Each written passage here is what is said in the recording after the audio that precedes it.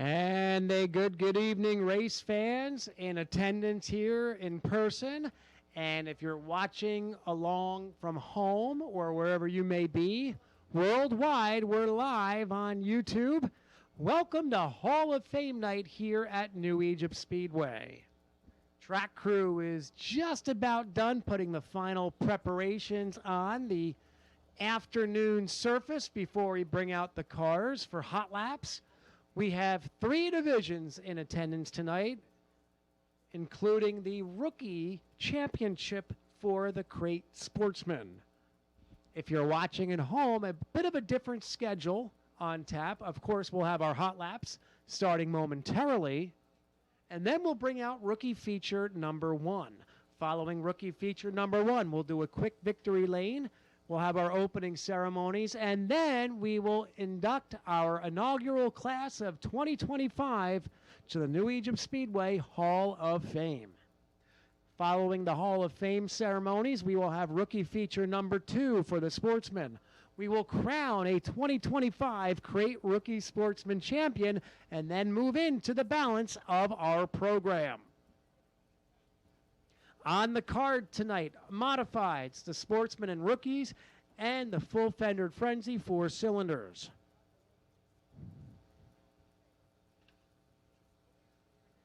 We've got good full fields of modifieds and Sportsmen once again, according to our race director.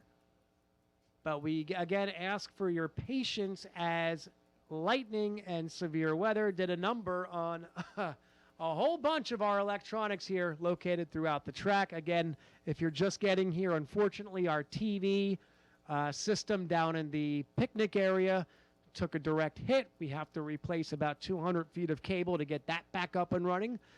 We're told that'll be done by next Saturday if all goes well. And we do not have the PA system working in the pit area, so we ask if any drivers are out here in the stands throughout the night. We're going to try to keep the schedule going. And if you have drivers in the stands that are able to hear us and your friends are racing in the division that we call, give them a call, give them a text. If they can't hear, let them know. Any way possible to get the communications down to our friends in the pit area will be welcome.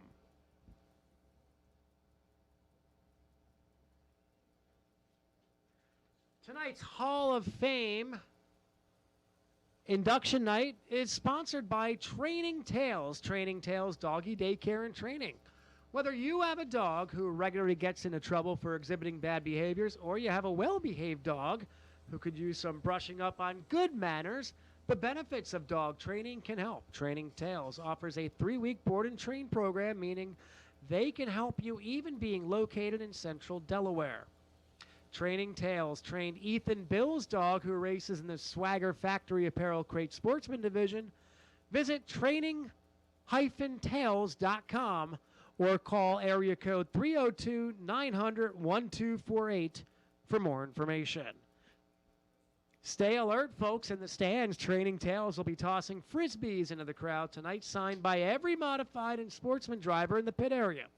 If you have that Frisbee of the winning driver in either feature, you can come to Victory Lane with a picture with the winning driver, and you also receive a $50 gift card to Wawa. Training Tales has also put up an extra $59 to the top 24 finishers in the Swagger Factory Apparel Crate Sportsman division, making the feature $1,059 to win and $159 to start. Thank you to Training Tales Doggy Daycare and Training, located in central Delaware. Training-tales.com, 302-900-1248.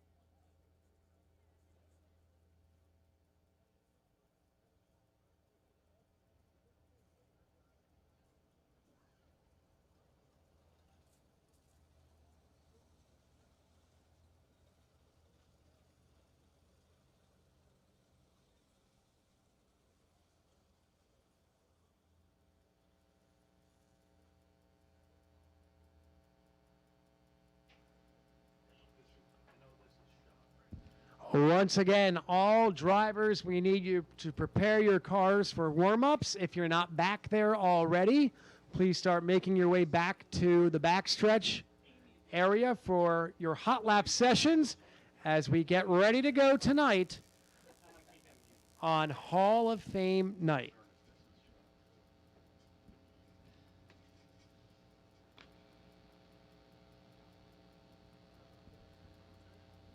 By the way, folks, if you are watching from YouTube, send us a message, comment on the feed. Let us know where you're watching from.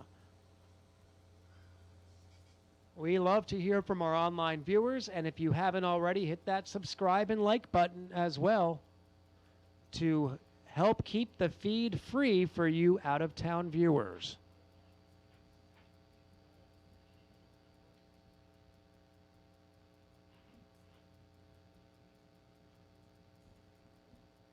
Ed checking in from Tampa, Florida. Hello, Ed. I know your local track rained out down there in Pinellas Park. Showtime Speedway. I've been there before. Fun little asphalt track. Billy checking in from Connecticut. Bones is checking in from New York. Bones. Ralph Shipman. Bones.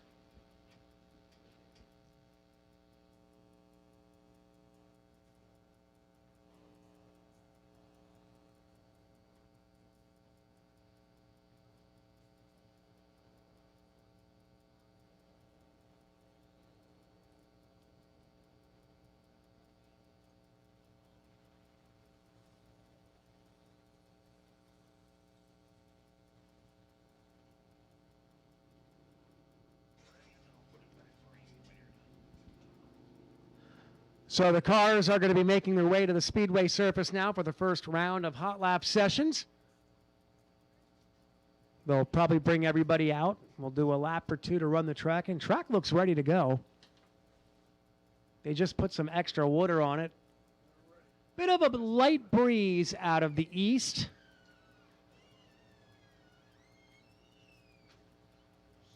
Heading toward the stands.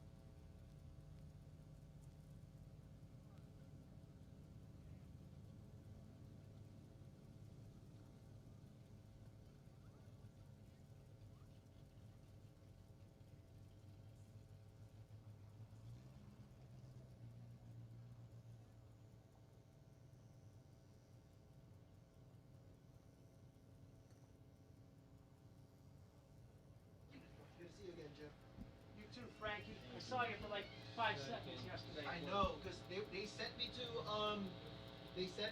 to Fort Lee to cover water main breaks, and they were like, haul ass. Yeah. Dylan Morris is in the yellow and blue Sportsman on the back stretch.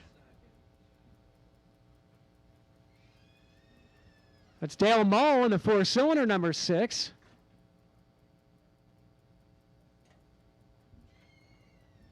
Some of our cars starting to make their way on the Speedway surface. We're going to run in, looks like the outside groove for a little bit.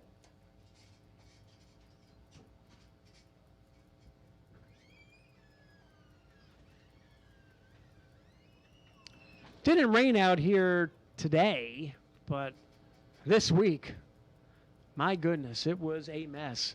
Dom the Bomb Antonelli making his way onto the track in the 88. Where's the Dom Antonelli fan club at tonight? You guys are quiet. You guys are quiet so far. That'll change. Chris Garback in the number 7 modified in turn 3. Ryan Simmons is in the 20. Great Sportsman driver. Kyle Hurley in the 23 in the 4-cylinder.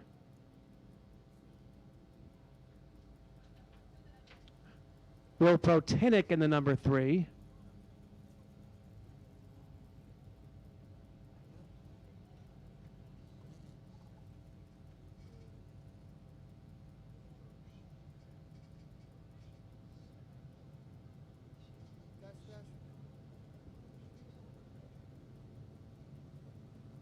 There's Dom the Bomb in the 88A.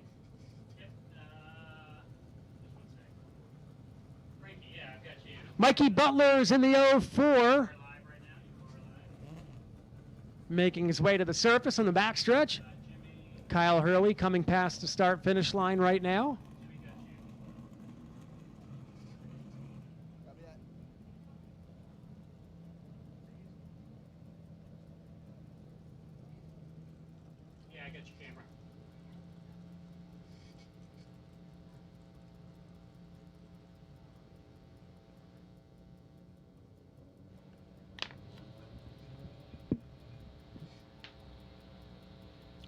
Johnny Bang Bang Bangs in the 323 Valco wheels modified. I got him muted up. Oh, okay, no worries, no worries. On your call.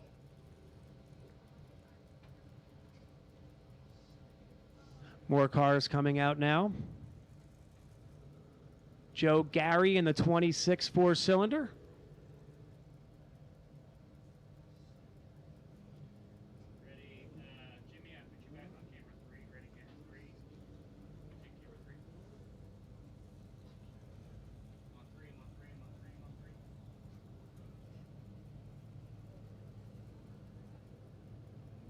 George Garris in the 92 modified.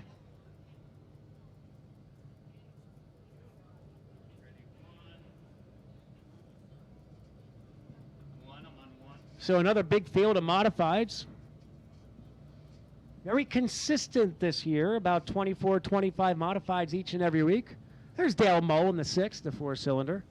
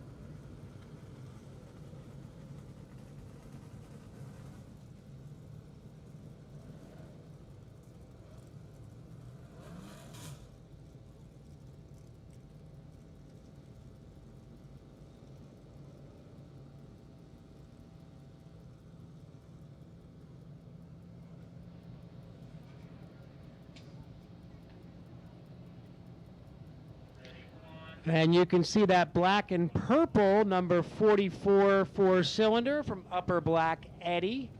Kelly Fleming, who picked up a win last night, her first career win on the quarter mile down at Bridgeport. She is out there in turn number 2. We want to wish her congratulations.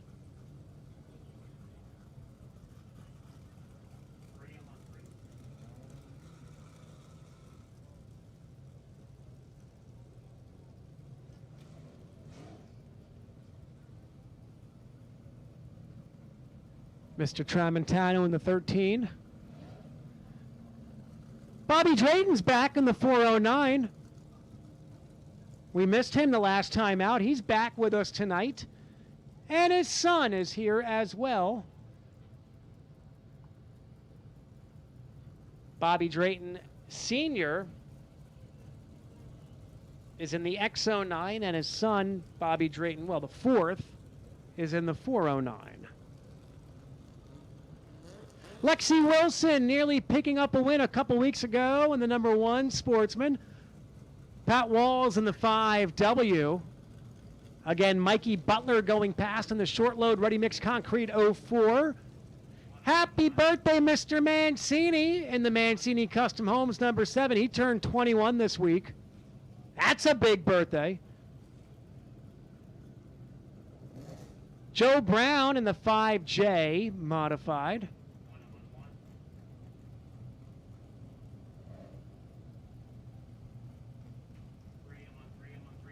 Danny Buck is in the number 6. Coming out of turn 4. So, Pete, as you're getting your notes ready for Hall of Fame induction ceremony, looks like another great crop of drivers and cars assembling here for our weekly races in the Pinelands.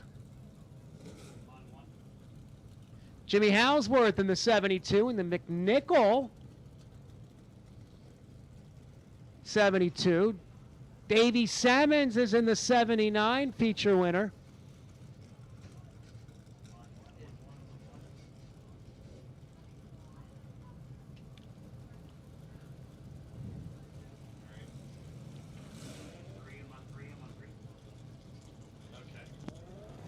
Comes Kelly Fleming in the 44, picking up her first win less than 24 hours ago.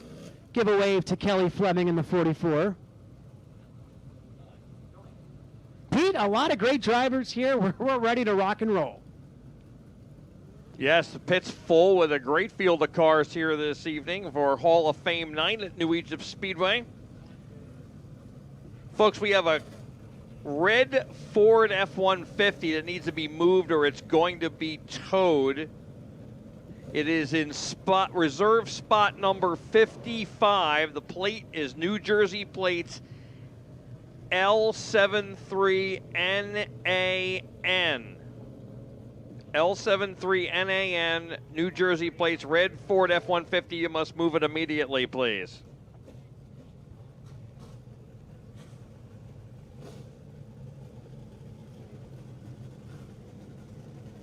Folks, if you're a member of the Kids Club, we're going to have the bus go in the pits one time tonight. It will be after the first rookie feature, which is before opening ceremonies. We're going to run hot laps. We will run the first rookie feature. Then we will have opening ceremonies and our Hall of Fame inductions. And then we will start the program with our second rookie feature event, which will crown our rookie champion for 2025. As their championship being moved back several weeks here to get the rookie season enough races run due to all the Mother Nature issues we had early in the season.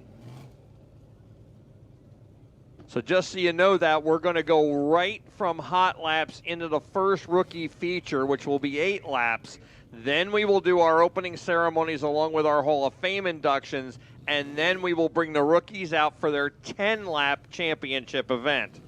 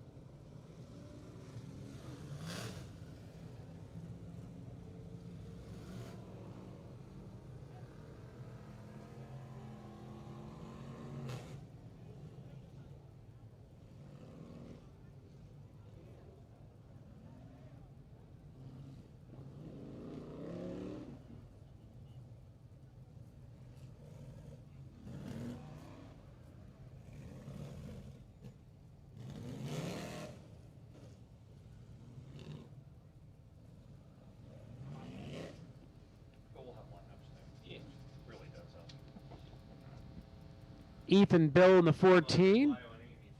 Dan Fleming in the 17.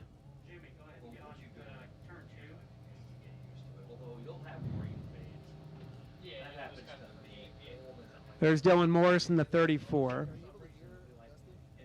Lexi Wilson. Mike Tost in the 89. McIntyre in the 88. All right, we're going to turn them loose for our first session of hot laps.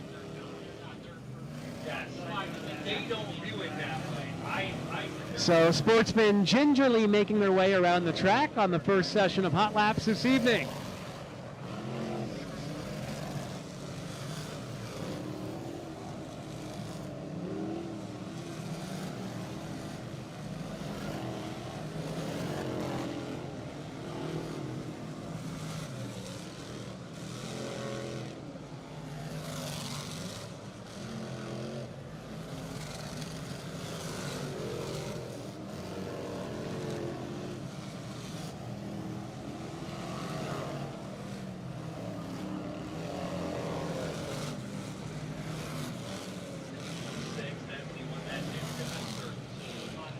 So the checker flag comes out on the first session of the Sportsman Hot Laps. Some more shout outs online. Arthur Long checking in from across the pond in the United Kingdom. Thanks, Arthur, for finding our channel. A lot of folks from Florida. Muscle Max Z1 from watching from California. I remember Muscle Max.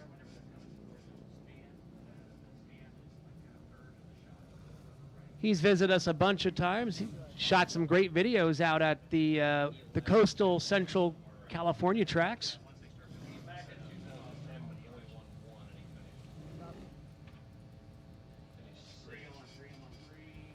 Second session of Sportsman on the track right now. Lindenwold, New checking in as well. Yeah, the weather's great.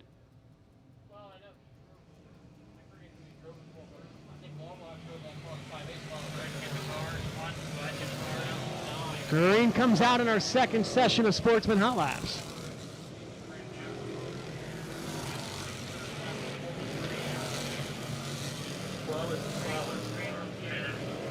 That's when he started it back when I was a kid.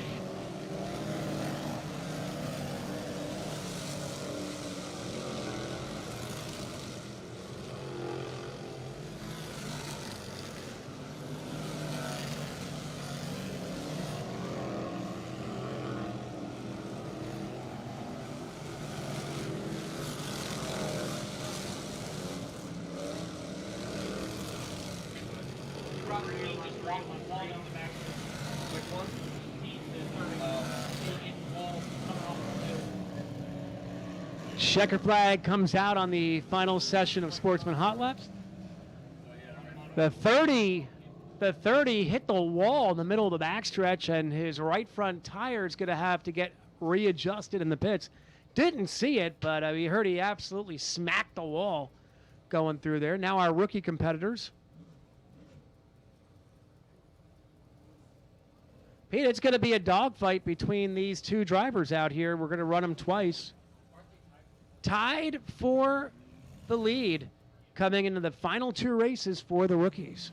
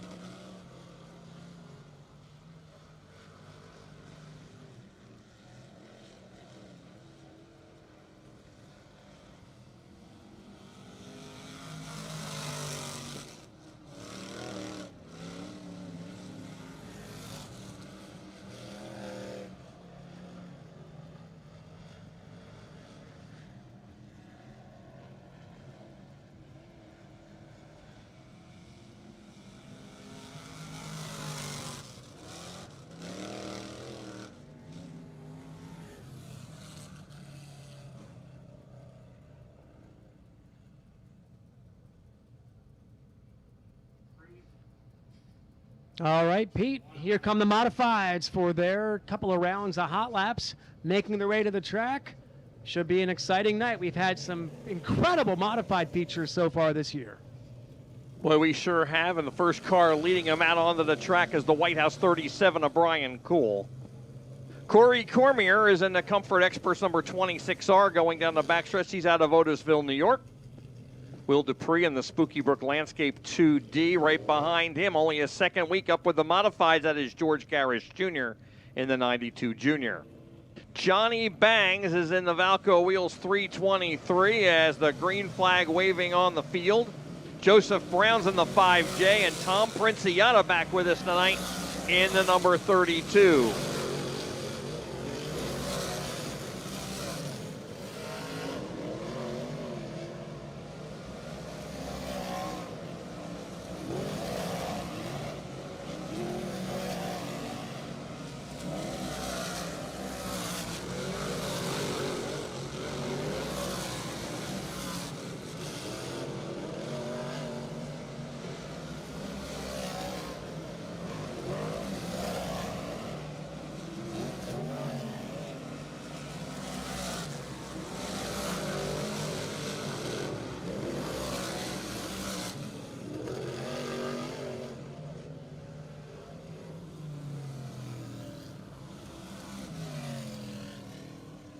So the first hot lap session in the books for the modifieds.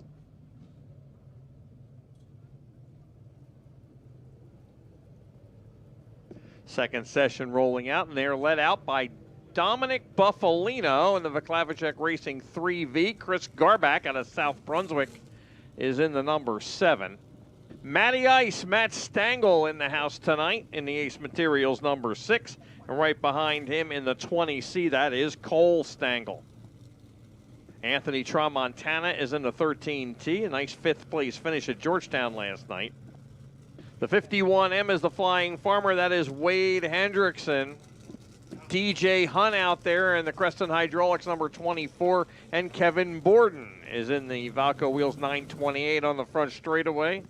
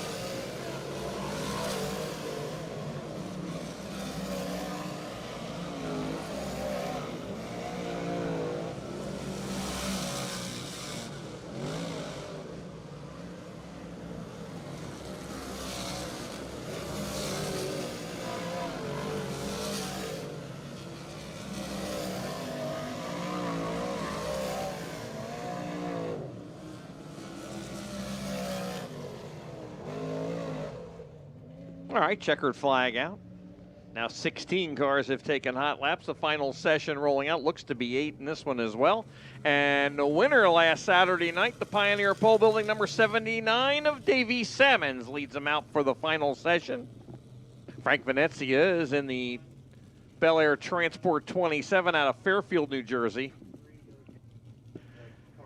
Then it's the 5 out of Phillipsburg. That's the Flying Dutchman of Jack Butler in the number 5. The Dave's Equipment Sales, number 5. Jim Houseworth is in the McNichol Lawn and Property Maintenance, number 72. Heading down the backstretch. The Dominator, Danny Buck, our 2020 champion. He's in the CNS Equipment, number 6. He's a 2-time winner this year. The kids' kid, Billy Pouch Jr. in the number 1, going down the back straightaway. Billy Jr. also a feature winner this year. And then Tanner Van Doren in the number 27. He has been very close but has not won a feature yet. And then the Ringo's Rocket, Ryan Godown, 2-time defending champion here and also a 61 career wins, and he will be inducted into our Hall of Fame tonight right after hot laps here on the front straightaway. After hot laps and our first rookie feature. Remember, our first rookie feature will take to the track and race before opening ceremony so we can separate the two and start with our championship event at the start of our regular program after the Hall of Fame inductions and our national anthem opening ceremonies. All right, green coming out for the final hot lap session for the 24 modifieds here.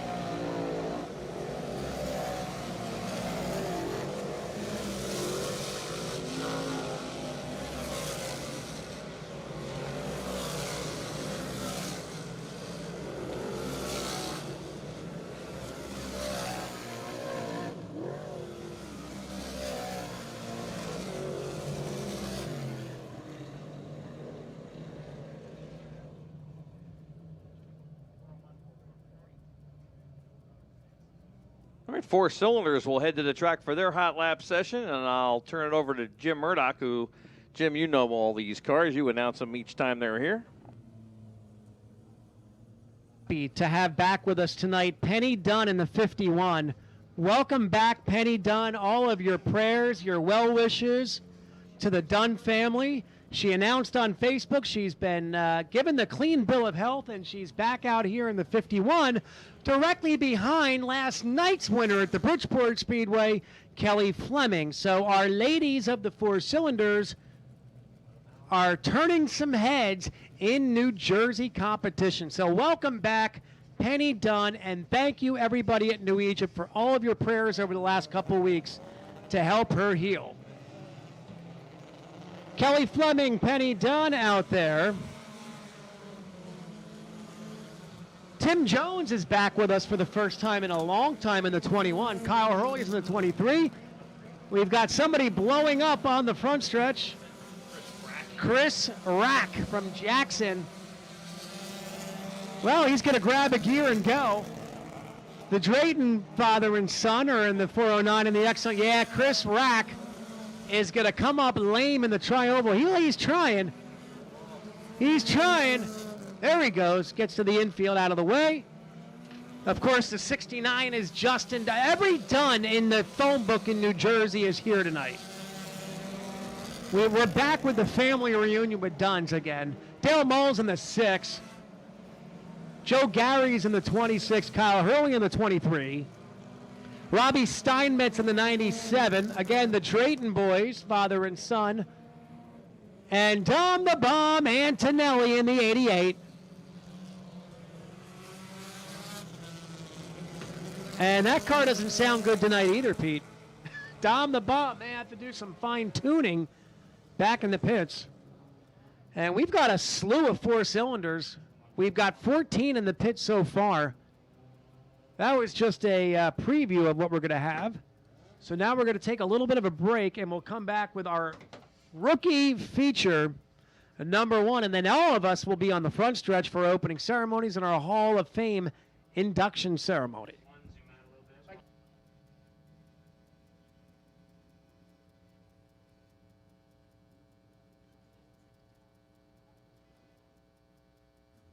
And folks, of course, tonight's sponsored by Training Tales Doggy Daycare and Training.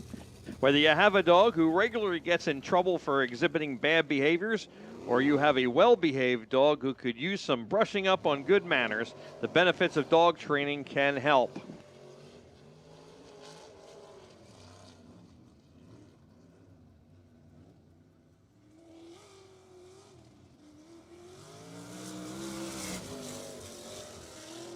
Joey Curley getting some laps in his new sprint car.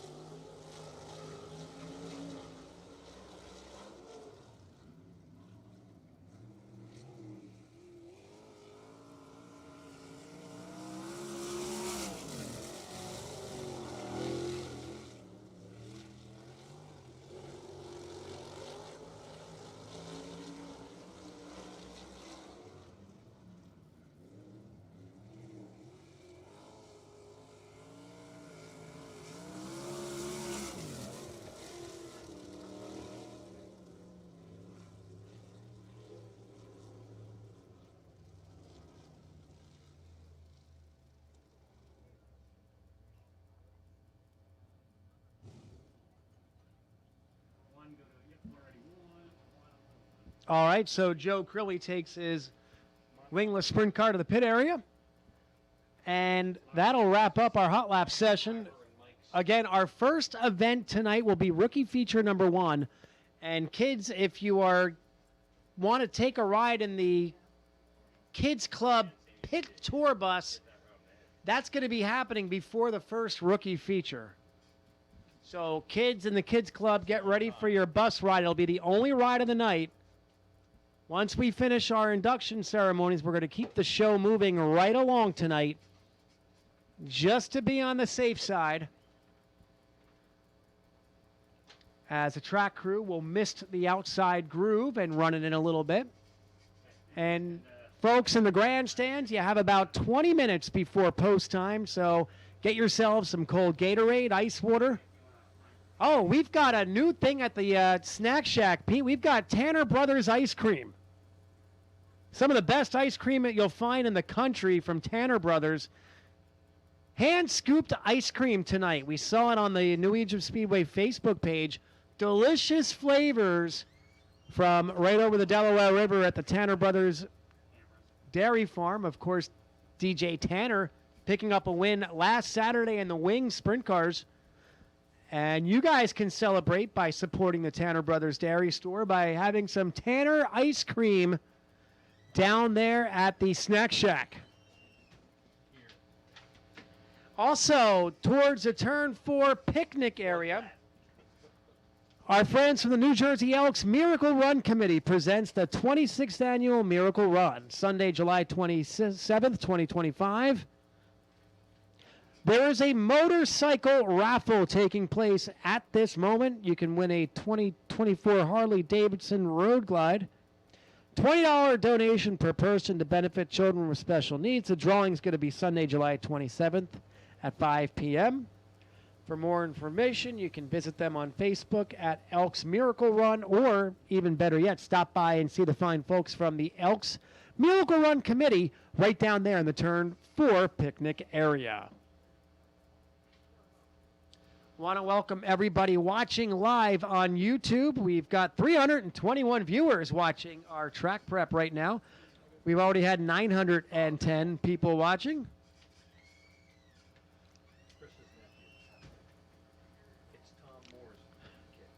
Greetings from the Space Coast of Florida to Edward Britton checking in from the Space Coast along I-95. Yeah, a lot of Florida viewers down here, but they must be getting rained on. I also think a lot of their short tracks in Florida take the summers off because it is just so wet and hot down there. Will checking in from Bridgewater, New York.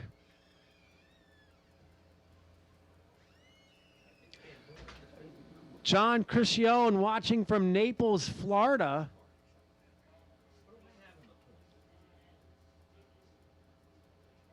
Rob checking in from Charlotte, North Carolina. Shawnee2469, thanks for all of your work with the modified updates on Facebook from the Twin Tiers area in Binghamton. Thanks, Sean, for checking in with us. Mike is watching from Maple Shade. Mike, what are you doing in Maple Shade? Come on up here and watch the races with us in person.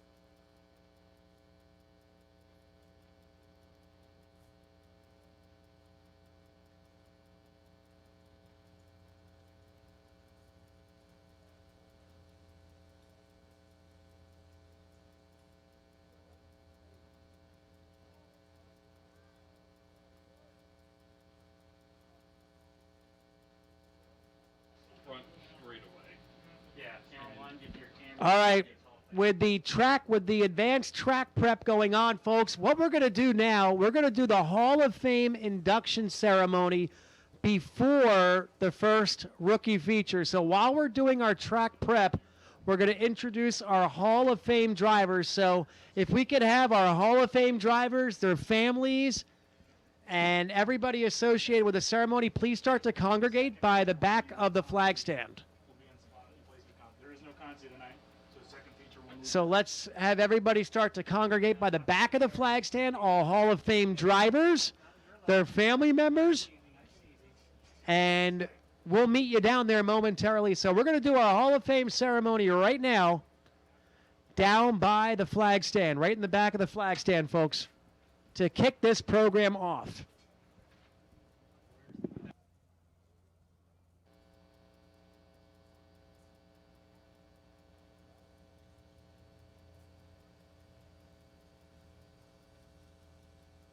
Yes, if we can have all the Hall of Fame drivers come to the back of the flag stand. And Nick Leach, please. Folks, a change in the lineup. We're going to prep the track real quick here. We have 20 minutes till start time. So we're going to do the Hall of Fame ceremony along with opening ceremonies. Then we're going to start the program with the first rookie feature. We're moving the second rookie feature back to just before intermission, which will be our championship 10-lap event for them.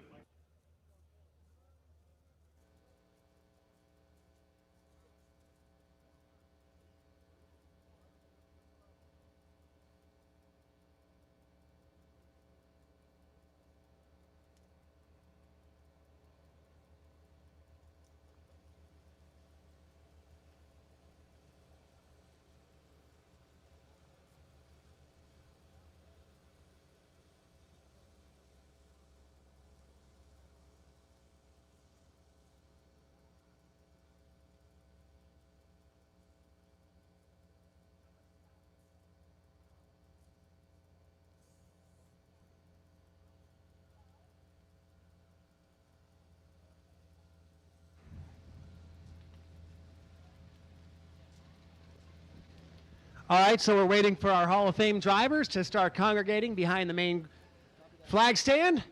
And folks, if you're watching online, don't forget to hit that like and subscribe button so we can keep this free for our viewers here. So,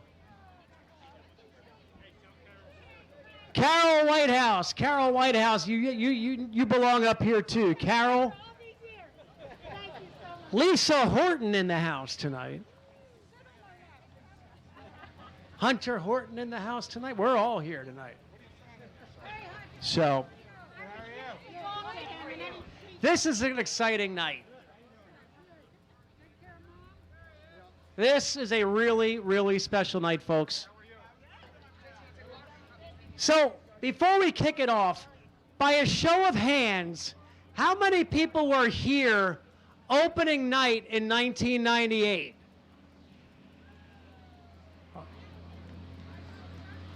That's not many of us. A couple of us have. The three of us have been here the whole time, but you were here. Maybe. So what we're going to do, we're going to introduce all of our legendary drivers, our Hall of Fame class of 2025.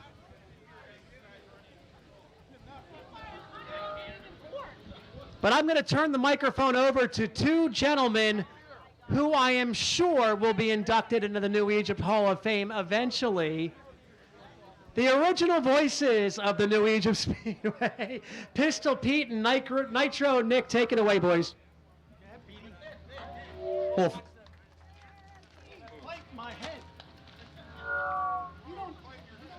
let's move over.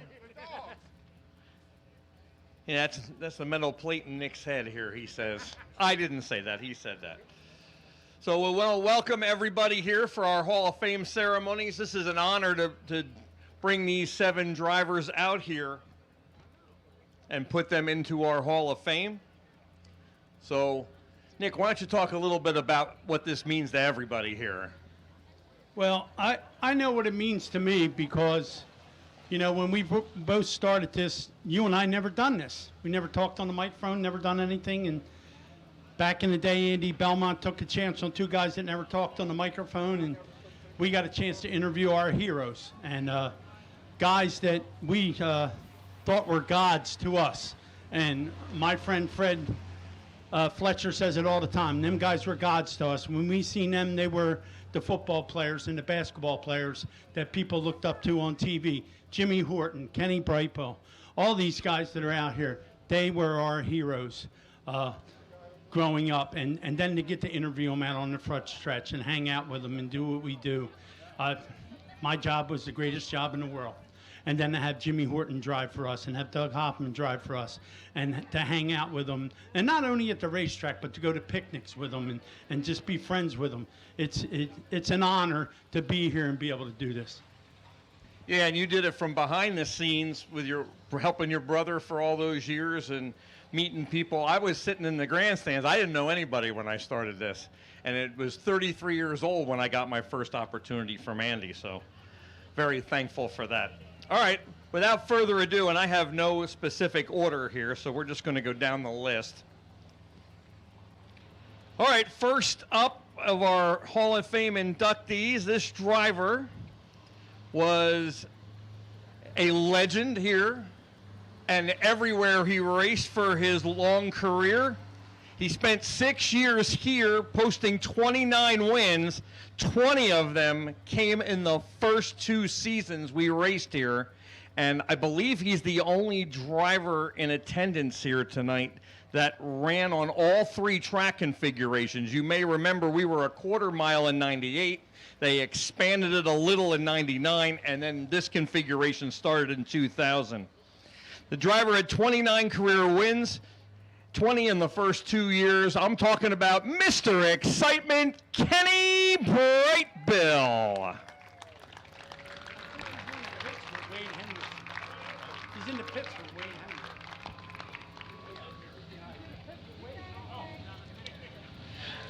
All right, we'll interview Kenny when he comes out. We did change the order a little bit. This driver, of course, needs no introduction. He is the owner of the most career wins here at New Egypt Speedway with 126 plus a 127 because he won 1-4-10 sprint car feature here. He finished in the top 4 in points in 15 of our first 18 years. He is a 6-time champion. I'm talking about Billy the Kid Pouch. And accepting for him will be Billy Pouch Jr. It was supposed to come over here. The speaker doesn't like me. So, Billy, you're going to accept for your dad. Your dad, I know how much he wanted to be here, but he couldn't be here tonight. And you're probably going to be hung up somewhere here soon, too. But tell us, you got a front row seat to all those years as growing up here at New Egypt Speedway. Tell us what it means to you and to your dad. Well, it's supposed to be my kid accepting this award, but I told him to stay at the pool until the sun went down because it got cooler there. They come here, so we missed on the timing here. So, no, it's pretty cool. Anybody remember the time my dad and Jimmy parked it down in turn 3 at the fence? God, him and Ryan went at it. I can remember when Keith came in with a Bayshore 5 and really was dominant. So, a lot of years here, 25 years. I stopped and I made sure of it for all that you guys know. Like, I thank Fred Volsh, and it's 20. He's got this place 20 years, and Grosso's had it 10. So it's racing. It's a soft spot. We all fight and argue, but at the end, you guys got to respect each other and respect what people put up and the time and effort and everything that goes into the sport. And I know your granddad was very hands-on and very involved in all these successful years here too. He would, he was a trip, man. Anybody remember? They used to sit down there when you come up the thing. Come up the hill, they'd all sit there down in turn 4 for years, and anybody been around, those guys screen pretty good at each other. So, God, I can remember Pop Horton over here. Him and Jimmy would go at it. My dad and Leroy. Racing's a generational thing, right? Like, you don't see many people come into this sport without it being a generational thing. You question why you do it sometimes, but you put a lot of love and sport into it, and we're 4 generations. I know he's 4 generations. I know he's about 2 or 3 generations. Most of these guys are all generational racers, so it's kind of cool, and hopefully we can keep it going. I'm more into keeping it going for my kid nowadays than anything. So thank you all. I know this means a lot. My dad got 125 wins, so I appreciate it. Let's hear it for the whole Pouch family.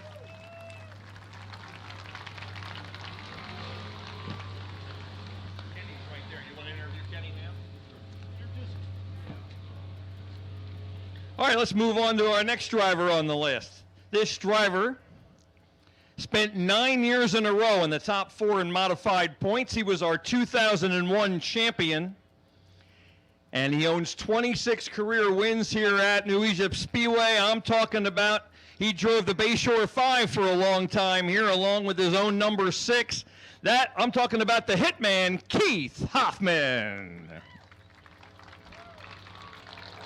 And, you know, Keith, the early years at New Egypt Speedway were the best years, I think. And, you know, a lot of different characters, a lot of different people. We talked over there when we done the live interview.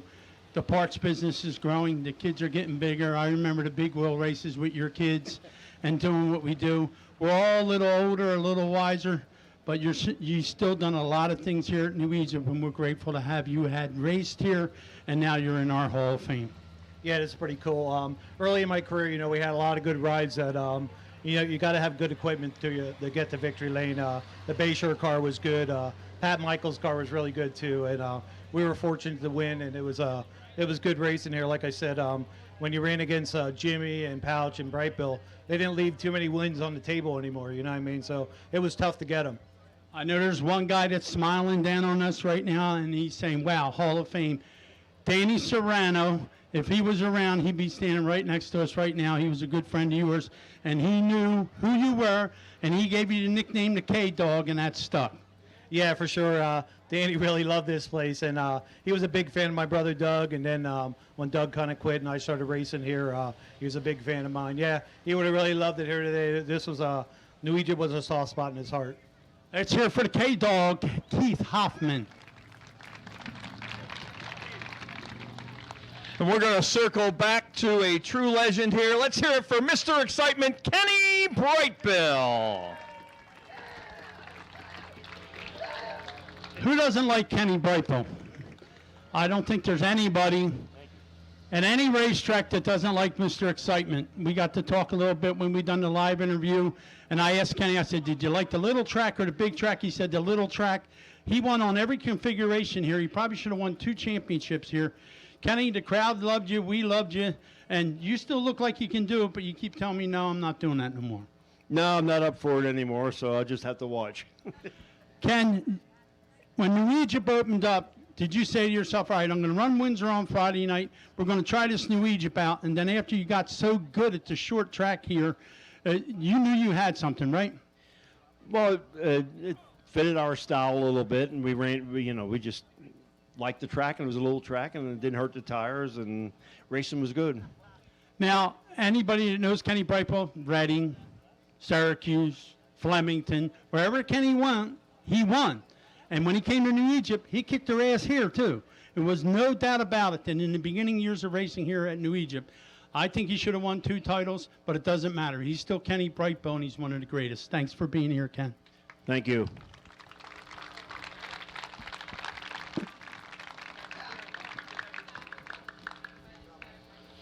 All right, our next inductee. He was a 2-time champ in 2004 and 2006 in the modifieds.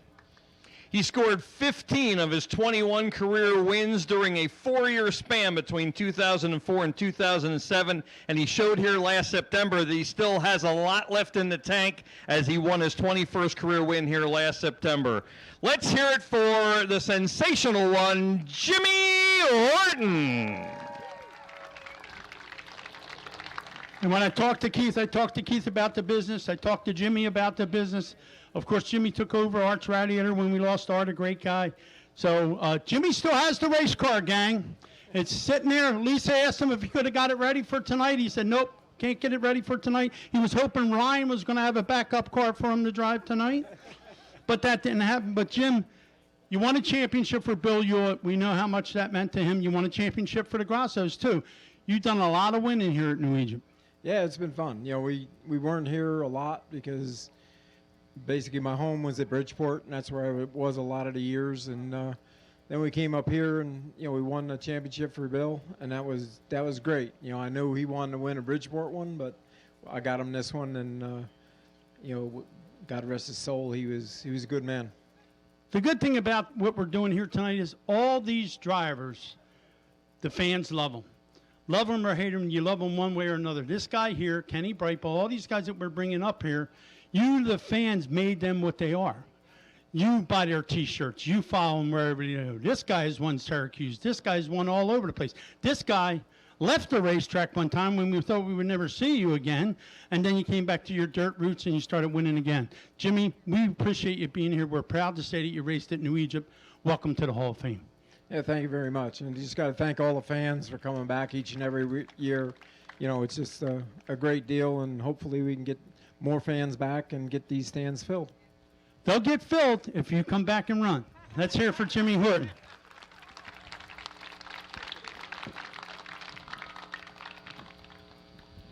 Our next driver up is currently still racing here. He is a two-time defending champion. He has 90 career wins over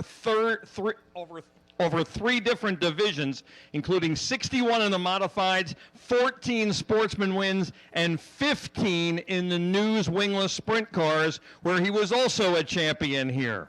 And I'm talking about the Ringo's Rocket, Ryan Godown.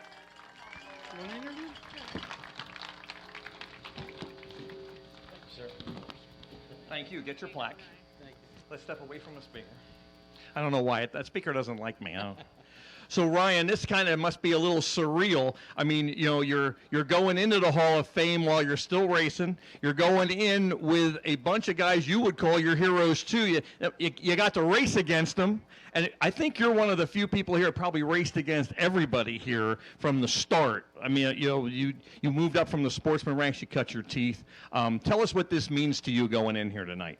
Yeah, I mean, when we grew up at Flumpington Speedway when I was a little kid, watching you know, Jimmy Horton and Kenny Brightbill and obviously Billy Pouch, and then watching them, and then eventually just dream one day of trying to race one day, and then we end up getting into street stocks and running with Rocco Infante and Carol Whitehouse, and then I'm like, I'm never gonna make Sportsman. Then we end up making Sportsman, and then you know, we just kept digging there and kept digging there, and I'm like, well, we did okay there, and then like, let's try to modify it, and then we just, you know, all the support with my brother and everybody, and the backing I've gotten through the years, and you just kept going. And when you finally running with these guys, it's just, you know, you had to pinch me sometimes, because I never thought in a million years, you know, especially growing up, that I'd be racing against them after watching them as many years as we did.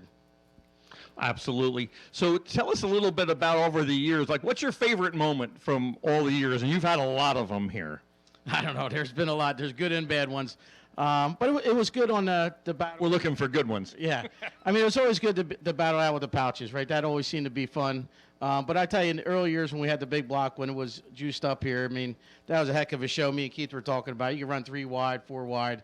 Not that you can now, but it was a different deal when you had the big blocks. You can come from deep in the pack and make some hayway good because you had a lot of power. Now it just changed a little bit, but that's more or less what we learned. Is back then it was, you know, if I remember correctly, we had 36, almost 40 cars, and it was hard just to qualify. Not only get in the handicap and just to qualify, and you exhaled after that. So, you know, nowadays it's a little less, but I can tell you at where we race, I mean, New Egypt's starting to get the more modified car count as really down here other than Grandview, and that's really impactful of all the fans and everybody that supports it. So we just got to keep drilling that and going forward.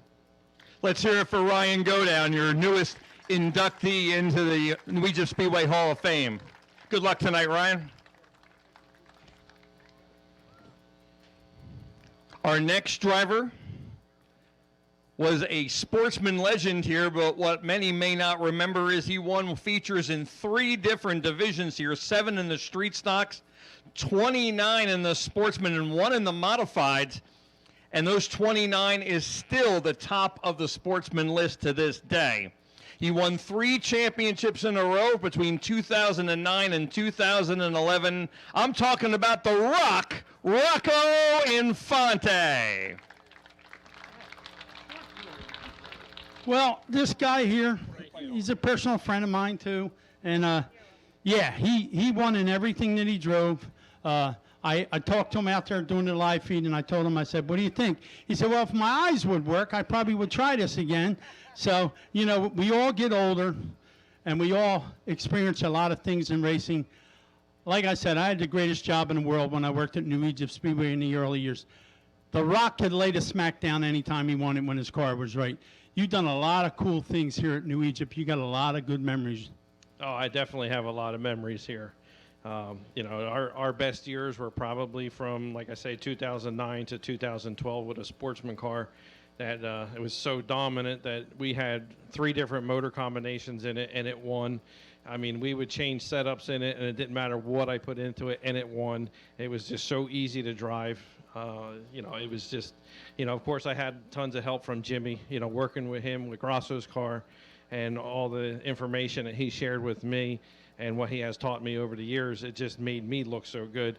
But, yes, you still have to drive the car, but we just had such a dominant car that it just made my job so easy.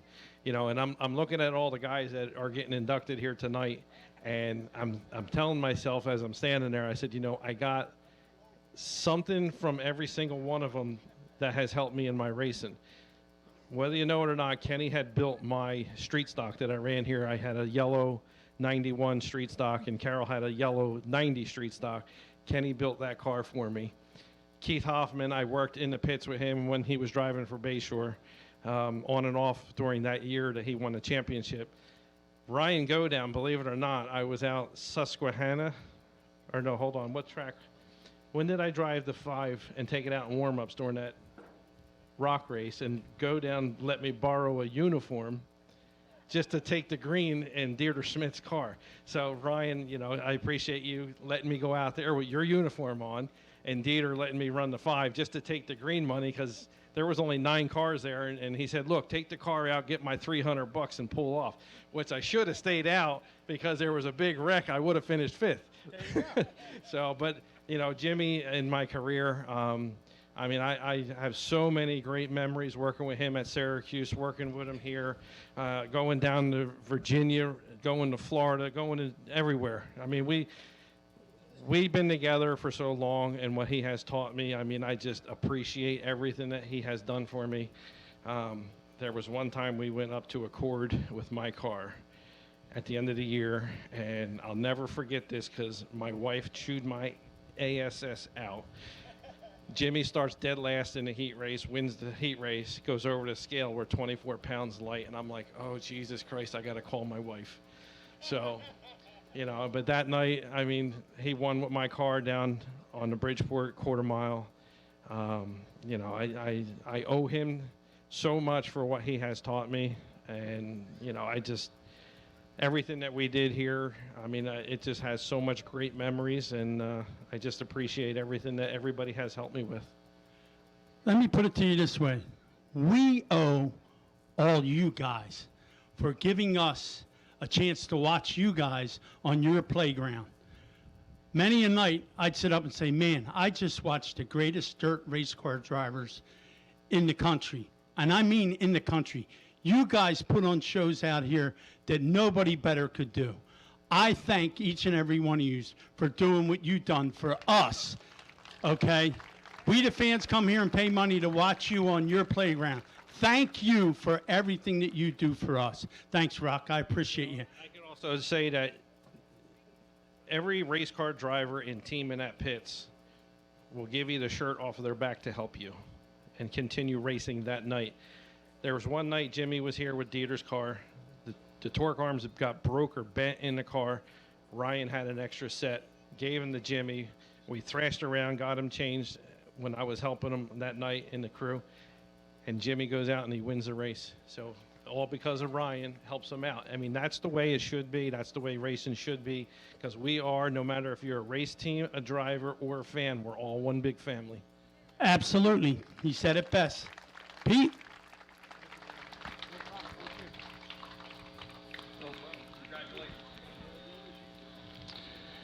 Our final driver, and I saved him for last on purpose. It's with a heavy heart every week when we're here. We don't see Bill Lika here anymore because of his untimely passing a year ago. However, he was a legend here, and he's never forgotten each and every week. He was a 3-time champion in 2014, 17, and 19. The last 12 years, and I think it might be the only 12 years he raced here, he finished in the top 10 every year in the final point standings. He sits atop the street stocks far in front of anybody else with 43 career wins. And I'm talking about Wild Bill Litka.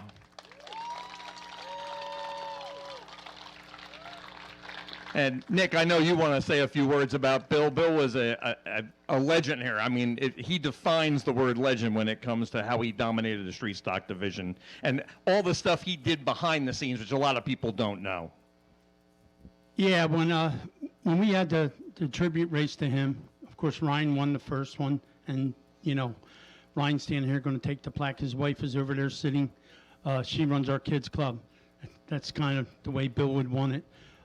The last time I spoke to Bill, he was pushing dirt on the side of the highway on 95.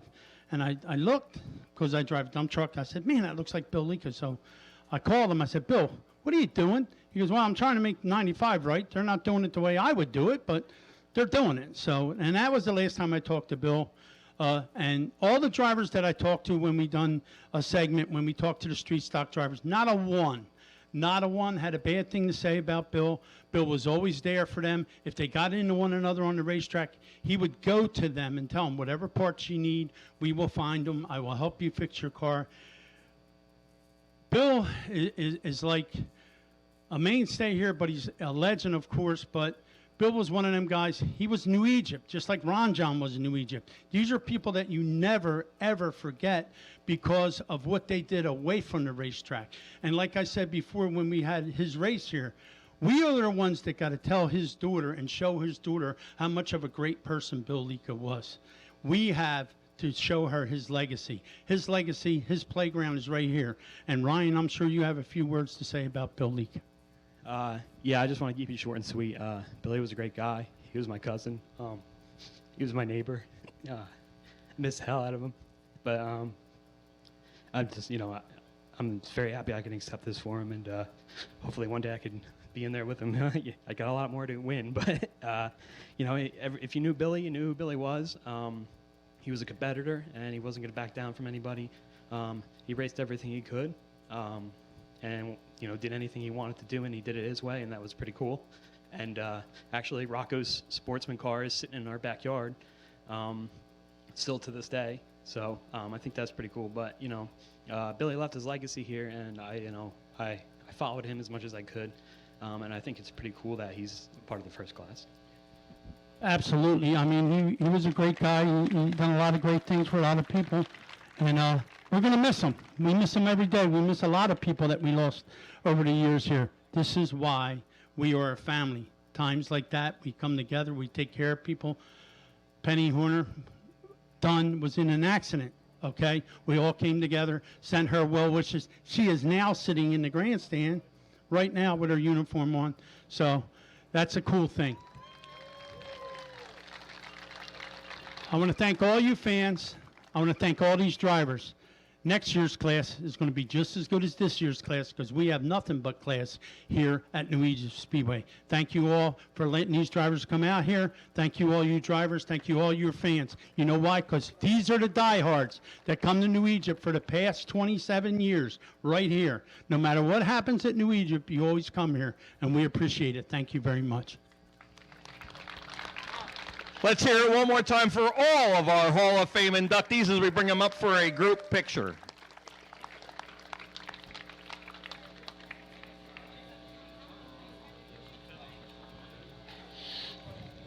And folks, while they're getting ready for the picture here, I just want to let you know there's another car that needs to be moved. It is a blue GMC pickup, New Jersey license C30 MPG. Blue GMC pickup, New Jersey license C30 MPG.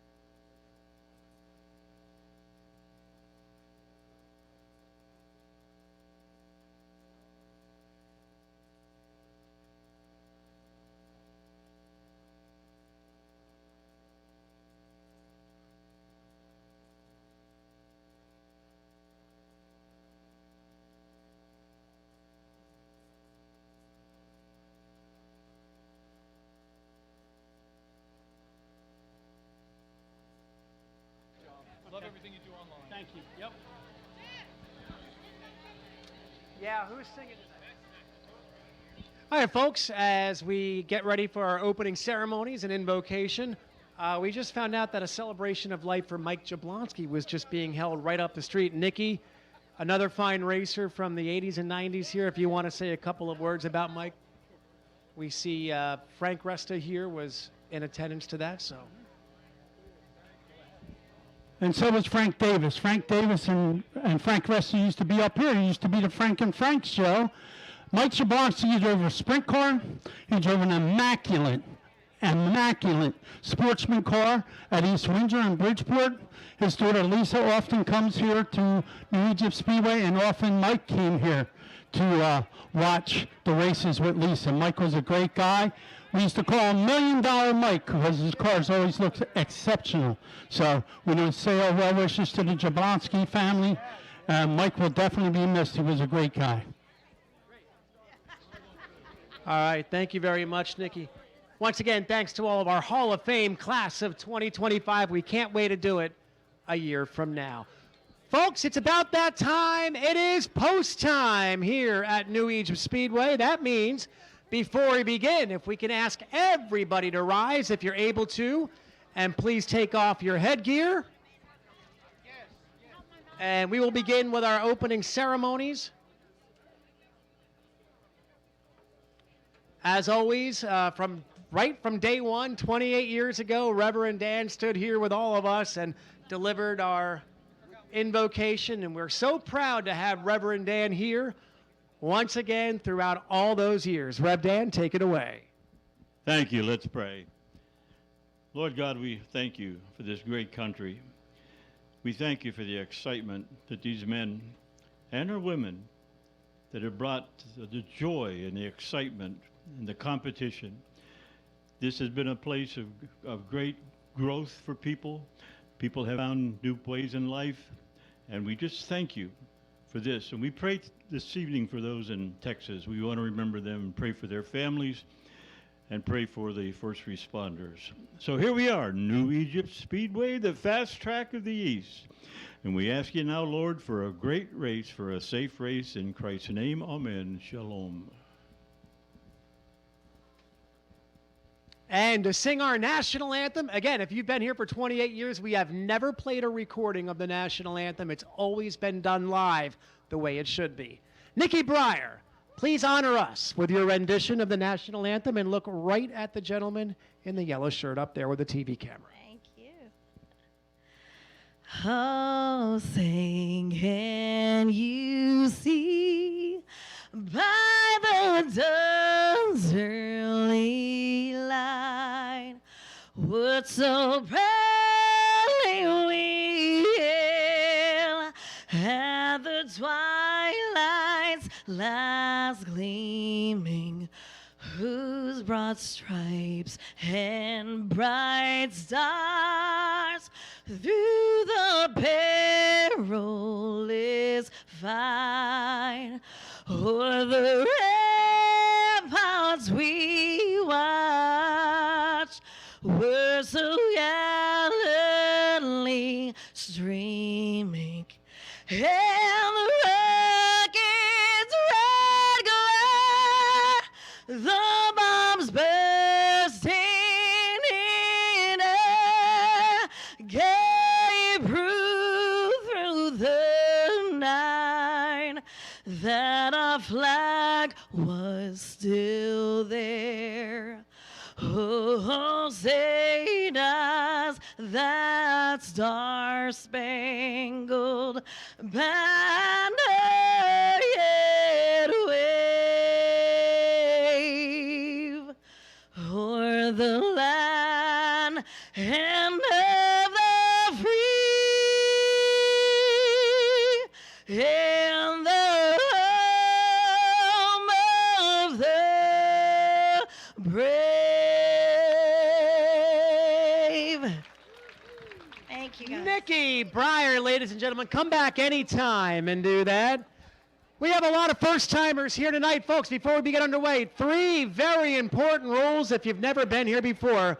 Rule number 1, when we announce the name of your favorite driver, you have to scream, cheer, make some noise so the people know who to root for in the crowd.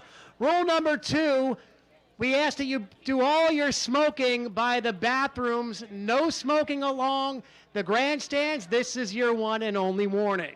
And rule number 3, we can't be here without your support. So when you come back next Saturday, bring a first-time dirt racing fan with you and tag us on social media, take pictures, take videos, and tell them where you're having a good time tonight. You know the rules. You've seen the Hall of Fame drivers. Now it's time to get underway with the first event of the evening. With the lineup for the first rookie feature, we go topside to the voice of the New Egypt Speedway, Pistol Pete Wortman. Pete, take it away. Thanks a lot, Jim. And first up on our schedule will be the first of the final 2 rookie feature events for 2025. And kind of a unique situation in the 28 rookie seasons that we've had. The final night, we've been doing 2 a week to catch up because we were so far behind. Tonight is championship night. The first feature will be a regular 8-lap feature. The second one will be 10 laps, as the finale always is. The uniqueness of it is that we have 2 cars battling for the championship. They are the only 2 here tonight. So basically, we are going to have 2 match races. And what makes it even more unique is coming into tonight, they are tied for the point lead. So basically, it comes down that if they each win one of these, it's a tie and they're co-champions. To win the championship outright, you got to win both.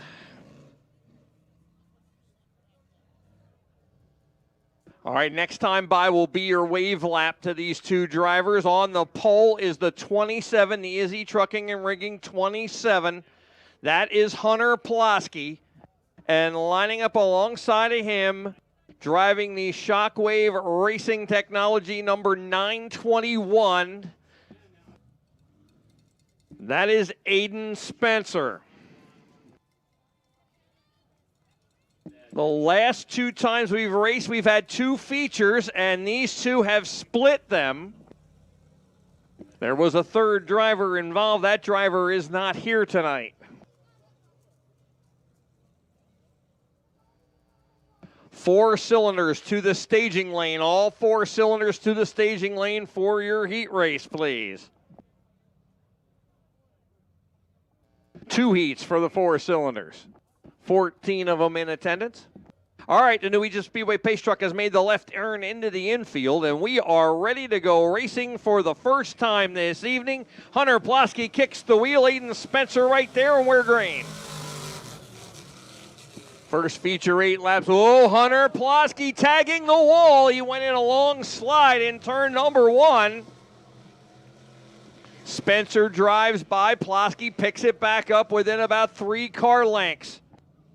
Through 3 and 4, Spencer leading the way. Hunter Pulaski closing back in within 2 car lengths as they complete lap number 1. Hunter Pulaski backs it in on the top side that time. Track a little on the greasy side here in the early going. Pulaski took a whole nother line that time and kept it right in there. Aiden Spencer is running well in that middle groove as he brings it back down the front straightaway. Hunter Pulaski wheeling it through 1 and 2, trying to reel in. Spencer, your leader, and he opens up 3 car lengths now on Pulaski down the back. Into 3 and 4, Spencer down on the bottom as they come off the corner and back down the front. Hunter Pulaski closing in again, backs it into turn number 1. Spencer keeping it straight down on the bottom, and that will open up a couple of car lengths as Pulaski got up to his bumper and then lost some ground in 1 and 2. Pulaski down low that time, trying to gain on this time about a 4 car length lead for Spencer at halfway. 4 down and 4 to go. Down the back they go into turn number 3.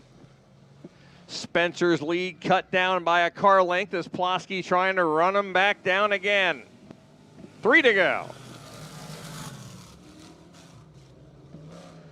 And the 1 and 2, Plosky gets right up on Spencer there, loses a little ground coming out of 2. 2 to go this time by. Spencer with the lead since turn 1 of the first lap. Plosky trying to rally back by him here as they come off the corner and down the front.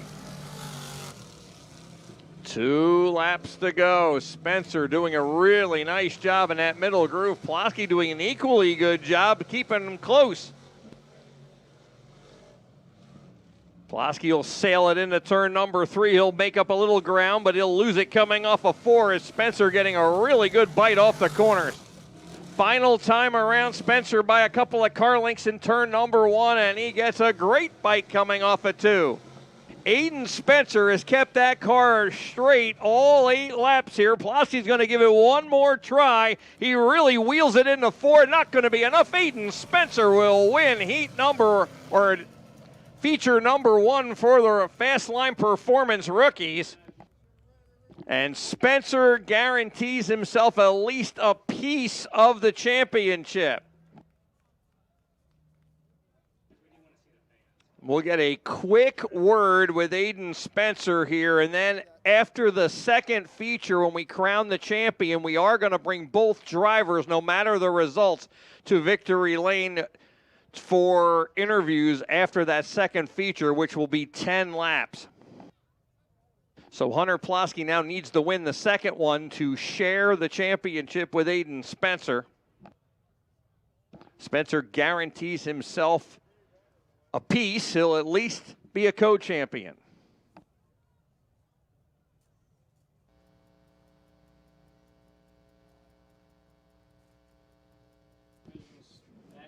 Spencer on the scale.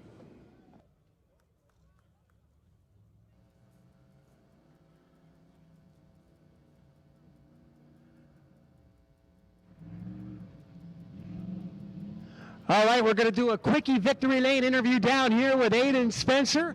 Boy, the track crew put a lot of water on the track.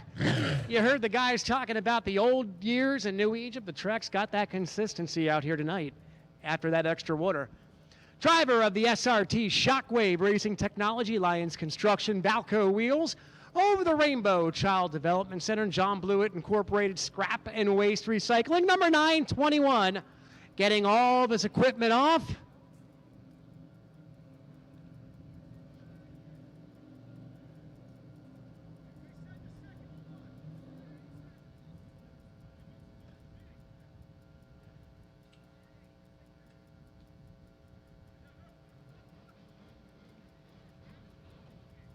Helmet's off, the fire sock comes off.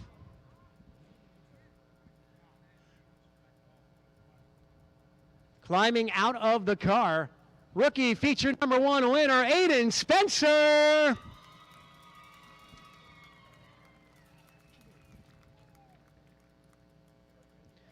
Aiden, come on over here. A lot of track prep going on right before your feature. A little tricky down in turns 1 and 2, but this is where you want to be going into that last feature. How are the nerves right now? Because if you win the next one, you're the champion. If Hunter wins, you split it. Yeah, I think you just got in there a little hot. I didn't think you expected to be that slippery. Clipped the fence a little bit, but, that worked out in our favor. Hopefully we go out for the second one and we win it and end up with the championship. I would love to get Georgia's first rookie championship. I can't thank everybody enough who supports this. SRT, John Blewett Inc., Over the Rainbow, Lions Construction, Valco Wheels, Precision Hydraulics, Design for Vision, Accurate Accounting, Party Rentals, and Custom Tees for You. Everybody, and Sublimited for keeping us looking good. Can't thank them enough. It wouldn't be possible without them. Nice job.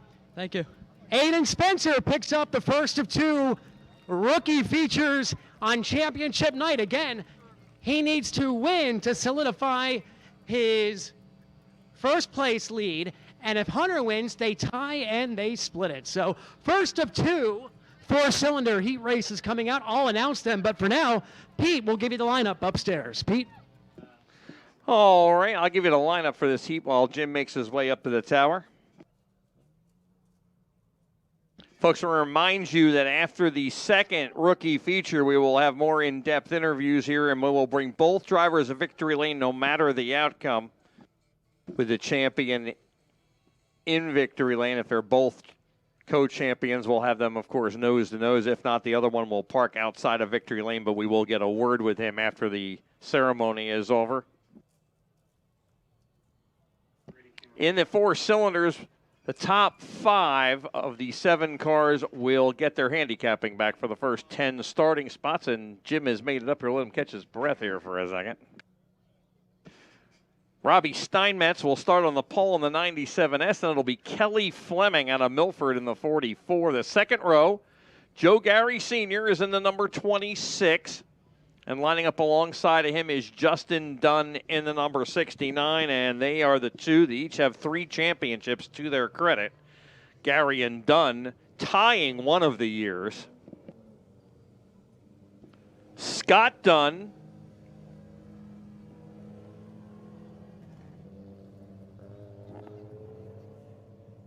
the founder of the whole Dunn Racing family and team, is in the 03. He'll start 5th. Then it's Kyle Hurley, our defending champ, is scheduled to start 6th in the 23. I don't see Scott Dunn out there. Chris Rack has made the call, and I kind of expected not to see him because of the smoking hot laps in the 7, Jim.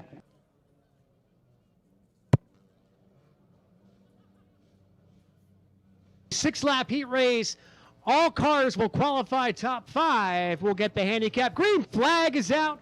Robbie Steinmetz and Kelly Fleming lead the field of 4 cylinders to turns 1 and 2. 2 and 3 wide, 1 car going hard in the wall. It's still a little bit slick out there as Kyle Hurley has jumped into the lead over Steinmetz, and everybody was hard on the brakes as they slid up to the wall in turns 1 and 2. Kyle Hurley, your leader, completing lap number 1. They're still slip and slide out there. Joe Gary in the 26 moves up to the runner-up position. Robbie Steinmetz getting outside near that wall in the 97. Here comes Kelly Fleming in the 44. Fleming move her up to the 3rd position as she begins to track down Joe Gary in that number 26. Meanwhile, up front, it's all Kyle Hurley in the 23. Kyle Hurley driving away from the field to complete lap number 2. Kelly Fleming now has Gary in her sights. Kelly Fleming in the 44, your winner last night at the little quarter mile of Bridgeport, trying to go back-to-back in the state of New Jersey in the 4 cylinders. This time by, it'll be halfway. 3 laps down, 3 to go. 3 to go for Kyle Hurley. Kyle Hurley with about a 4-car length lead over Joe Gary. Kelly Fleming is right there in the 44. Kelly Fleming is right on the rear bumper of Joe Gary through the tri-oval into turn 3. The 2 lap to go signal up in the air for Kyle Hurley. He's driving away from the field as Kelly Fleming nearly gets in the outside wall. Kelly Fleming got high into the wet stuff, moved all the way up the racetrack in turn 4, and that'll drop her back about 5 or 6 car lengths behind second. Out of 4, this time by Kyle Hurley. We'll see the white flag. White flag, 1 to go for Kyle Hurley. Joe Gary is in 2nd, Fleming 3rd, Dunn, Steinmetz, and Rack. Through the tri-oval, the 23 of Kyle Hurley looking fast here tonight. Through 3 and 4 for the final time. He can see the checker flag down the front stretch. Out of turn 4, underneath the checker flag, your winner of 4-cylinder heat number 1, Kyle Hurley. Joe Gary is in 2nd, Kelly Fleming 3rd, Justin Dunn, Steinmetz, and Rack. So a good effort for the 4 cylinders for the first of 2 heat races. Kyle Hurley racking up the win. Heat number 2 for the 4 cylinders. Heat number 2 for the 4 cylinders. Line up, line them up. Heat number 2 for the 4 cylinders. Modifieds, you're up next. Training Tales Doggy Daycare sponsoring tonight's Hall of Fame night. Again, whether you have a dog who regularly gets into trouble for exhibiting bad behaviors, or you have a well-behaved dog who could use some brushing up on good manners, the benefits of dog training can help. Training Tales offers a 3-week board and train program, meaning they can help you even being located in central Delaware. Training Tales trained Ethan Bill's dog, who races in the Swagger Factory Apparel number 14 Crate Sportsman. Visit training-tales.com or call 302-900-1248 for more information. Thank you to the folks from Training Tales for tonight's sponsorship. Heat number 2 working their way to the Speedway right now. On the pole in car number 88, Dom the Bomb, Dominic Antonelli. Outside of Dominic Antonelli, and I don't see Dom out there. Nope, here he is. Here he is. He's going to start in the tail. You heard that motor breaking up in the hot laps. We'll see if it holds together. But welcome back, a big New Egypt Speedway. Welcome back to Penny Dunn in the 51P. So good to have Penny Dunn back on the grounds tonight. Eric Degler in the 19 from Robbinsville will start third. Bobby Drayton the 4th in the 409 out of Southampton will start 4th. Dale Mull from Jackson will start 5th in the number 6. Bobby Drayton, that's Bobby's dad, will start 6th in the X09. And then Timmy Jones back with us in the 21 from Yardley will start 7th. But move Dominic Antonelli, your pole sitter, to the tail after motor issues in the hot laps. Again, 6 laps to distance. All will qualify top 5, get their handicap back. Green is out. Penny Dunn showing some smoke in the 51. She drops backwards as Degler in the 19 grabs the top spot. Eric Degler in the 19 jumping to the early lead. Dale Moe is in 6.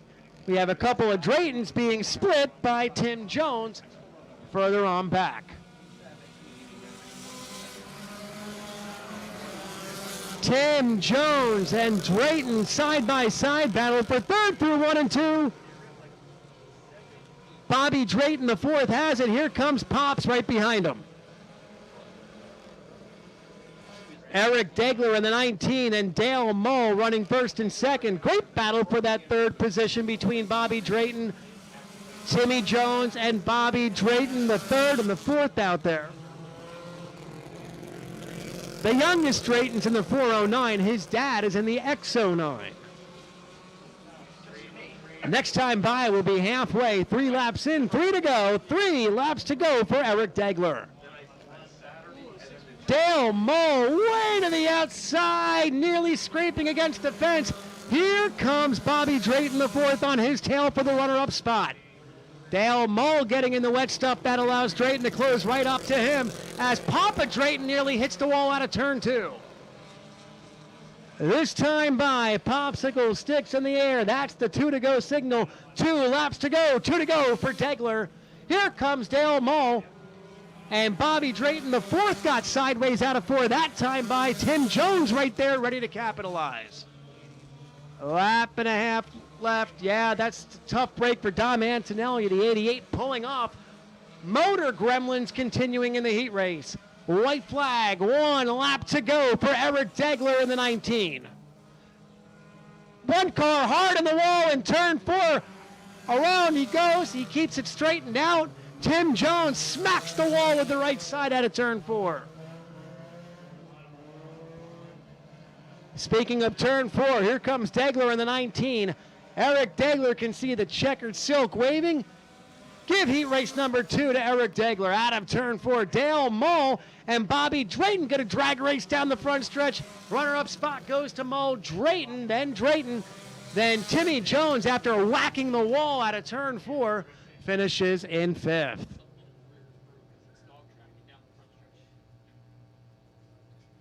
Pit crew's going to have to go to work on that 21 after hitting that wall hard. Coming up next, I believe we have the Mighty Modifieds for a trio of heat races, and with the call, we'll turn it back over to Pete. Thanks a lot, Jim. Modifieds are up next for 3 8-lap heat races. Top 6 will qualify. I believe all are going to qualify because we have 24 cars. We have a full field. But the top 5 will get their handicapping back for the first 15 starting spots in tonight's feature event. And this is how they'll line up in heat number 1. Starting on the pole out of Fairfield, New Jersey, driving the Bel Air Transport number 27 is Frank Venezia. And lining up alongside of Venezia, he drives the Creston Hydraulics number 24 from Hopewell. That is DJ Hunt. Third starting spot in the Norcia, Jim Weber Motorsports number 7, Chris Garback. And lining up alongside of Garback, he drives a McNichol Lawn and Property Maintenance number 72, Jim Houseworth. Fifth starting position, the Kane Excavating, Atlantic Wood Floors number 51M of the Flying Farmer, Wade Hendrickson. And lining up alongside of Wade,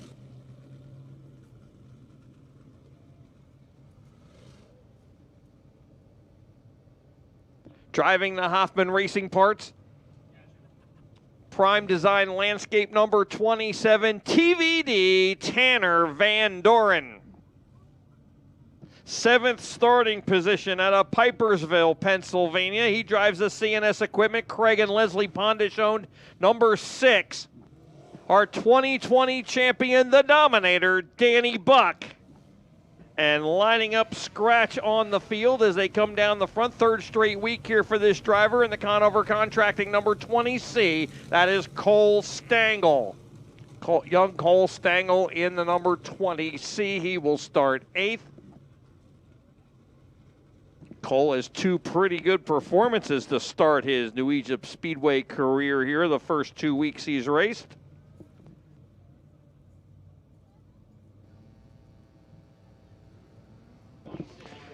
All right, 2 by 2. Top 5 get their handicapping back. It's up to Venezia. He kicks the wheel, racing.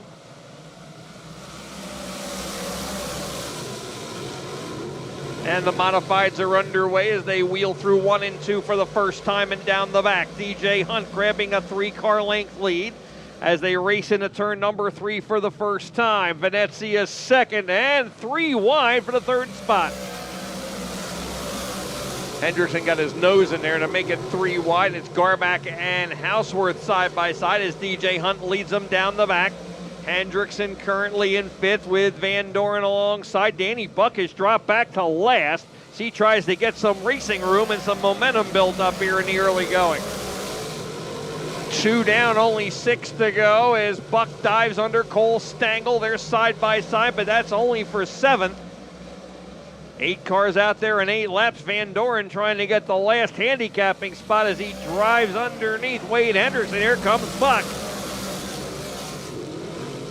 DJ Hunt has opened up half a straightaway on Venezia. Garback took a look at second spot, falls back into 3rd. Then it's Houseworth and Van Doren as Buck takes 6th from Hendrickson. Danny Buck now chasing after Van Doren. Van Doren underneath Houseworth. Houseworth tried to get under Van Doren. Here comes Danny Buck. Buck squeezing through on the inside, and he'll take 5th. 3 to go this time by is DJ Hunt leading by 3/4 of a straightaway. Venezia second. Van Doren by Garback and into the 3rd spot now in the 27. Danny Buck is on the bubble. Wade Hendrickson now right behind him as he got by Houseworth. 2 laps to go, 2 to go, 2 to go. Buck trying to put a car between himself and the cars behind him. He's right on the bubble of that last handicapping spot. Hendrickson is all over him. Van Doren continuing his march to the front. And 2 got a nose underneath Venezia, gets right on his back bumper down the front straightaway. DJ Hunt has checked out at the front. Venezia a little high coming out of 2, but he'll hold a couple of car lengths over at Van Doren as the checkered flag falls down the front for DJ Hunt. He will win heat number 1. Van Doren getting Venezia right at the line.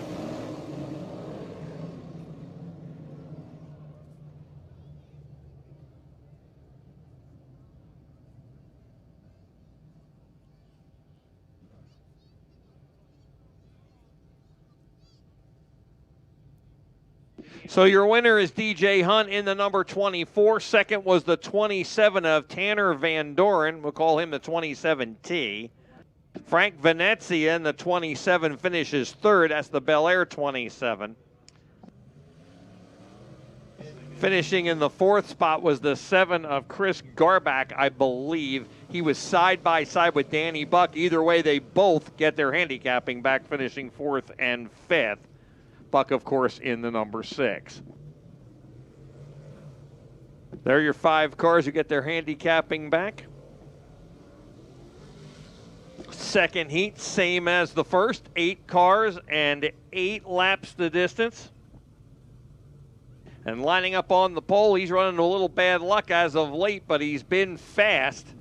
He drives the Comfort Experts number 26R. He hails from Otisville, New York. That is Corey Cormier. Cormier in his first full season as a regular here at the New Egypt Speedway. And lining up alongside of Cormier out of New Gretna, New Jersey, driving the Mancini Custom Homes, Tuckerton Lumber number 7M, that is Paul Mancini.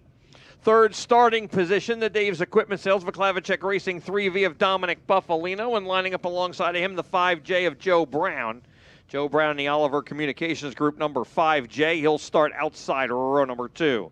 Fifth starting position, this driver is the first driver to have one of the new CT525 motors under the hood. He started with it last week, was going to hot lap with it, and decided to race it all night, and said it was quite stout. It is more of an affordable option for the modifieds now.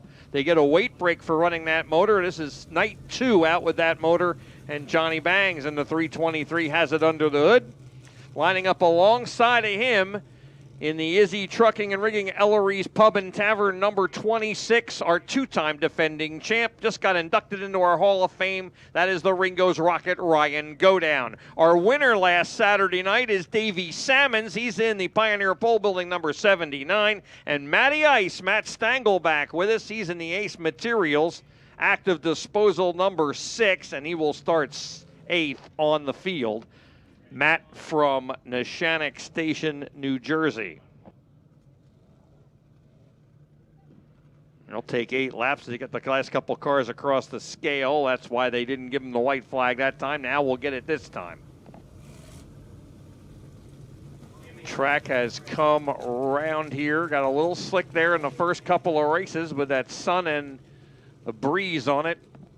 A little slicker than they thought. It held the moisture pretty well, and now it is real fast. Cormier and Mancini will bring him to green. Mancini currently 8th in the points. Johnny Bangs is 7th in the points. Ryan Godown currently 3rd. Davey Salmons 4th. And Dominic Buffalino is 10th. Just some of the cars in this heat as we go green on heat number 2. Down the front, 3 wide there in the middle of the pack as Cormier will bring him down. We're almost 3 wide again back there coming out of 2. As Salmon's looking for a way through, and he's down on the bottom and racing to 4th already to complete lap 1. Salmon's from 7th to 4th in the 79. He'll set his sights on Mancini. Buffalino is taking 2nd, trying to run Cormier down. Corey Cormier, your early leader here. He will lead lap number 2 as well by 3 car lengths as they complete the lap and head into turn number 1. Mancini 3rd, Salmons up to 4th. Johnny Banks trying to hold off Godown. Godown right on him there. Godown gets a run out of turn 2, gets underneath him. They're wheel to wheel, Nerf bar to Nerf bar. Matt Stangl trying to follow Godown through as Godown takes 5th. Stangl will take over the 6th spot, and it is Bangs and Joe Brown. Cormier's lead is quickly shrinking here as they come to the halfway sign. Dominic Buffalino within 2 car lengths as they complete lap number 4. Mancini 3rd with Salmons and Godown 4th and 5th. They have pulled away, and Bangs back under Matt Stangl, and he takes 6th back. Johnny Bangs driving by on the inside, taking 6th back from Matt Stangl. Cormier's lead is about a car length and a half as Buffalino really applying the pressure, and he'll dive under him. They're side by side. through 3 and 4, and Cormier will hold him off. 2 laps to go now. 2 to go as Cormier gets a run around him and opens up a couple of car lengths down the back. Bangs up into 6, trying to run the top 5 down. He got a little ground to make up here, and he's running out of time. White flag is out for Cormier, and Mancini is right on Buffalino now. A challenge for the second spot. Final 2 turns, Cormier by 3 car lengths. He'll bring it smoothly through 3 and 4, and it's going to be Corey Cormier taking the checkers. And Buffalino barely holding off Mancini at the line.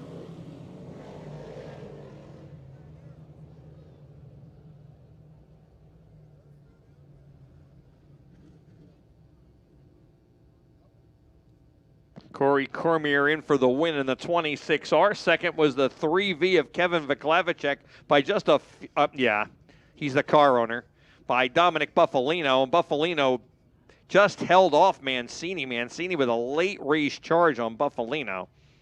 And Mancini settles for third in the 7M. Fourth was the 79 of Davey Salmons, followed by the 26 of Ryan Godown. There are your 5 cars getting the handicapping back out of heat number 2. One more modified heat left to go, and they will pull up onto the Speedway and line up this way. Starting on the pole out of Somerset, New Jersey, driving the Spooky Brook Landscape number 2D is Will Dupree. And starting alongside of Dupree from Jackson in the Valco Wheels 928, Kevin Borden. Third starting spot from Vineland in the Mancini Custom Homes, number 13T is Anthony Tramontana Jr. Anthony Tramontana, also sponsored by Worthington Rigging and Storage. Tramontana, nice 5th place finish last night at Georgetown. And lining up alongside of Tramontana in the White House number 37. That is Flemington's Brian Coolio, Brian Cool in 37. He'll start 4th. 5th starting spot in the Reed Sod Farm, Brink Construction, Dave's Equipment Sales, number 5. The Flying Dutchman, that is Jack Butler, Jack out of Phillipsburg. And lining up alongside of him, driving the Marvel's Portable Welding, Pioneer Pole Building, number 1, the kid's kid, Billy Pouch Jr. The last row on the inside, driving the Tommy Gun Racing, Brandon Solarski, number 32. That is Tom Princiata. And starting scratch on the field, second week with the modifieds.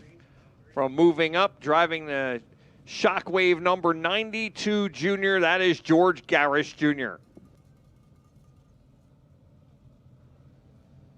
Once again, top 5 get their handicapping back. Heat number 3 for the modifieds, coming at you off of turn number 4.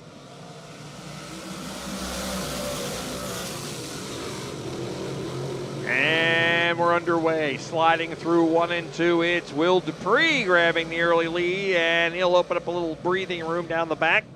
Very little as they head through 3 and 4 for the first time.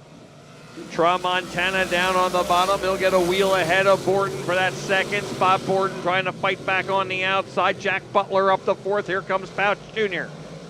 Pouch into the 5th spot as he gets by Brian Cool going into turn number 3. Down the front, Dupree leading lap number 2. And Dupree opening up, about 5 car lengths on Tramontana. Borden around the outside, running the outside, holding on to 3rd by a whisker here as Jack Butler tries to squeeze underneath him, and a left rear flat on Brian Cool, and he's going to bring out our first yellow of the evening. And Princiata has a left rear flat as well. We stay green.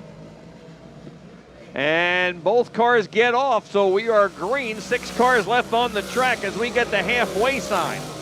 4 down and 4 to go. Thought we were going to have the first Roost Restaurant caution flag. I was wrong. Working through 3 and 4 and back down the front, Will Dupree has led all 5 laps, but Tramontana is closing in the 13T. Kevin Borden holding on to third. He's got Pouch on one side of him. Jack Butler digging hard on the inside. Pouch will squeeze between the fence and Borden on the outside, and he's got third down the front at the 2-to-go side. 2 laps to go. Billy Pouch into the third spot. Down the back, Dupree by 2 car lengths with Tramontana closing. Dupree got a little high. Tramontana under him, and Tramontana's got the lead at the white flag. Tramontana crossed him over coming out of turn 4. Now Dupree coming back at him. Dupree in his wake as they head into turn number 3. Pouch has closed in on both of them quickly. Off at turn 4, checkered flag for Tramontana. Dupree will hold off Pouch, and then it'll be Borden and Jack Butler with Garris 6th.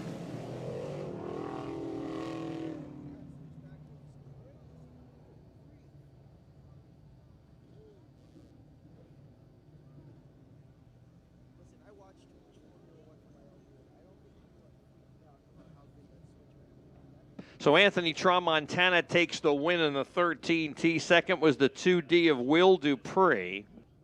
Third was the 1 of Billy Pouch at finishing fourth, the 9:28 of Kevin Borden, and finishing in the 5th spot, the 5 of Jack Butler. There are your 5 cars that get the handicapping back out of heat number 3 for the modifies. Next up, the Swagger Factory Apparel Crate Sportsman. They will run 3 heats.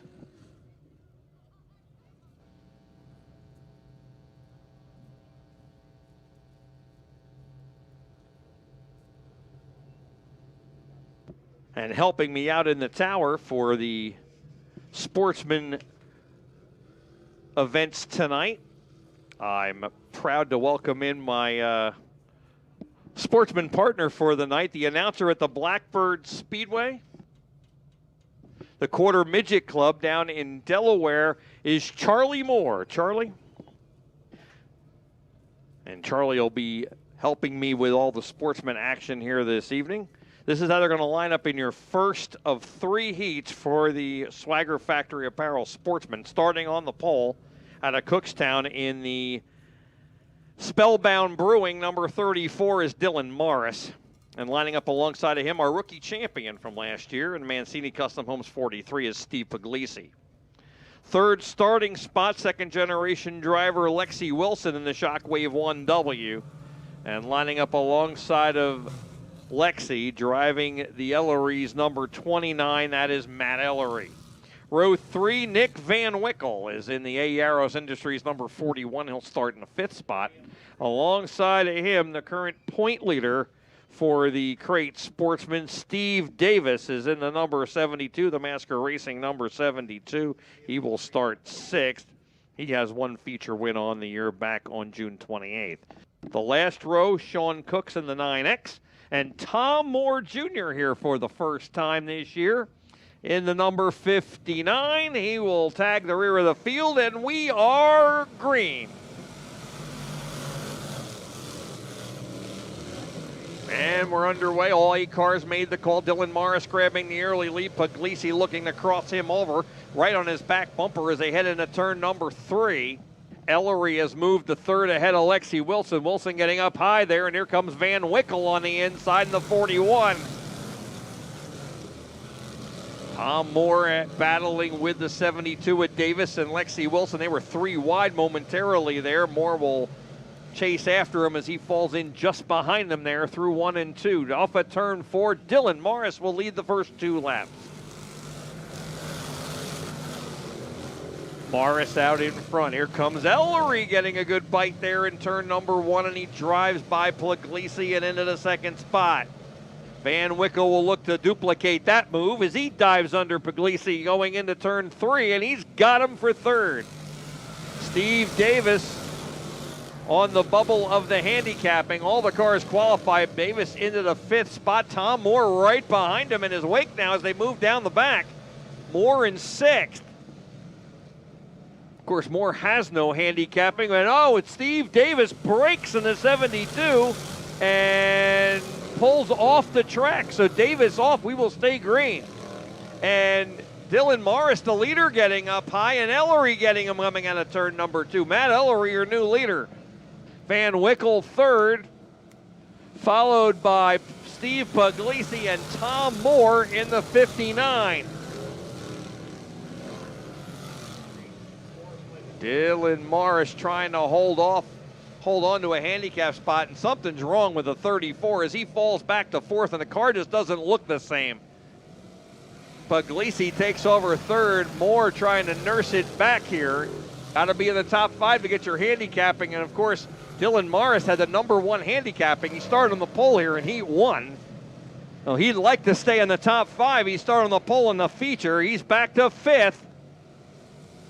And the right front is broken. Here comes Lexi Wilson dropping Dylan Morris out of the handicapping. White flag is out. It's Ellery and Van Wickle down the back. Puglisi in the 3rd spot. And then Tom Moore in his first appearance already up to 4th. And Lexi Wilson. Final time around. Checkered flag is out for Matt Ellery.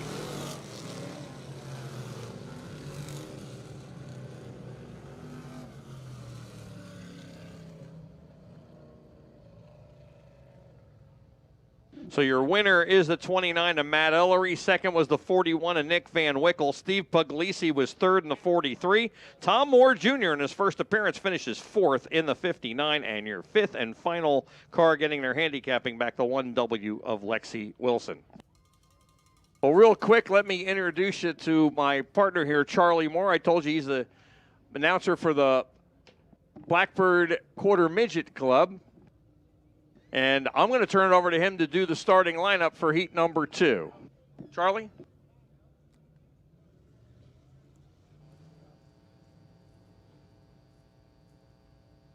Tom Klimkowski will go from the pole in the number 13 out of New Egypt, New Jersey. Will Protinick will go from 2nd out of Robbinsville in the 3WP. Dan Fleming out of Washington, New Jersey will go from 3rd in the 17. Ethan Bill, the Bridgeport Motorsports Park champion last year, will go from 4th in the 14 out of Piles Grove Township, New Jersey. Pat Wall will go from 5th in the 5W out of Cream Ridge. Ryan Heim out of Parkertown, New Jersey will go from 6th in the 18. Ryan Krasinski out of Somerset, New Jersey will go from 7th in the 18R. And Hunter Plosky will go from 8th in the 27 out of Ringo's, New Jersey. That is your starting field for Sportsman Heat number 2. Pete, I'll hand it back to you. Well, thanks a lot, Charlie. Good job. Charlie's going to help me. We're going to go back and forth here with some of the play-by-play. And then he'll be doing heat number 3 by himself. We did cross over the cars. One of the cars not making the call, and I believe it's Klimkowski, the pole sitter. So that moves Protinick and Fleming onto the front row. Ethan Bill and Pat Wall on the second row. The 18 of Heim and the 18R of Krasinski on the third row. Hunter Plosky, who has another rookie race to run, electing not to run the heat race as all cars are qualified. So he will not take a chance on hurting the car. He's going to set up for that 10 lap and try to become a co-champion in the rookie division, the Fastline Performance Rookie. So Swagger Factory Apparel crates, Sportsman out there, 6 cars, 5 of them are getting their handicapping back.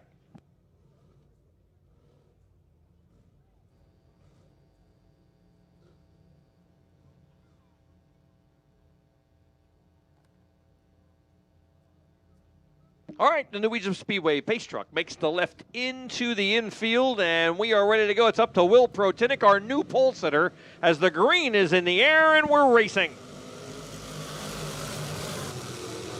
All right, 2x2 into turn number 1. Everybody looking for some racing room. It's Will Protinick grabbing the lead. 3 wide for 4th back there as Pat Wall got up a little high in the row behind him, passed him on the inside. Working off at turn 4 and down the front, Protinick's going to lead lap 1. Ethan Bill trying to find a way underneath Protinick. Now Protinick able to hold it down the back straightaway. Then Fleming in third. Heim now going to look underneath of Krasinski now for fourth. Heim's got it. Now Pat Wall going to look underneath the both of them. Pat Wall going to get a 2-for-1 off of turn number 4. Nice move by Pat Wall to get back into the handicapping and put a little gap between himself. But again, he washes up the track. Heim is under him, and here comes Krasinski. A lot of action there in the back 3 spots, and Protinik has a challenge for the lead. Ethan Bill trying to find a way underneath the Protinik, as I think Pat Wall has a flat left rear tire off of turn number 4, as it looks like he's going to try to make it down as Fleming now. Fleming now going to fall back to 4th. Heim now going to take 3rd. Bill again going to look underneath off of 4. This time by, it looks like he might have it going into the wall. Side by side, door to door there in turn number 1, and Ethan Bill completes the pass, getting by Protinik. Ryan Heim, a winner this year, has worked his way up to 3rd from the rear of the field. Then it's Dan Fleming and Krasinski. Only 5 cars left as Pat Wall has dropped out in the 5W. Ethan Bill looking to continue to pull away from Protinik, and then Heim, Fleming, and the 18 of Krasinski round out the top 5. Fleming way up the racetrack. Krasinski barely misses him off of turn 4. Now Heim trying to find a way by Protinik. Working off a 2 and down the back, Ethan Bill, also a feature winner this year, sliding it way up top in turn number 3. He'll diamond the corner, and he's opened up a lead here at the white flag. Brian Heim right on the back bumper of Protinik. Now off of 2. Protinik able to hold him off and open up a little bit of daylight between himself and Heim. Through 3 and 4 for the final time. Checkered flag will fall. Ethan Bill will take the win in crate 602 heat 2. Protinik will fall to 3rd. Heim will get 2nd over Fleming.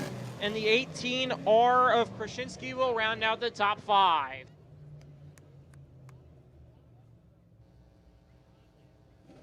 In for the win, Ethan Bill in the 14. Second was the 18 Orion Heim. Will Protinik held on for 3rd in the 3WP. Then it was the 17 of Dan Fleming. And the 18R Orion Krasinski completes the top 5. They're the cars that'll get their handicapping back for the first 15 starting spots in tonight's feature event.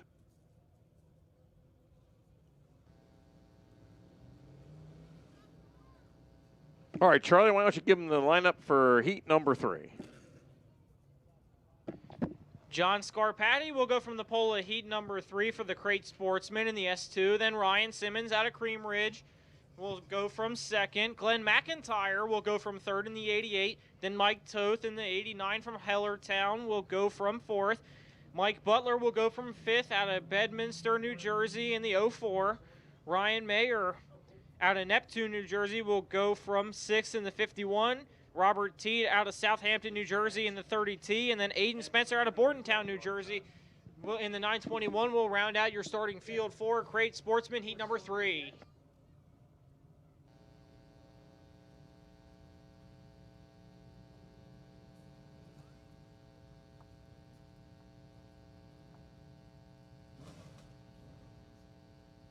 Aiden Spencer, it does not look like going to make it out on the racetrack, so lineup is set.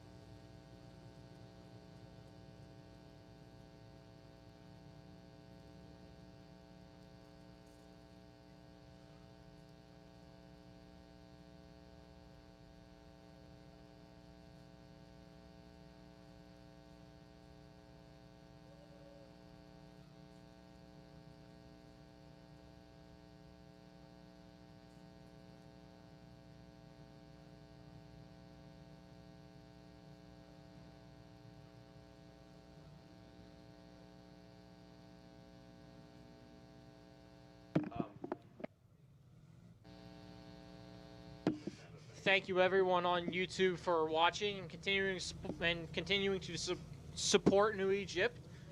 As now we're going to get the white flag this time. We are going to come back around to green as Scarpati and Simmons will lead this heat race to the green. Ryan go down. Just doing some quick hot laps to shake down that car. Might have had issues in hot laps.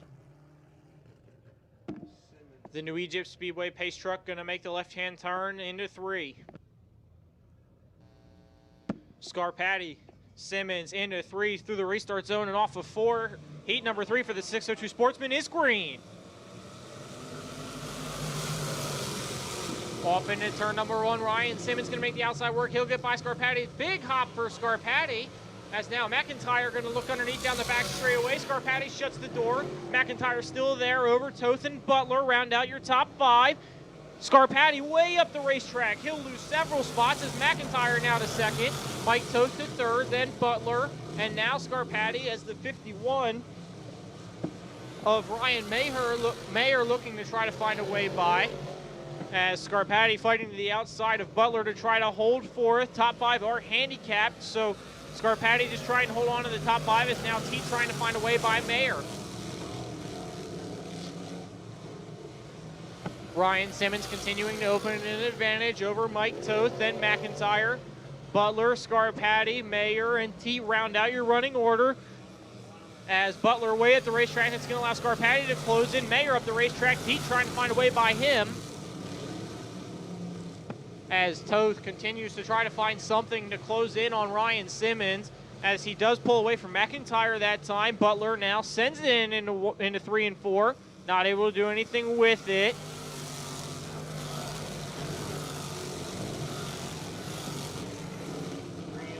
Ryan Simmons continues to pull away. McIntyre might have a challenge from Butler here going into 3. Butler down on the bottom, sends it in underneath her side by side through 3 and 4. Off the corner, Butler will clear McIntyre. That is the battle for 3rd. Now Butler 3rd, going to look to try to run down Mike Toth. The rut in 3 and 4 becoming more prevalent as Butler hit it that time, as it looks like there might be 1 in 3 and 4 starting to develop, as they're going to get the twin sticks 2 more times around for Ryan Simmons. Simmons just continues to hold on and keep a steady, consistent pace, looking to try to drive away as Butler trying to find a way to catch Mike Toth, as now Scarpati and Mayer now side by side through 3 and 4. Coming around to the white flag, Scarpati continues to hold the 5th and final handicap 5.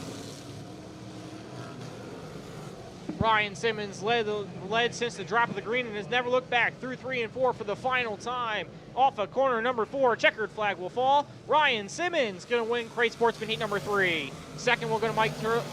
3rd to the 04 of Mike Butler. Then Glenn McIntyre, and I believe the S2 of John Scarpati will round out your top 5.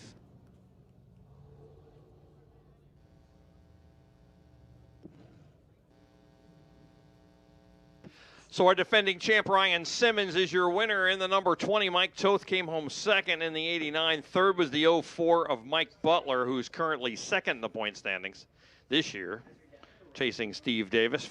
4th was the 88 of Glenn McIntyre, the Hugs for Brady number 88, and finishing in your 5th and final handicapping spot, the S2 of John Scarpati. That completes Swagger Factory Apparel Crate Sportsman qualifying. 2 races left before intermission. Next up will be our 4-cylinder feature event, which we are looking for 14 cars for the starting lineup. And while we're waiting for him to come out, I'll turn it over to my partner, Big Jim Murdoch, as he gets his full fender division out on the Speedway. Thank you very much, awesome. Pete Wortman. Great job. Thank you. And nice job, Charlie Moore, on the call of the heat number 3 for the Sportsman. Charlie Moore, you can hear him announcing the Blackbird Quarter Midgets in the Airport Speedway in Delaware, an up-and-coming young man. That's how you do it, folks. You gotta start somewhere, and great to see the young voices jump behind the microphone and give the old play-by-play a try. Good job, Charlie Moore. Here we go, 15 big laps of full fendered frenzy action with the 4 cylinders. Try saying that 3 times fast. On the pole out of Hamilton, In the 97S, the JCS Home Improvement Incorporated car, Robbie Steinmetz out in his outside. Last night's winner at the Bridgeport Speedway at the quarter mile. In the number 44, she's out of Milford. Of course, that's Kelly Fleming in the Campbell Electric 44. Joe Gary starts third in the 26. He's out of Trenton, followed by Eric Zegler.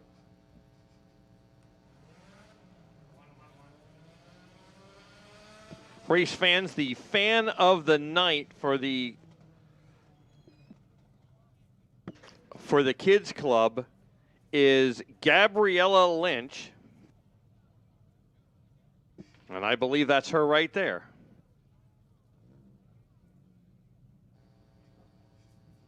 Gabriella, one of the things she wins is a ride in the pace truck, so they're going to put her in the pace truck right now. Jesslika helps her down there.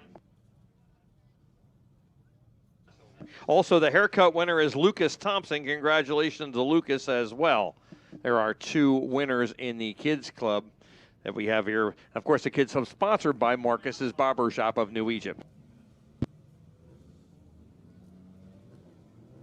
We'll remember for the rest of her life in that pace truck right there. So cool. Eric, it could be you if you want to sign up for the Kids Club next week. Eric Degler will start fourth in the 19 out of Robbinsville, followed by Justin Dunn in the 69.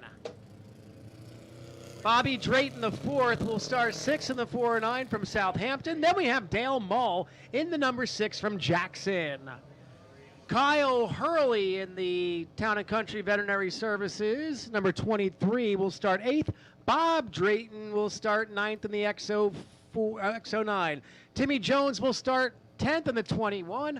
Chris Rack in the 7. This is your wave lap this time by, folks, starting in the pit grandstands. Keep that wave going through the front stretch all the way through section 6. Down through turns 1 and 2. Wave your hats, wave your beers, wave your water, wave your kid. Wave your friend's kid. Wave whatever you have in the air. Salute these 4-cylinder drivers before they begin their 15-lap feature event. Timmy Jones will start 10th in the 21. Then Chris Rack will go 11th in the 7. Dom the Bomb Antonelli in the 88 dropping back to the rear. Then we have a pair of Dunn. Scott Dunn in the 03. Penny Dunn in the 51P. 14 cars on the lineup, 15 big laps. The double green flags will wave in the air, this time by as Robbie Steinmetz and Kelly Fleming leave the field of 4 cylinders through turns 1 and 2. 13 cars take the green. We're missing one. Look at Kyle Hurley. He gets a big bump draft push by Bobby Drayton to go right up the middle. Battle for the lead this time by through 3 and 4. Here comes Joe Gary Sr. to the inside of Robbie Steinmetz. They're 2 and 3 wide. There goes Dale Mull. He's facing the inside wall. Keeps it off the wall hard on the brakes, and he's going to come to a stop. Meanwhile, back up front as the yellow flag waves caution on the Speedway as the Roost Restaurant yellow flag waves for the first time in the 4-cylinder feature.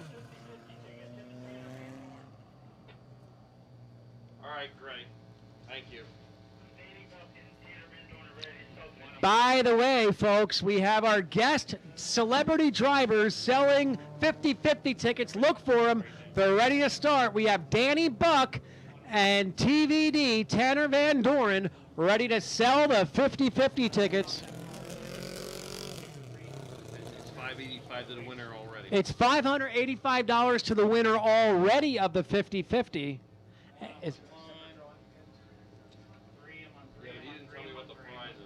And we usually have a separate drawing within a drawing with our celebrity drivers.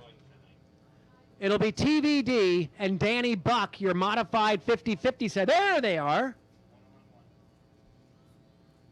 There's TVD walking down there. He's got purple and white tickets, so if you haven't had your purple and white tickets yet, right down front, there's TVD, your celebrity 50-50 seller, and Danny Buck is out too selling tickets.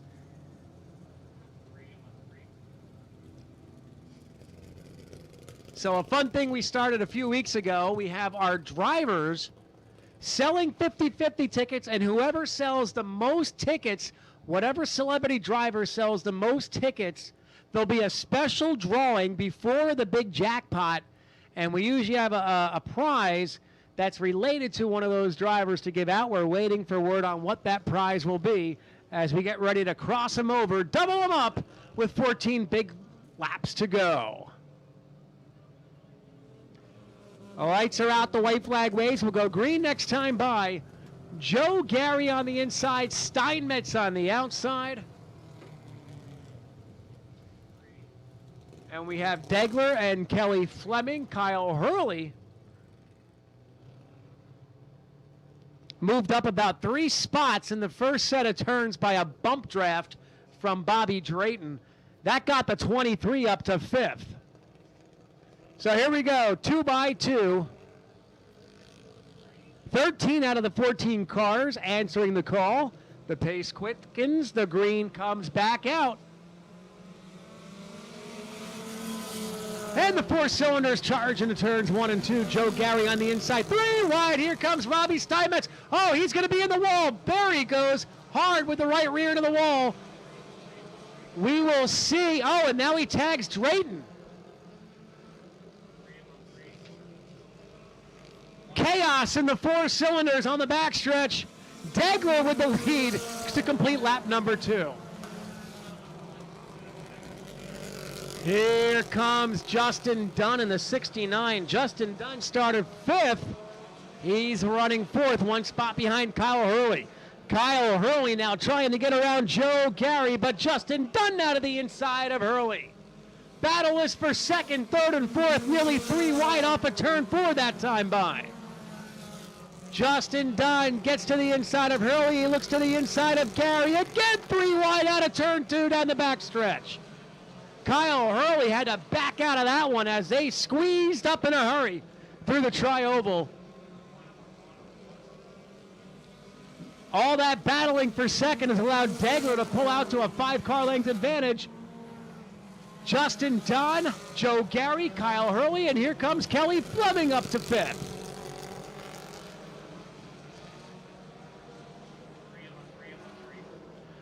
Eric Degler out front, but behind them a hornet's nest of 4 cylinders battling for that 2nd position. Give number 2 to Justin Dunn. That number 2 spot now firmly in the hands of Justin Dunn. Kyle Hurley in 3rd, Joe Gary, Kelly Fleming, and Bobby Drayton the 4th. I think we lost Papa Drayton out there. I don't see him on the track anymore. And Justin Dunn is reeling in Eric Degler. Justin Dunn has cut that lead down to about 3 car lengths. Dom the Bomb engine woes continue on the 88 as he goes past the start-finish line as Tim Jones hops the rut in turns 1 and 2, but back into 1. Eric Degler in the 19 shows the command.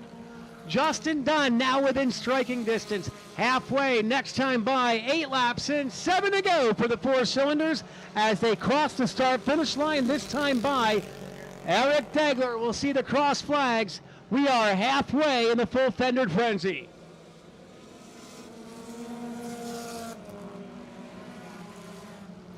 Top 3 have now accordion back together. Great battle for 1st, 2nd, and 3rd. 4th, 5th, and 6th, and 7th also now closing up with their race within a race back in the pack. Kyle Hurley sideways. He might have a problem. A tire going down. He's got a right rear tire on Kyle Hurley. Right rear flat tire on the 23 as Eric Degler now challenges with Justin Dunn for the lead. Side by side, fender to fender, wheel to wheel for the lead back into 3. And now Eric Degler gets out of the groove, and that'll allow Justin Dunn to get the lead. This time by, it's the high hour lap. 5 laps to go, 5 to go as the yellow flag comes out. I think we'll go back to 9 laps complete. I don't know if half the field made it by. We'll see yeah, that goes back to 9 laps. As Kyle Hurley with a right rear flat, Dominic Antonelli with engine woes, all sorts of gremlins striking the 4 cylinders tonight. Yes, the Roost Restaurant caution flag.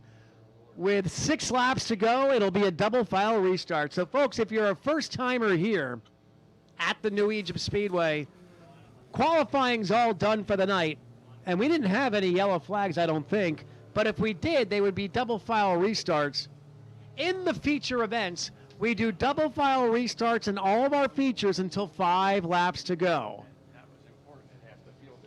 And half the field did not complete lap number 10, so we revert back to the last completed lap, which is 9 laps in. This will be a double file restart, and more importantly, Degler will go back to the lead, and Justin Dunn will be in his outside, Pete.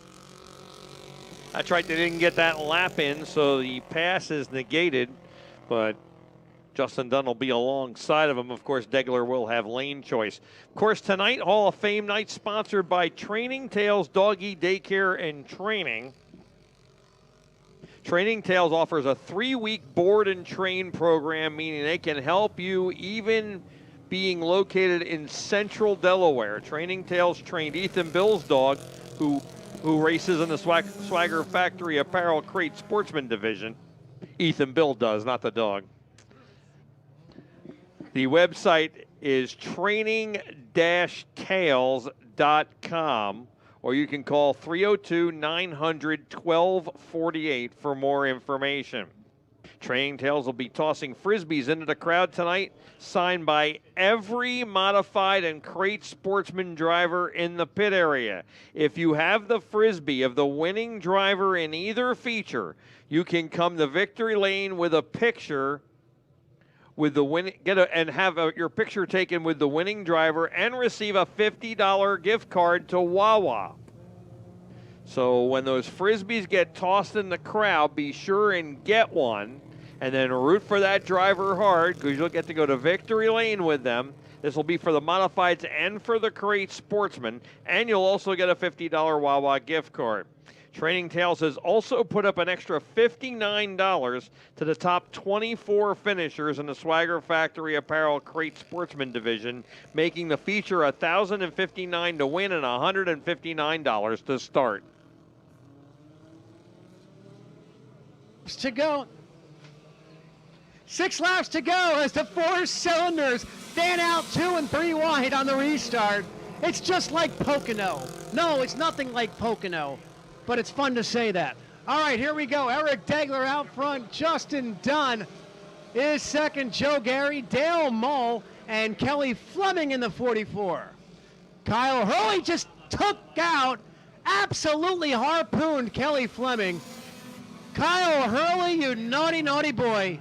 Oh, Kyle Hurley absolutely harpooning Kelly Fleming in turn 4.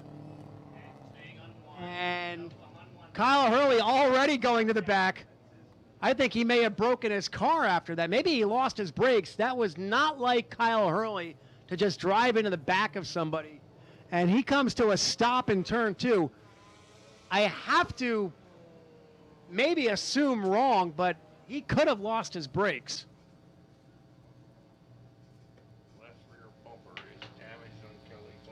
Kelly Fleming in the 44 with a left rear bumper issue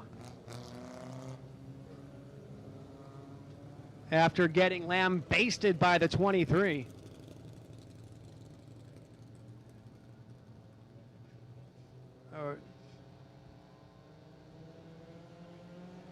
We're going to look at a replay of this, and we'll try to pull up a replay here for you folks at home.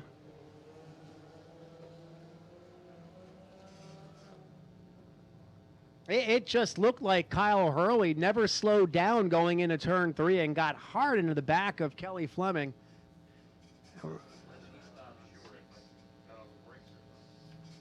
And we'll see if Kelly Fleming slowed down or something to cause that to happen. Trying to get the replay working here. Here we go. Look on your upper left-hand corner of the screen, folks. Boom. Yeah, it looks like Kyle Hurley just got in way too hot over his head. And Kelly Fleming goes for the spin cycle. Obviously, Hurley restarting in the back of the pack. That's where he was anyway. after coming out with that quick tire change. So 6 laps to go, 9 in, 6 laps to go after that kerfuffle in turn 3. Eric Degler, Justin Dunn, side by side. The green flag comes back out. We have 6 laps to go. Problems for Robbie Steinmetz, who misses a shift on the opening, on the restart there. Robbie Steinmetz in the 97, car not getting into gear. And he might have more problems than just missing a shift in the 97. That car is coming to a stop. He gets safely off the track. 5 laps to go. It will be a single file restart now if we have a caution between now and the checker flag. Eric Degler, after an exciting lap number 9, in the lead. Here comes Justin Dunn right behind him. Dale Mull with a good run in 3rd. Joe Gary and Bobby Drayton the 4th, your top 5. Eric Degler, problems with the 19. He misses a shift out of turn. No, he's got a right front flat. Flat tires galore in this feature. Eric Degler in the 19, yellow flag, caution on the Speedway with 4 laps to go for a right front tire down on the 19. The Roost Restaurant yellow flag flying frequently in the 4-cylinder full-fendered Frenzy.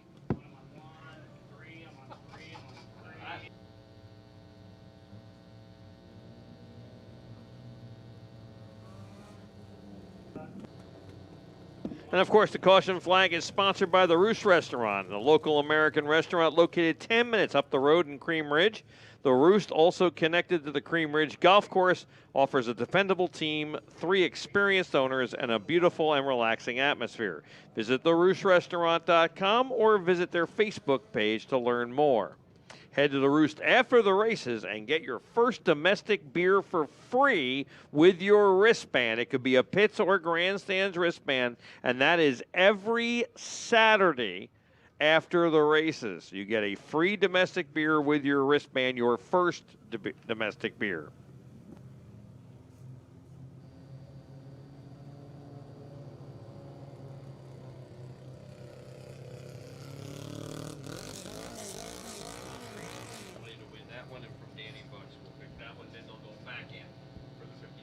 Danny Buck down there in Section 5 selling pink and green 50/50 tickets. Hey, the winner will win a free autographed 8x10 photo. That's the drawing within a drawing. So whoever sells the most tickets, either TVD or Danny Buck, out of those tickets sold will draw a winning number of the highest number of sold tickets from those 2 drivers. And you'll win an autographed free picture. All those tickets, of course, will go into the main drawing for the 50/50 a little bit later on. White flag is out. That means we'll go back to racing in 1 more lap. 4 laps to go. Justin Dunn, Dale Mull now in 2nd, running a consistent race. Haven't talked much about him in these first 11 laps, but he's put himself in a position to win, as other cars are finding the goings quite tough out there with mechanical woes and spinouts and things of that nature. Here we go. They're all bunched up, nose to tail. 4 laps to go. Dale Mull dives to the inside. He's going to try to snooker Justin Dunn on the restart, grabs a gear, and battles for the lead through 1 and 2. Dale Mull muscles his way, and now Justin Dunn with problems. Justin Dunn with problems in the 69. Justin Dunn dropping through the pack. He might have a flat tire. Right side looks good. Left front could have a issue. We'll see. Again, Dale Mull put his car in a position where he could capitalize on issues with other drivers. This time by, it'll be 2 laps to go. 2 to go for Dale Mull. More problems for Justin Dunn. He's still slowing down. And Joe Gary Sr.'s up to 2nd. Bobby Drayton and Penny Dunn up to 4th. Penny Dunn with a top 5 run. White flag this time by. 1 lap to go for Dale Mull. Dale Moe looking for his first ever career win, and he might get it in a half a lap if the car can hold together. Dale Moe, a half a lap from his first career victory at New Egypt. Entering turn 3 and 4. He looks good. He can see the twin checkers waving down the front stretch. Dale Moe goes into the record books as a feature winner at New Egypt. Dale Moe brings it home.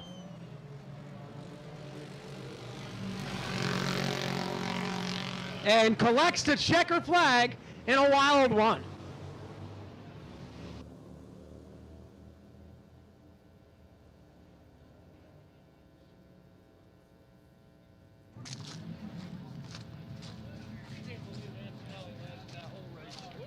And you have to give a shout out to Penny Dunn with a top 5 finish after what we saw a couple weeks ago. For her to even be here is nothing short than a miracle, and she brings it home in 4th.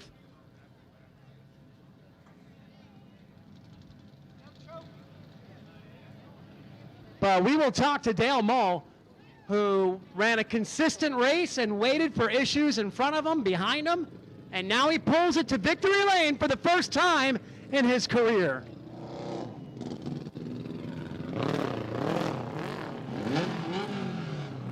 Allen's Oil and Propane, Rob's Tree Service, Joseph and Company Plumbing, Andy's Pro Auto Repair Incorporated.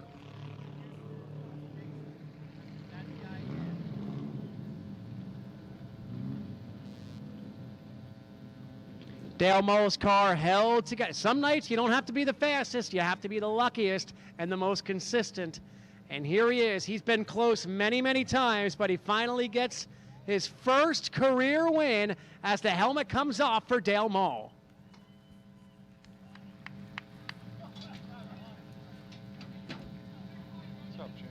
How are you? New Egypt Speedway.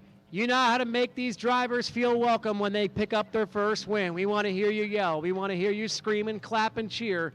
Here he comes, grabbing a hold of the roll cage, pulling himself out of the door. First career win for Dale Moe.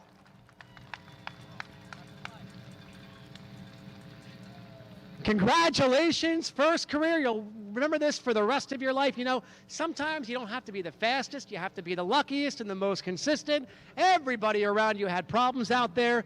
You stayed in one piece. Here you are. It's been a long time coming. Man, that was a lot of fun.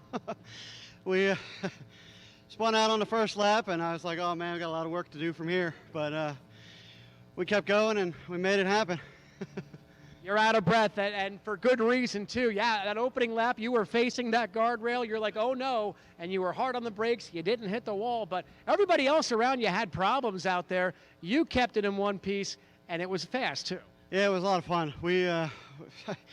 I was trying to figure out a way to pass that 69. He's always fast here, and we got together a little bit on turn 1 there, but I think it was good fun racing, and it was a lot of fun, that's all I say. What are the emotions right now? Your first career win. This is something you're going to remember for the rest of your life. Oh, man, I've been watching my dad race since the 90s, and it's good to have my son here, and it's just a lot of fun.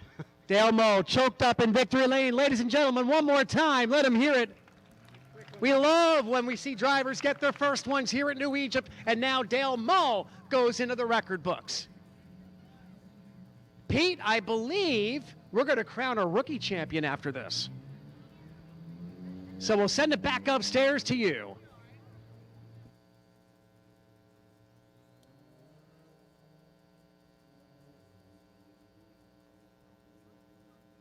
So that concludes the 4 cylinders. We got one more race before intermission. That will be our second rookie feature, our championship 10-lap event. We have 2 rookies here. They were tied coming into tonight. Aiden Spencer was the winner of the first feature tonight. He has a 4-point lead. Hunter Plosky can tie him by beating him in this event, and they'll be co-champions, or Aiden Spencer wins this race, and Aiden Spencer will be the 2025 champion by himself. Folks, you can play the 50-50 at home, and we're up about over 600 easily right now because it was 585. And you can play it from home. This is something new we started last week. And if you win, we're going to post the winning tickets. We'll obviously read it in Victory Lane of the modified feature. The modified feature winner will pull the ticket. And if you win, then you can claim the prize by telling us, or we'll post it online. We give it several days that we post it up online if we don't have a winner here at the track.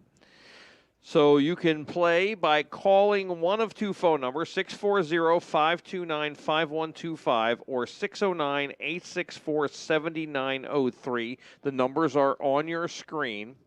And you can play by using Venmo, PayPal, or just a credit card. And you can play. Last time, the prize was very large last Saturday night. And we are headed for a good one here tonight as well. It was 585 before Danny Buck and Tanner Van Doren came out onto the grandstands to sell them with the ticket holders wearing their shirts.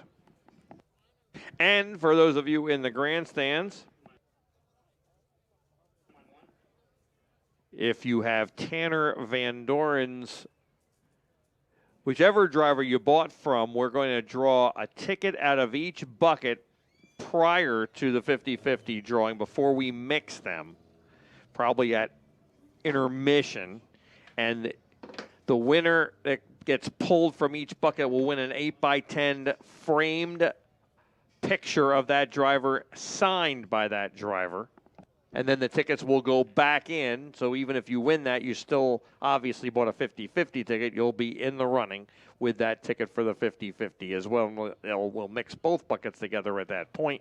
And then the modified winner in Victory Lane will draw the winning 50-50 ticket. So just a little drawing within the drawing. Hunter Plosky will start on the pole here in the Flemington Department Store, number 27. Also sponsored by Izzy Trucking and Rigging. And then the Shockwave Racing Technology 921 of Aiden Spencer. Spencer won the first feature tonight, which was 8 laps. This is the championship event. Regular points, but 10 laps the distance. As we do each and every year for the championship event. This is the final rookie race of the year. If Hunter Plosky wins, they will share the championship as they will end up tied and be co-champions. If Aiden Spencer wins, he will be the sole winner of the 2025 championship. No matter what the outcome, we are going to bring both cars to Victory Lane following this 10-lap event. This is your wave lap. Wave to them as Miss New Egypt Speedway Brianna Hicks waving back to the crowd. Hunter Plosky and Aiden Spencer side by side.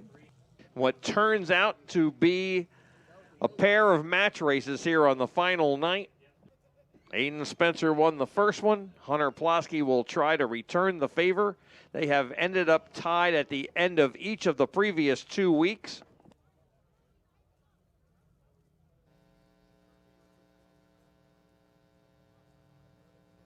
Hunter Plosky on the inside in the 27, Aiden Spencer in the 921. Here they come.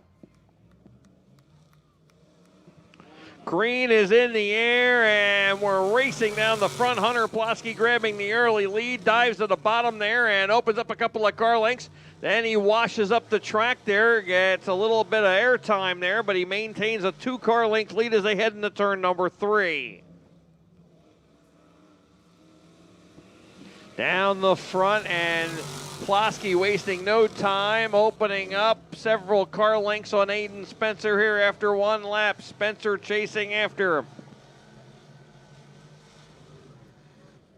Through 3 and 4, Hunter Plosky getting up high there. Spencer down low, having a little issue there, and loses a lot of ground. He's a half a straightaway back now as they head into 1 and 2.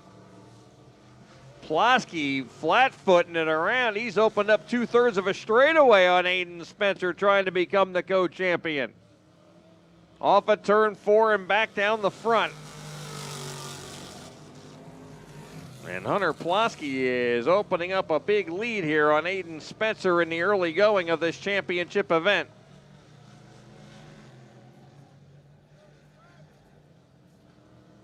Through 3 and 4 and back down the front. Plasky more than a 3/4 straightaway lead right now as they head down the back. It'll be halfway next time as they're working on lap number 5. The lead is 3/4 of a straightaway. Hunter Plasky getting up high there through turn 4, but he's got some margin for error. He takes the cross flags halfway as he's really wheeling it hard around here. Hunter Plasky by the same 3/4 of a straightaway.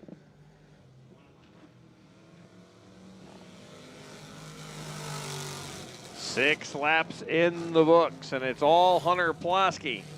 If Plasky holds on, he'll be the co-champion with Aiden Spencer, and they will share in it here for 2025.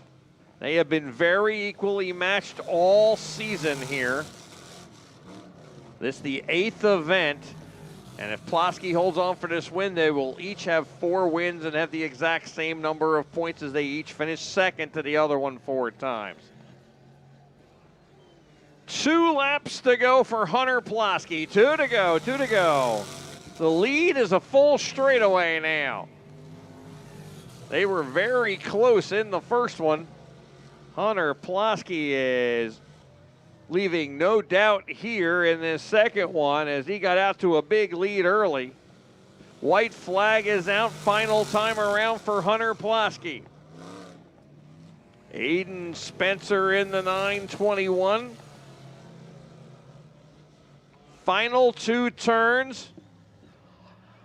Hunter Plasky bringing it off a 4, and Hunter Plasky will share the championship with Aiden Spencer. They will be co-champions. Aiden Spencer will settle for second in this one after winning the first one tonight. And just like the previous 2 weeks, they end up tied at the end of the night, and they are tied at the end of the season. Each driver with 4 victories in 8 races and 4 second-place finishes. They finish in the top 2 in every event. The first event of the season had 6 cars in it. And up until tonight, we had 3 in each week. Now, Hunter Plasky going over the scale, and he will head to victory lane, and we're going to bring both cars down there for probably put them nose to nose here in victory lane if we can, and Jim Murdoch will get a word with each of them.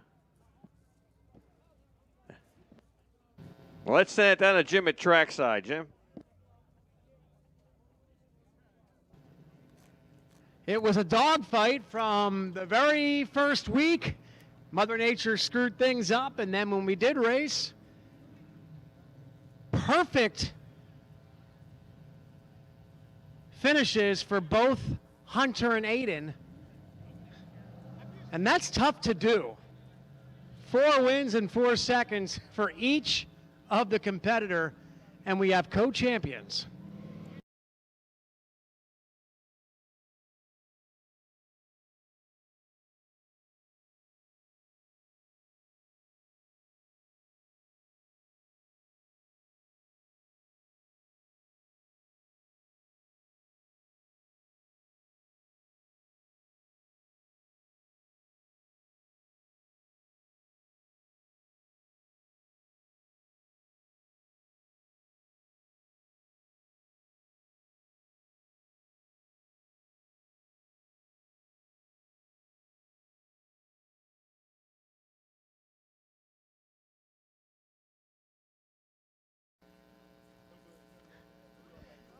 I'm getting out of the way for all you picture folks here. Hey, Hunter Plasky's out of the car.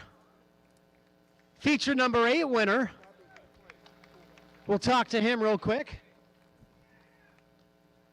Hunter, that's pretty cool. 4 wins, 4 second places. Even though it's only 2 of you tonight, that's hard to do to get the exact same stats through 8 races. Yeah, definitely. I mean, I enjoy racing against Aiden. It was fun. You know, now on to the Sportsman. Well, you were not worried at all about sending it into turn 3. Yeah, I should have been a little bit more worried. I was bouncing all over the place the entire time. But you put the hammer down, and here you are, co-champions. It's only fitting. It's only deserving. You guys were here every week. You had a dogfight right to the end. It's got to feel pretty cool. Definitely. We had a good time this season, that's for sure. All right, Hunter Plosky, one half of the rookie winners. Let's talk to Aiden Spencer out here. You know, you probably knew, big handshake from the two champions. Aiden, you probably knew whoever was going to get to turn one first on that match race style start there. But he was all over the place through turns 3 and 4, and you probably saw him waiting for a mistake. But he was fast. You're in second. Co-champions. How does it feel? Yeah, you know, the track was different than it was the first feature. It was a little rough, you know, wherever you went, there was a little hole. So, you know, congrats to Hunter. We tied, so it's the worst thing that could happen, you know. I can't thank everybody enough for this. George Garris, John Bangs, you know, everybody who came out to the shop this year to help. You know, all the sponsors, SRT, Valco, Lions Construction, John Blewett Incorporated, Over the Rainbow, Precision Hydraulics, Sublimited for keeping us looking good, Design for Vision, Hamilton Auto Clinic, Rick's Garage, you know, Girl in the Tie and Party Reynolds Custom Tees for you, Accurate Accounting, and, you know, all the other small sponsors that come aboard, you know. I can't thank them enough, and I got to thank Chris Moore for this whole opportunity, you know, with this whole rookie deal again, and Fastline Performance for sponsoring it. Now you guys have a feature to get ready for. Yeah, I think so. You know, hopefully the track's good, you know, it smooths out a little bit, and hopefully we end up doing good in that going forward. I can hear the heavy equipment over there in turn 3 right now, smoothing out those holes. Folks, one more time, big round of applause for your co-champions, Hunter Plosky and Aiden Spencer.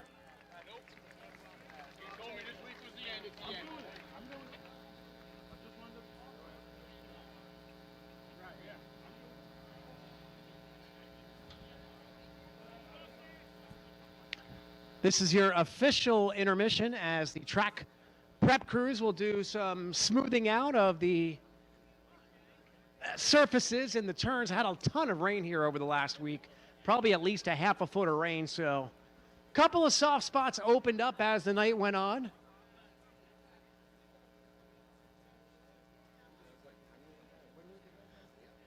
Yeah, let's grab you real quick. You're starting in 6th, I believe, in the feature, right? Sure, I don't know. I didn't even look yet. That's what Sherry said. Okay. How is it out there? What are you planning for? We see the heavy equipment out here.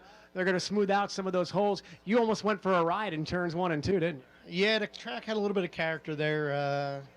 I was a little worried. Hopefully they can get her smoothed out for the feature, and we can put a good show for all these people. Yeah, it's going to be a good night. A lot of bite in the track, too, especially you had some dust in the hot laps. It looked like it was going to be dry. Then they put some water down. But all that rain, a couple of soft spots right on the inside by the wall. But that is the fast groove, too, for the guys that love hugging the inside. Yeah, right now the track's a little soft underneath from all the rain you guys got all week. But you just got to figure it out. You didn't get much up north. No, a little bit. But it was awful here. No, so hopefully they'll get the track straightened out, and I see Mark's out there working on it, so we'll go from there. Good luck, Dan. Thanks. Dan Fleming, Sportsman driver, preparing his car for the feature. Pete, we'll send it back upstairs to you. I'm sure there's a lot going on with our sponsors, with the upcoming events, and we'll tell you all about that during our intermission period. Pete.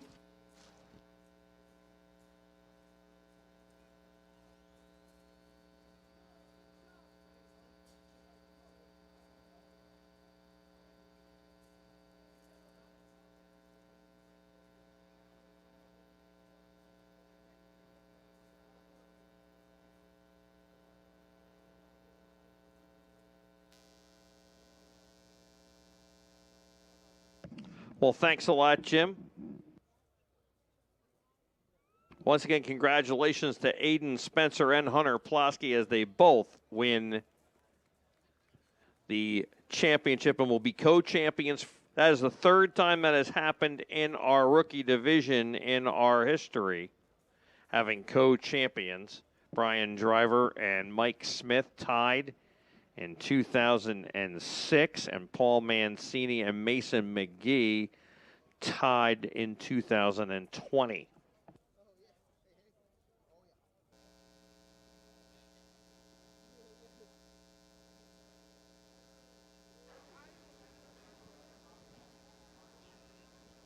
Pete, just want to welcome a good friend of ours, Big Guy Matson in the house for the first time. You might know Big Guy from Jersey Pizza Joints on Facebook.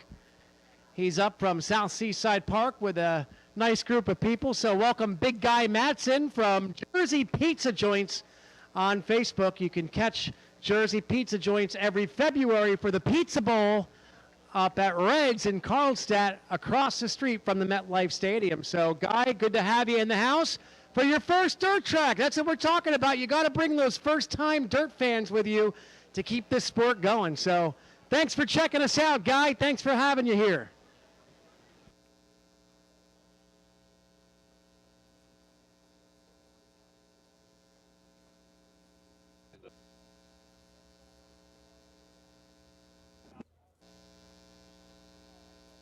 All right, folks, once again, make sure you get your 50-50 tickets, and that includes everyone watching at home. If you want to join our 50-50, you can be watching at home and buy 50-50 tickets. You call one of the two numbers on the screen, 640-529-5125 or 609-864-7903. The numbers are on your screen. You can use a credit card, you can use PayPal or Venmo and get your 50-50 tickets, and you have an equal opportunity as if you were sitting here watching at the Speedway. And also, anyone who bought from the ticket sellers here, you will be in one of the two buckets for the pre-drawings, which will be for anybody who bought from Tanner Van Doren, or the girl who has the Tanner Van Doren shirt on will win. And if we get the pre-ticket we draw from that bucket, will win an 8x10 signed framed picture of Tanner Van Doren. And also the Danny Buck, if you bought from him or from the girl wearing the Danny Buck t-shirt, then you will be in a chance to win a pre-drawing for an assigned autograph frame picture of Danny Buck. Then all those two tickets go back in. All the tickets are combined for one 50-50 drawing at the end of the modified feature, drawn by the modified victory lane by the modified feature winner. So I want to thank you all for watching on YouTube. This is the official intermission period, and we're going to run a couple of spots for you to watch during intermission. Good time to get up and grab yourself something from the kitchen. Anyone here, you can grab yourself something from our kitchen. We got a lot of great food at affordable prices. And we'll see you back on the other side of intermission here for tonight's feature activities, which will kick off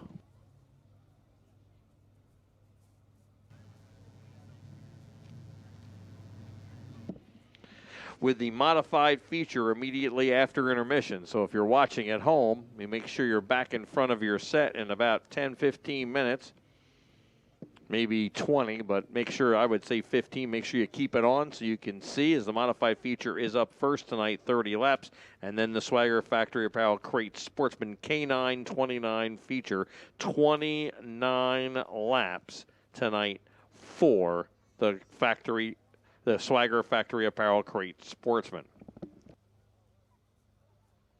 All right, folks, heads up in the grandstand.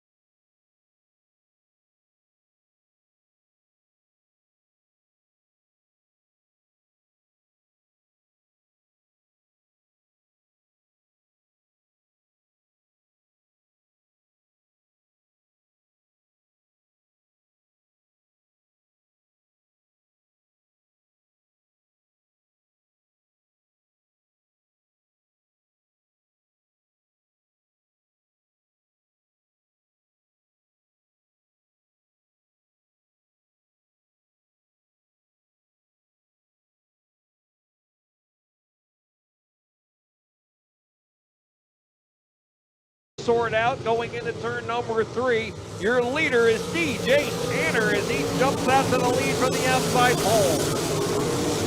Tanner quickly opening up 5 car lengths on the field as Brian Carver and Buddy Schweibens give chase down the back. Bobby DeVault and then Bittner. That's your top 12 as Mark Connolly coming down the front, staying down. He's going to be the first lap car as DJ Tanner works to the outside of him and puts him a lap down on the backstretch. Connolly, the driver out of Howells, New York, getting lapped by the top 3 or 4 here as they race back down the front. Evaporating here as he makes the move on Jason Dunn to put him a lap down. Tanner puts a lap car between himself and the next 3 cars. Kreider has caught Schweibens and Carver. He's in the mix now. Carver dives underneath Jason Dunn and into the second past the lap car. Schweibens follows them through. They are second and third. Kreider is right there with them in the 24. DJ Tanner right behind Kenny Larino. He needs to make another pass. Schweibens all over Carver. Schweibens trying to take the second spot. Carver holds him off. They're closing in on Tanner. Kreider is right behind Schweibens. Schweibens brakes glowing there, and Schweibens gets a great run off it too. Buddy Schweibens into the second spot, but that might get negated because we got a car backwards in turn 2. Been running them down. He has the fastest average speed for the 15 laps. Here they come off of 4 racing. 10 laps to go as the cars get by the cone on the front straightaway, working through 1 and 2.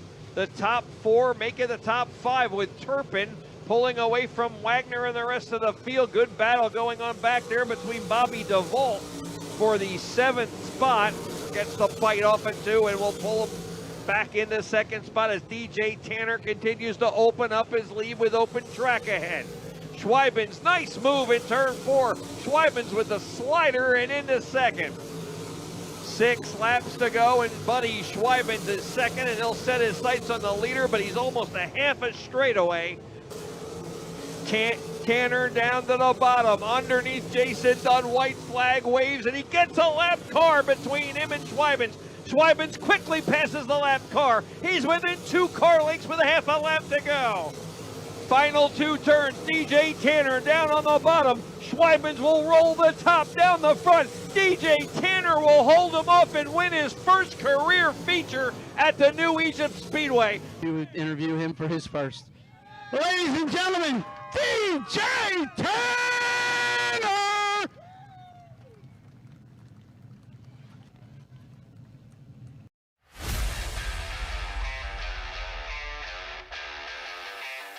All right, we're here with Davey Salmons, who gets his first win in a little while. We've always had a fast race car here. Just didn't get the brakes you needed to get. A couple things happened that weren't your problems, but tonight you put it all together. Fast race car, couple cautions, big guns behind you, hit all your marks. Wow, what a race car. Yeah, you know, we had a really good car last week, and I messed around being friends with Dom for about 10 laps, and I think I probably gave it away, just trying to, not that I raced dirty, but just trying to be too clean with a friend. And then this week it was just like everything I did was right, and I think I passed 2 or 3 cars at one point going down the backstretch early in the race, and I got the 4th early. You know, we've struggled the last 2 years since we bought this new car. I think I've gotten myself in some trouble trying to drive too hard, trying to make up for it. My brakes weren't right. We had a camber issue. We finally figured out what that was, and you know, these last 2 weeks it's just been driving a whole different car. I was ready to quit. You know, yeah. We struggled on the coils, but we also bought this car then, so it's been back and forth, a love-hate relationship. But that was fun. Well, nobody's going to help you when you're fast, Dave. You know that. Yeah. They're not going to give you any secrets. They're not going to tell you nothing. The stuff that you do beyond driving a race car, the stuff that you do for the indoor show, the stuff that you do for racers in general, you got to feel pretty good when you get behind the wheel and you win a race like this. That you got to feel really good when that happens, not only because of what you do for racers, but what you do for yourself. Yeah, it always feels good to win a race for the guys, the crew, and my kids. My kids have been busting on me. I haven't been winning. You know, there was a good crowd tonight, so I hope they enjoyed the show. It's I don't know, it's fun. It's fun to win. Well, it was very enjoyable to watch. I mean, you know, them guys were there. The caution came out. They had a chance to get you. I said, if he hits his marks, I don't think they can beat you. And I'll tell you what, the car was really coming off the corner really good. You had a lot of good straightaway speed. So whatever you're doing, all you got to do is tweak it a little more. I don't think you'll have a problem coming from the back or the middle. No, I think we showed that tonight. I knew I had to hit my marks. You know, when Montana was second and when it was Pouch was second, it didn't matter. If I hit my mark coming off 4, if I didn't hit the inside guard rail, I'm good at that. I like bending left front wheels, you know. So I made sure I got a good clean start and not overdrive it. The last couple laps, I don't know where everybody else was running, but I passed a lot of those guys off the bottom of 4, and it was easy to overshoot it and slide up. And I think that's how I got DJ. You know, he slid up and left the door, and I got him. And I knew if I just been around a while that I just had to take a deep breath, hit your marks, don't make the mistake. You know, make them beat me. Right. Don't beat yourself. That was my game plan, no matter who was out there. Well, you definitely done that. And you'll get another one soon because you got a fast hot rod. Congratulations, brother. Thanks. Thank you. All right. Davey Salmons wins the modified feature. Training Tales was born out of love between its founder, Tom, and his dog, Brandy. Tom realized that proper training and communication deepens the relationship between an owner and their dog. Training Tales provides a place for dogs of all sizes to run, play, and learn. Our large doggy daycare allows your dog to run and play with friends under professional supervision. We have 8 separate daycare areas based on size and play style, an outside pool, climate control for all seasons, and a dog daycare bus for pickups. If your pet regularly gets into trouble or simply needs brushing up on commands, we offer basic and advanced obedience training with options tailored to your needs, from 1-hour private sessions to full day sessions to our 3-week board and train program. Whether you are interested in daycare, training, or boarding, Training Tales is the place to be.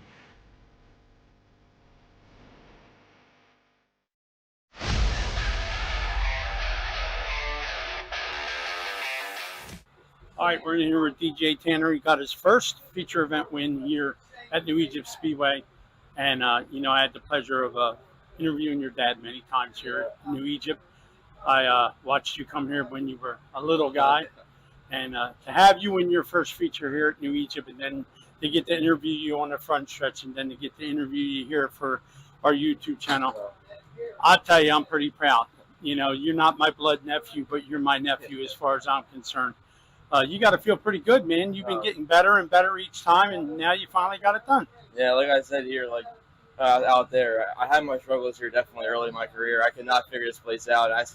It's different every time. But I love coming here. I grew up coming here on the golf cart with you, right around the track after, and it's something special to be interviewed by you after. And my first win here is insane. I was not expecting it at all.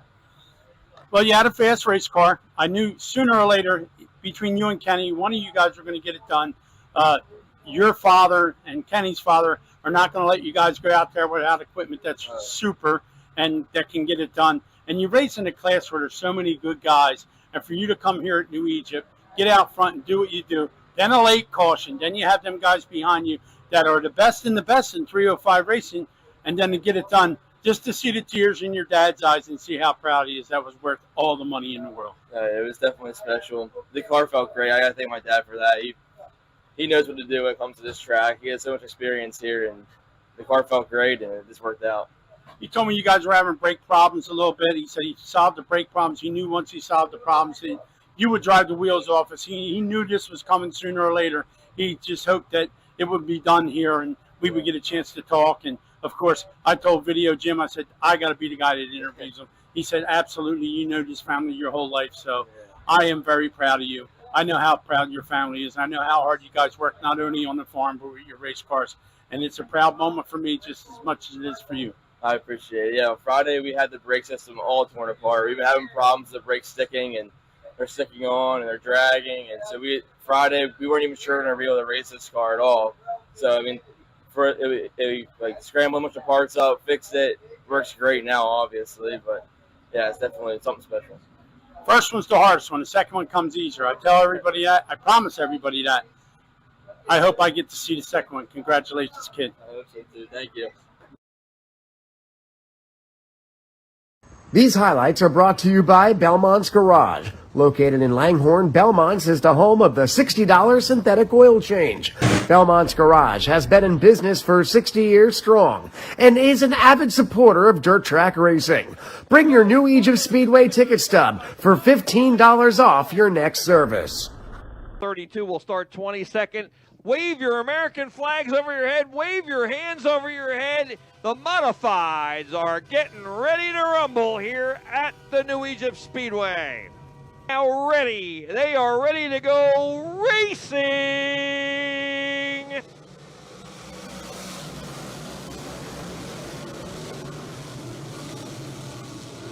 And we're underway here on 4th of July weekend as they work off of turn 2 and down the back. Norsha Knight here at New Egypt Speedway. It is DJ Hunt off the outside of the front row. He's going to lead lap 1. Go Down caught in traffic behind Danny Buck back there. Go Down has had a trouble getting through the field here. Danny Buck has picked up numerous spots. They complete lap number 5. Out of the front row, and we are back to green. Hunt down on the bottom. Davey Salmons with a bold move there down on the bottom, and he grabs second spot.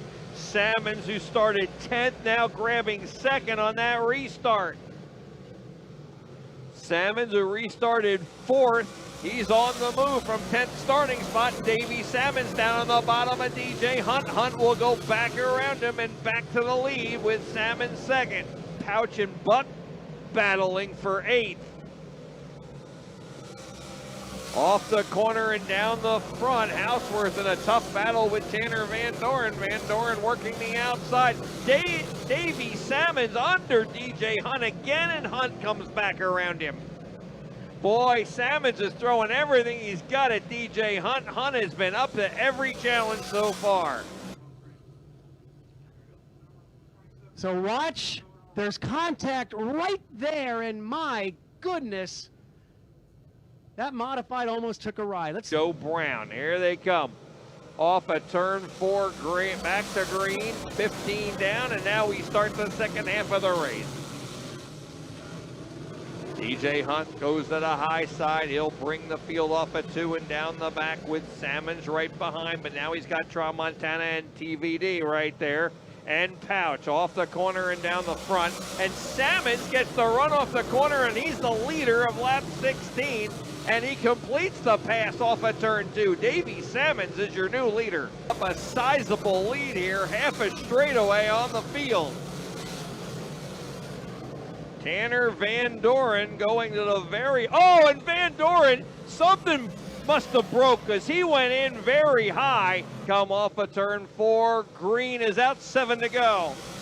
3 wide as DJ Hunt tries to squeeze between Pouch and Tramontana. Tramontana out of shape and caught up behind DJ Hunt, who I believe broke over there. And Houseworth gets collected too, and the yellow lights are back on. 18th, here they come, green in the air, racing. And we're back to green. Buck down on the bottom, trying to get by Pouch. A Salmon slid up in front of Pouch and drives out the 2-car lengths down the back.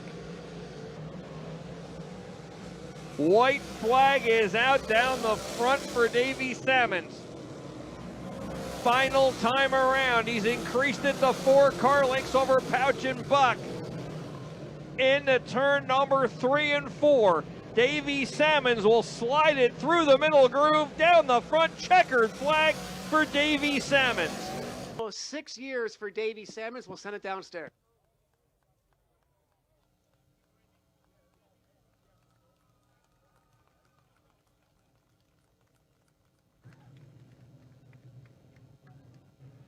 And Davey Salmons can hear. Let's hear it for Davey Salmons.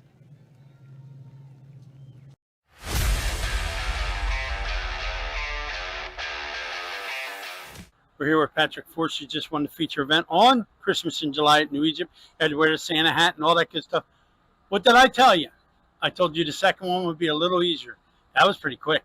Oh, yeah. Yeah, I mean, I knew we'd get another one this year.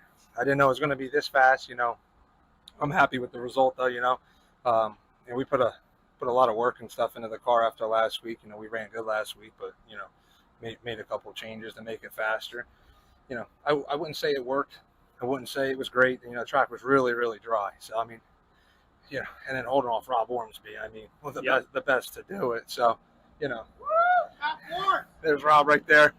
But, you know, listen, Rob, you know, I got my crew guys. I can't thank enough my family. Like I always say, you know, man, they take the biggest beating of all this. I keep saying that. You know, all my sponsors that support me, that believe in me. But, man, Rob Ormsby, you know, He's a good guy. having him to help you is he's the best one to have help you, because the man knows what he's doing, and you know, those that don't like him don't like me either. Well, what's going to happen is he's going to go with James and Jimmy, and they're going to get James situated to do either the asphalt stuff or the dirt stuff. So Rob's probably going to stray away from this stuff, and none better than you to take all that knowledge and all that stuff that he knows and come here and take over where he leaves. Yeah, I mean, that's all you can hope for, you know. You know, I know I always have him, and you know, having him in your corners, like I said, the best thing that you can have. You know, I appreciate all he does, the time and the energy and the effort he puts in the car, and you know, see what happens. You know, got a couple of things we got to make better. You know, you can win all the races you want, but there's always something to improve on. So, you know, got to make a couple of things better, and we're off next week, and we'll be back the following week and hope for the best. All right, maybe you get number 3 and get us a hat trick here, but you know what? You're not a bad wheelman yourself, dude. Don't sell yourself short. You're pretty good. Nah, man, I appreciate it. You know, hats off to all these guys and, you know, what I've learned, but, you know, can't take nothing away from them. But, you know, I can say that building confidence, doing what we're doing as a team, you know, as a group, all involved, it's a great thing. So, you know, good night. Second one of the year. Hopefully we get more. And, you know, maybe I'll be on your show this week. There you go. Absolutely. Now you got to be. Yeah. You got no choice. Yeah. Hey, you let me know, and I'll be on there. All right. We just got to get our stuff together, and we'll put you on there. Congratulations, brother. Hey, great job. I appreciate all you do for the track and all you do for all of us drivers and fans. Thank you. Thank you, brother. Appreciate it. Yep.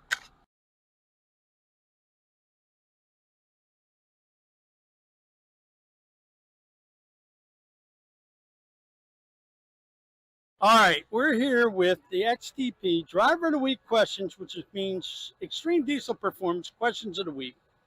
Now, we have something else in store for you too, but that's going to happen at a later date, right, Aim? All right, I have some questions for you. Answer them the best to your knowledge. Okay. I know you can handle this.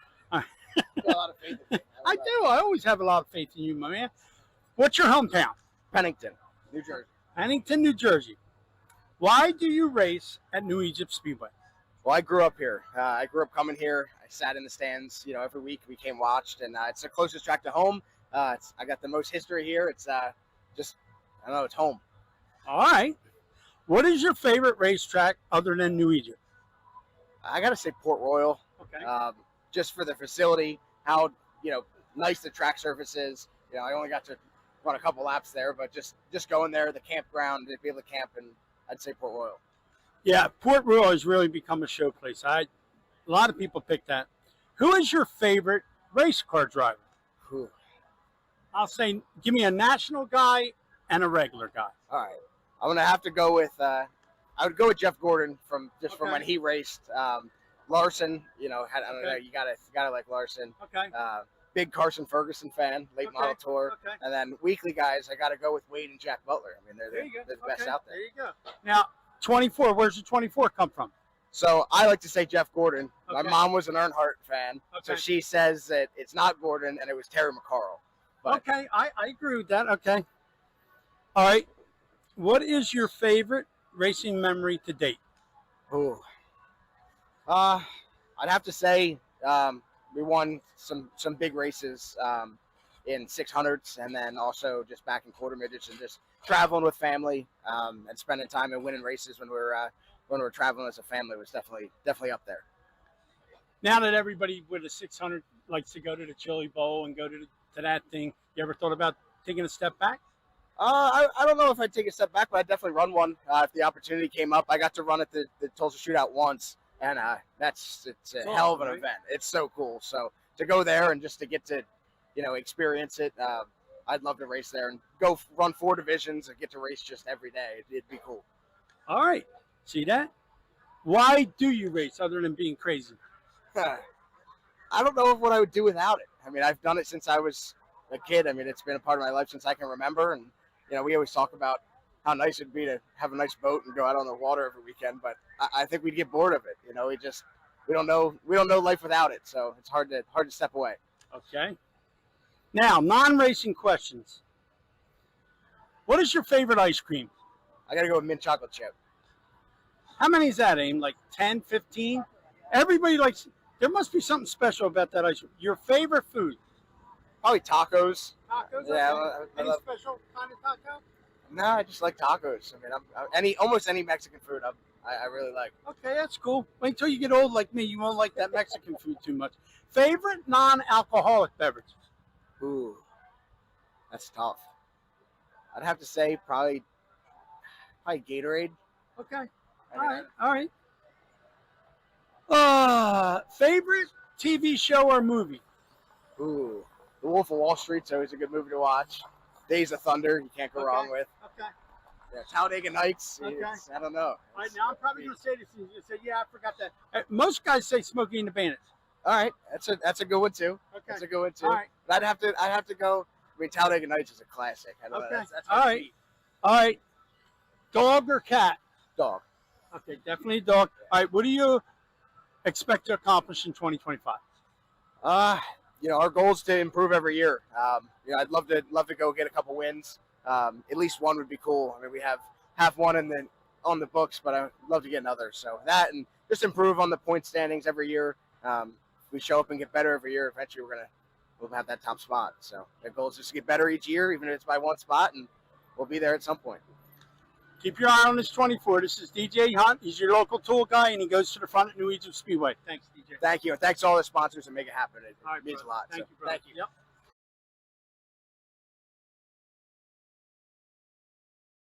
Training Tales was born out of love between its founder, Tom, and his dog, Brandy. Tom realized that proper training and communication deepens the relationship between an owner and their dog. Training Tales provides a place for dogs of all sizes to run, play, and learn. Our large doggy daycare allows your dog to run and play with friends under professional supervision. We have 8 separate daycare areas based on size and play style, an outside pool, climate control for all seasons, and a dog daycare bus for pickups.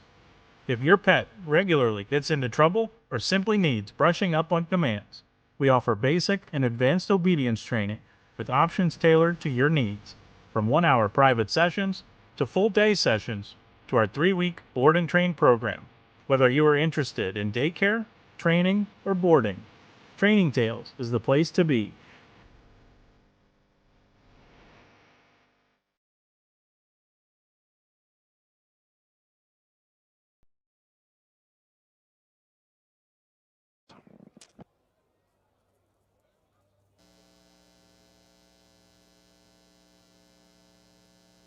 And we'd like to welcome everybody back in on YouTube who is watching from home.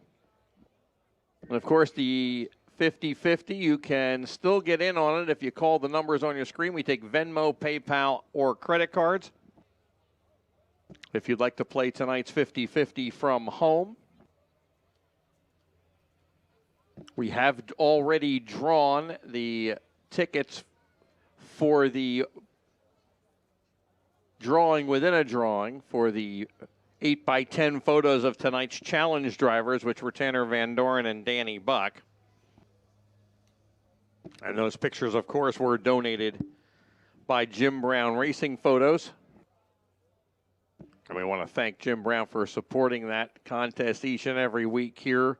That's something we just started the last 2 weeks.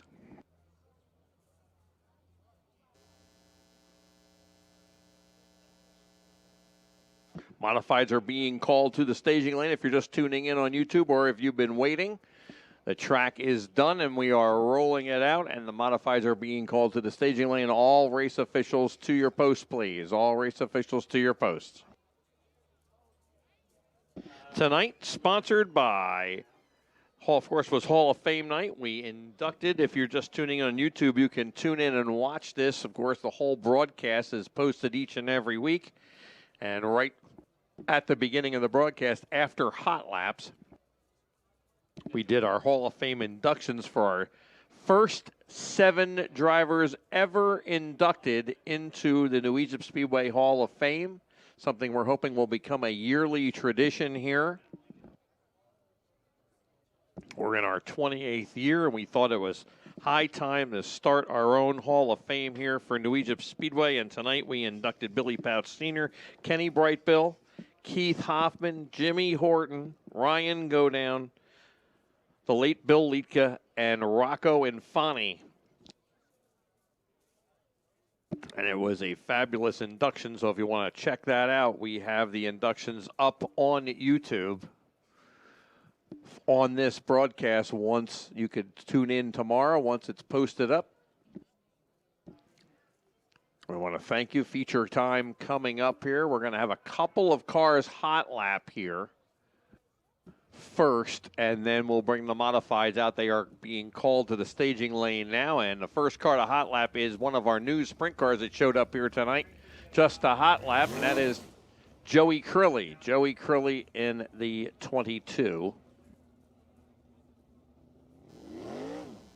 And tonight's Hall of Fame night sponsored by Training Tales Doggy Daycare and Training, located in Central Delaware.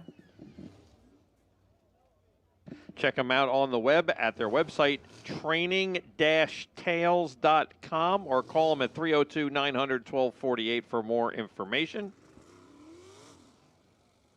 Training Tales putting up an extra $59 to each of the 24 finishers in the Swagger Factory Apparel Crate Sportsman Division night tonight, making it $1,059 to win and $159 to start. Of course, Swagger Factory Apparel Crate Sportsman.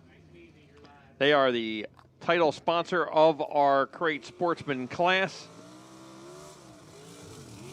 They bring top-notch race gear crafted with precision and style with a legacy of over 20 years in the industry. Their mission is to provide race enthusiasts with premium products that embody the essence of speed and quality. Swagger Factory Apparel provided New Egypt Speedway with our official shirts and the infield fire suit.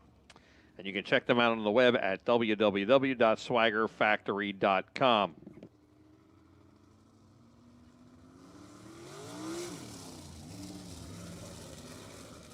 If you just tuned in, you also missed our Fastline Performance Rookies Championship. We had co-winners after the two features tonight. Hunter Plosky in the 27 and Aiden Spencer in the 921 will share the honor of being the 2025 co-champions in the Fastline Performance Rookies. They will now graduate into the Sportsman class starting next week. Fastline Performance, a full shock repair center located in Chadwicks, New York. They have race-winning shocks, whether it be Fox, Penske, DIG, Bilstein, or Integra. You can like them on Facebook at Fastline Performance to learn more.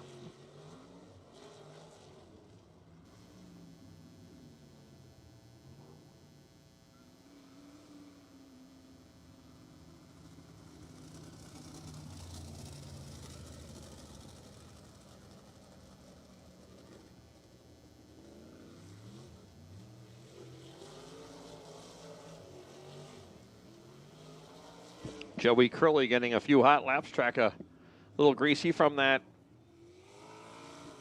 track prep.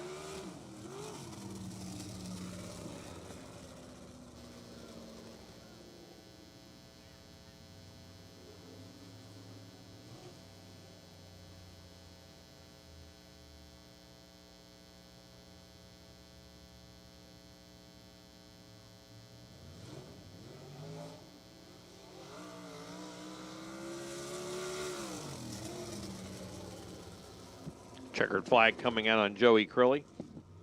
Folks, next Saturday night is our Mr. Crate Classic, the yearly event.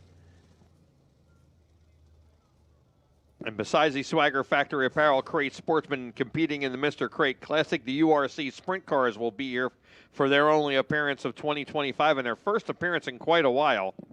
The XTP Street Stocks, the Northeast Wingless Sprint Cars, the Vintage Cars, and the Four Cylinders will all be here next Saturday night, as the modifieds will be off.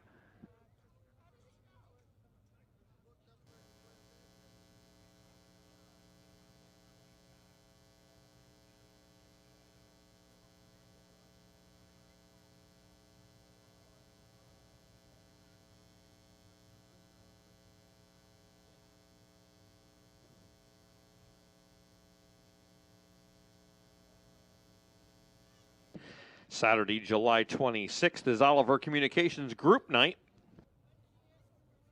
Oliver Communications Group Night is modifieds, the Swagger Factory Apparel Crate, Sportsman, the 4 cylinders, and the modified match races. That is 2 weeks from tonight on July 26th. And Saturday, August 2nd is New Egypt Auto Body Night. That's modifieds, the Mass 305 Sprint Cars, the XDB Street Stocks, and the Vintage Cars. Coming up in a week and a half, it is Give Back Night at the Roost. 10% of the proceeds will go to the Tunnel to Towers. And they'll have race cars on hand at the Roost Restaurant up at Cream Ridge Golf Course, right up the road here, 10 minutes up the road. Plus giveaways and prizes. Come on out and hang out with the fellow racers and fans for a great cause. That is Tuesday night, July 22nd. As the modifieds roll out, let's give you the starting lineup for tonight's modified feature event. Starting on the pole out of Fairfield in the Bel Air Transport number 27 is Frank Venezia. Lining up alongside of him in the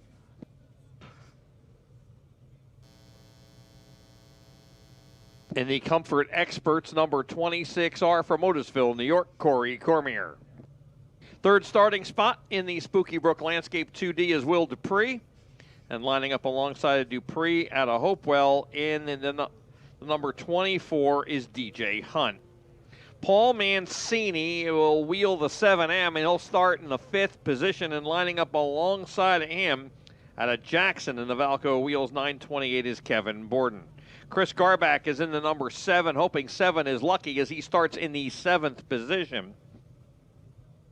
And starting outside of him, outside of row number 4, in the 3V, that is Dominic Buffalino. Dom Buffalino in the 3V, starting 8th. 9th starting spot from Vineland in the 13T is Anthony Tramontana.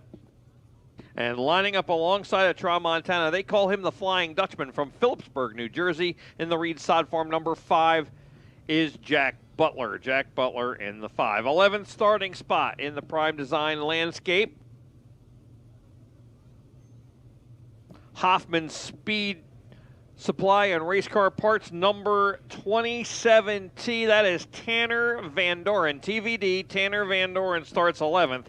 And alongside of him are two-time defending champion, 61 career wins here, 6 championships in all. Driving the Izzy Trucking and Rigging Ellery's Neighborhood Pub and Tavern number 26, the Ringo's Rocket Ryan Godown. 13th starting spot, driving the Marvels Portable Welding Pioneer Pole Building number 1 out of Frenchtown, the Kid's Kid, Billy Pouch Jr.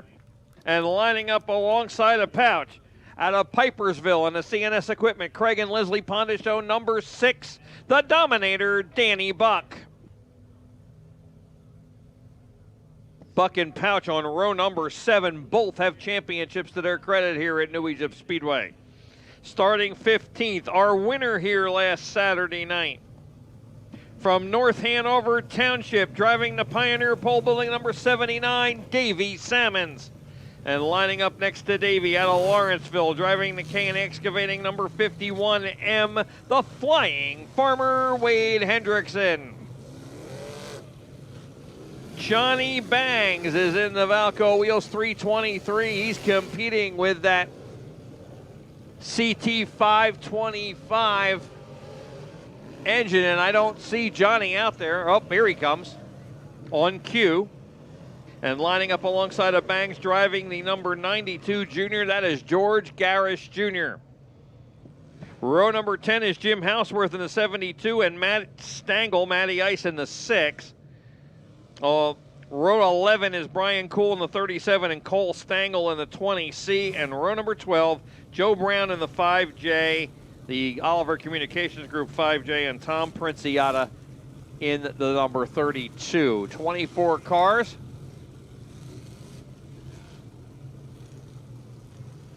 Pete, they're going to be given a couple of hot laps just to work in the intermission track prep to make sure everything is good. So a couple of quick laps just to run in that extra moisture, Make sure those soft spots are nicely sealed over at the inside of turn 2 and turn 3.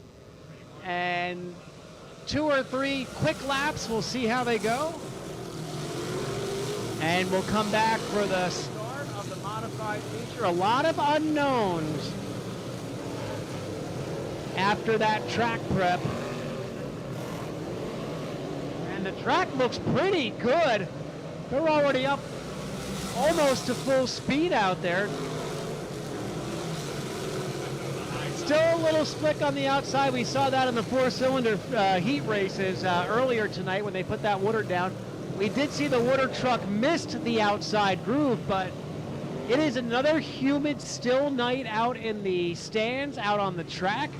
And these high humidity nights tend to lock in the moisture, especially once the sun goes down. So, Pete, I think it's going to be a darn good modified feature. Again, like we've seen, pick out 18 cars. Anybody has a shot to win this one, especially with the new smoothed over inside grooves as the yellow flag comes back out and we get ready for a start. But everybody needs to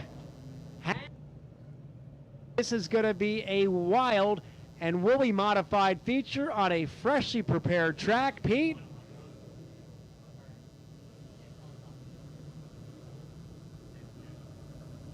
Should be good. They're lining up 2 by 2, getting ready for the wave lap.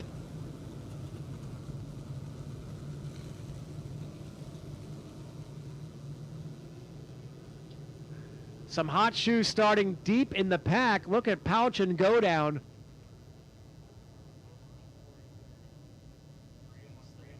Last week's winner, Davey Salmons in the 79. Now they're getting side by side.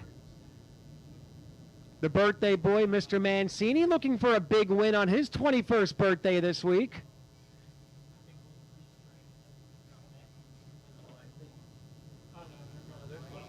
And it looks like we're getting ready for a 4-wide salute, Pete. A 4-wide salute for the fans.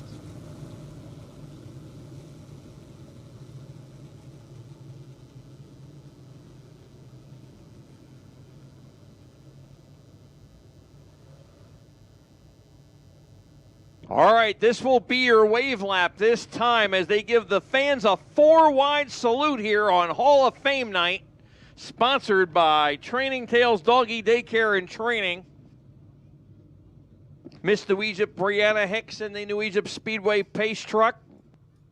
She's waving at the fan. Let's wave to all the racers down the front here. 4 wide in the salute to the fans.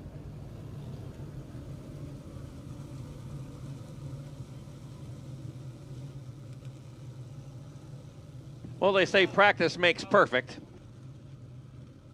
They'll go back to 2 wide here, and we'll check the field one more time.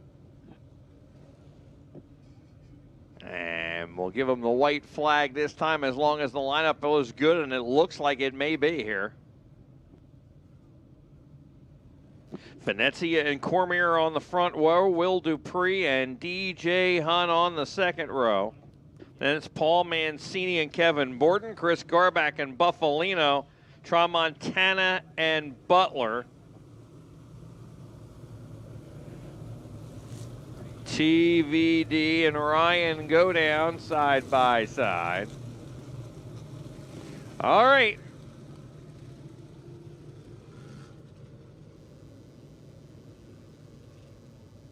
Race fans, it is time for your modified feature event, 30 laps to distance. Are you ready to feel the thunder in the pines? Because the modifieds are ready to go racing.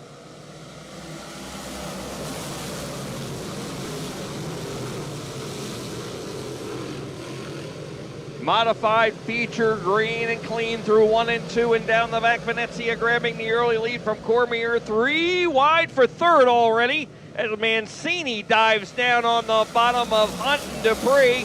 They'll come down the front straightaway that way and into turn number 1.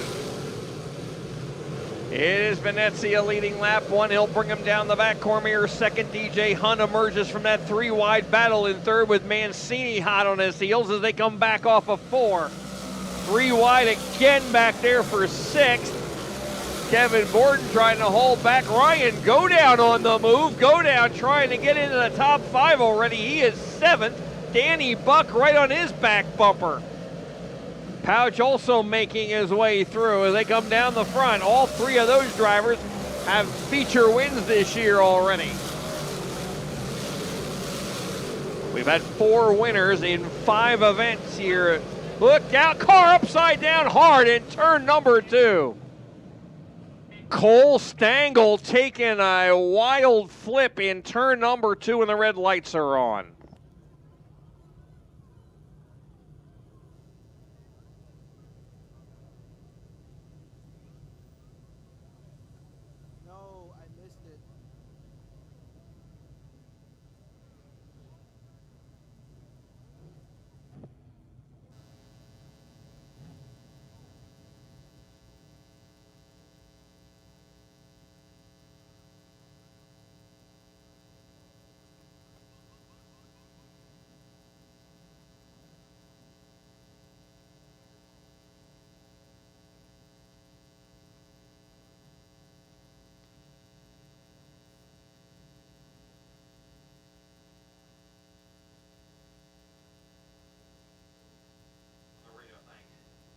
And Cole Stengel has told the crew over there he is okay in the 20C. Boy, that was a wild flip in turn number 2, and we are showing replays on YouTube, and we'll turn it over. Jim's looking at it right now.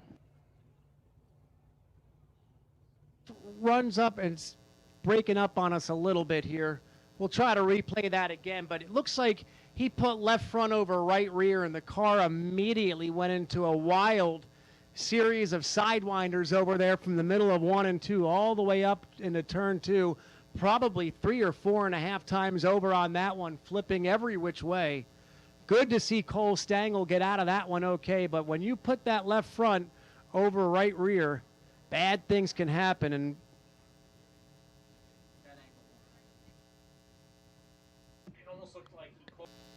yeah, a little grainy there on the replay and from the camera angle we have.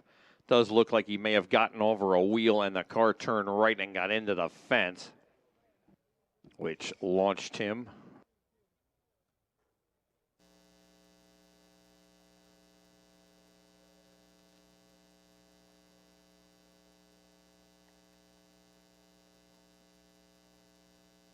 Actually, I don't think he got into the fence. I think he just dug in and started flipping.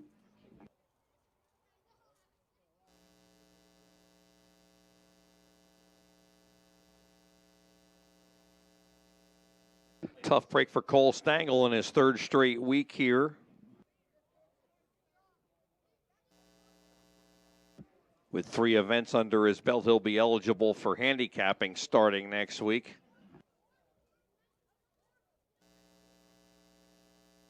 Hopefully that car is not too bent up. But boy, he took a wild ride, flipping several times.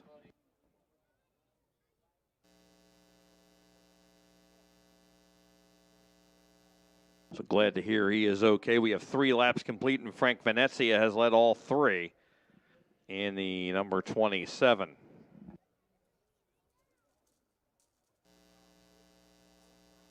The fast movers so far have been Ryan Godown and Danny Buck. So I believe they run 7th and 8th currently.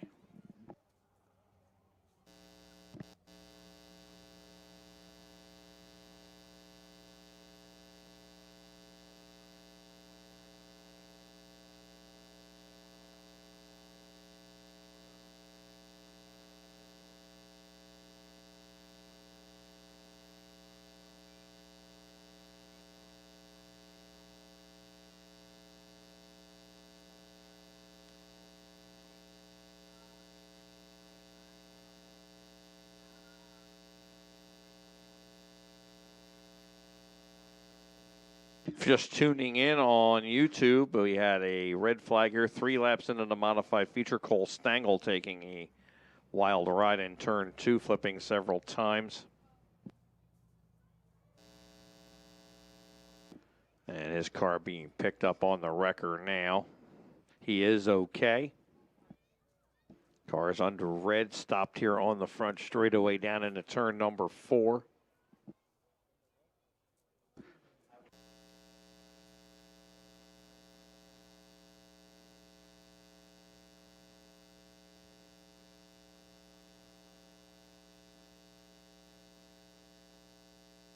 Frank Venezia, the early leader here over Corey Cormier and DJ Hunt.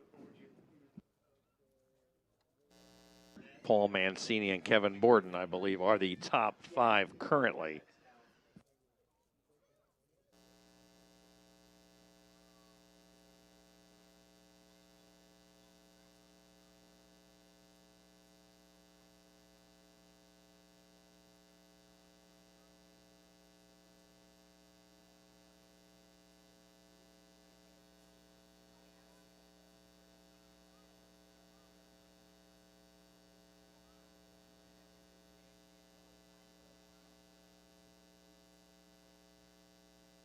And the wrecker getting a different angle here now. They've got the car rolled back on the 4 wheels.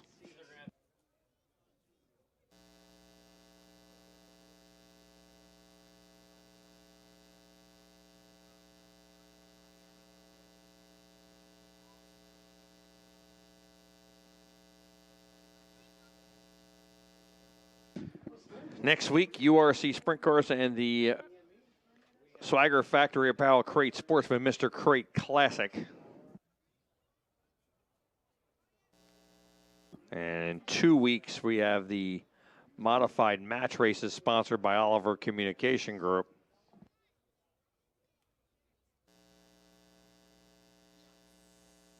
That's our next 2 Saturdays coming up. Folks, if you were looking to go to the Short Track Super Series race, which was changed because of heat at the end of June, pushed back 2 weeks to this past Tuesday. This past Tuesday, with thunderstorms predicted, they postponed it a second time, and that was a smart move as we had very, very heavy thunderstorms and tornado watches and warnings going on later on in the evening, so it was good that that was a smart move.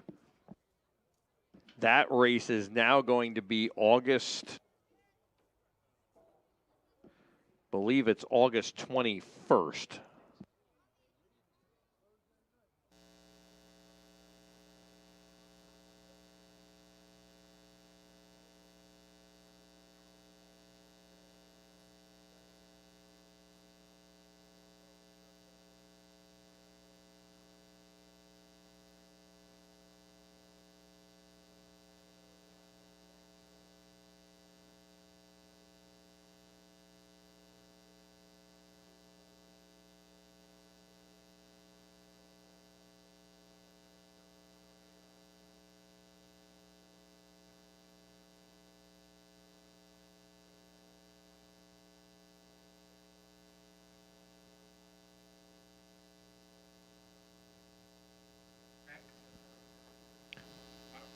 So, folks at home, you're looking at the remnants of Cole Stengel's once pristine, beautiful modified, now being carried off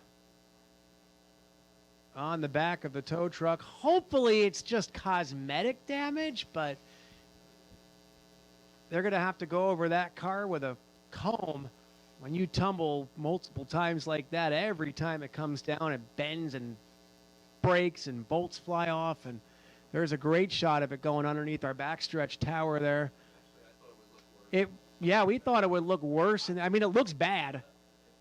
It looks bad, but it still resembles somewhat a modified race car, and hopefully the Stengel folks can get that fixed. Cole, a great addition here to our strong weekly fields. Tough to see anybody go off. Haven't had a lot of cars upside down this year, thankfully, but unfortunately, that went in a big way as we get ready to resume on lap number 4, our 30-lap modified feature.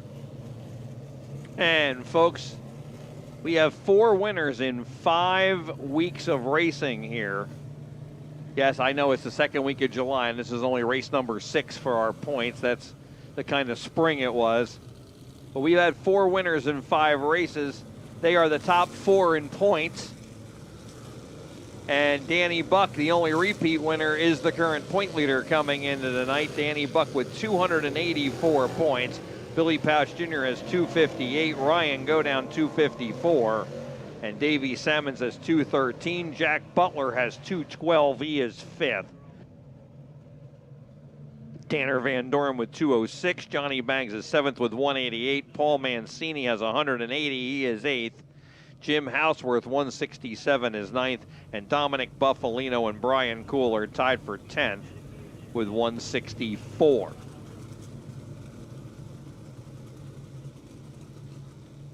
All right, lights go off around the Speedway as they are 2x2. Lights are off on the pace truck, and we're ready to go back modified racing here at the New Egypt Speedway.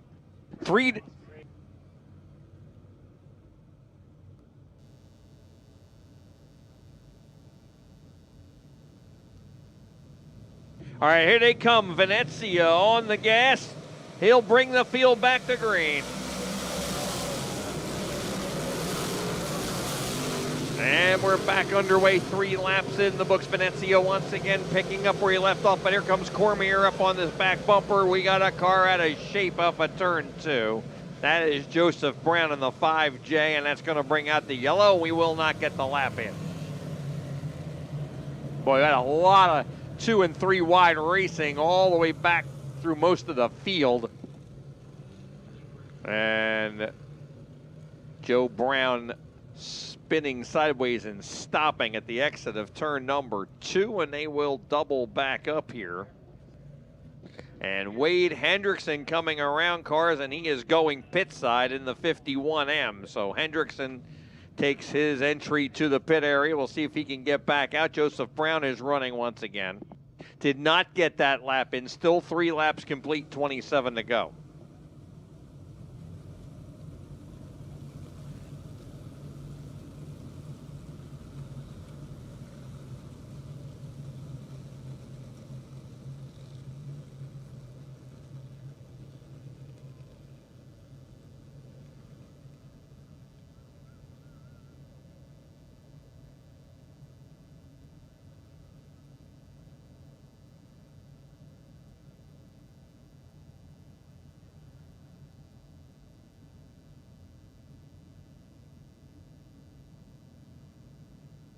$22 cars on the track of the 24 starters. Of course, Cole Stangl flipping and bringing out the red, and now a yellow for Joseph Brown, who has rejoined.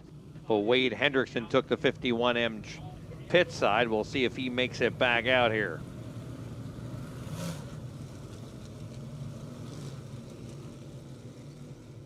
Lights are off. We're going back green.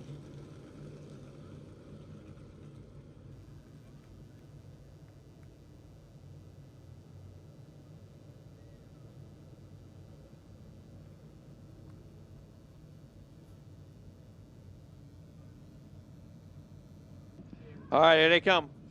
Up to Venezia once again. He chooses the inside lane, and we're back to green. Tight racing into turn number 1. DJ Hunt made it 3 wide for the lead, but then drifts back, and Mancini goes by him for 3rd. Cormier on the outside, grabbing the lead by half a car length. Venezia to the inside of him. Cormier is going to lead lap 4. But he won't, because the yellow lights are on. And it's the exact same spot. Look out, Davey Sammons pulling into the infield.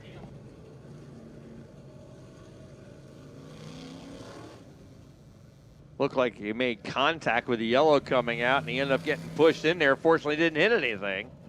Chris Garback in the 7 and Joe Brown in the exact same spot Brown spun out on the last lap. They are together over there. The track crew will check on them as Davey Sammons will return to his position there. On that restart at slow speed in the back of the pack, and they just couldn't get unhooked, and Garback a little bit sideways, but a very slow speed bumper locking incident. They may need to get the tow truck out to separate the two. Joe Brown having a night he'd rather forget at this point, and an adventurous 3 laps so far in turn 2.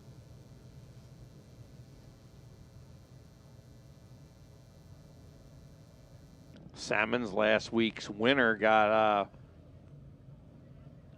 I caught it right as it happened, and just a quick observation, it looks like he caught a break there because a car got into the back of him. The yellow was coming out, guys were slowing down, and somebody got him from behind square, but he got turned into the infield, and he just slid into the dirt and drove around Victor Lane, came back out on the track, goes right back to his spot.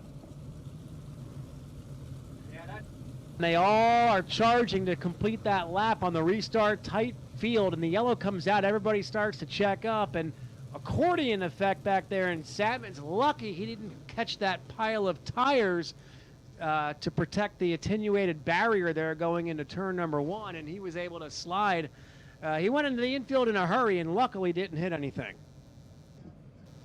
Yeah, if that happened in many other places on the track, he's probably into the inside guardrail or into those tires, like you said, with some damage. So not only maintains his spot, which is still pretty far back in the middle of the pack there. All right, so Frank Venezia is your leader in the 27 because we revert back. We still only have 3 laps complete. Corey Cormier running second in the 26R. Don Conway, please report to your car immediately. Don Conway, please report to your car immediately, please. And we have the cars unhooked, and Garback coming back around. Looks like Joseph Brown has gone to the pit area in the 5J. I do not see him on the track.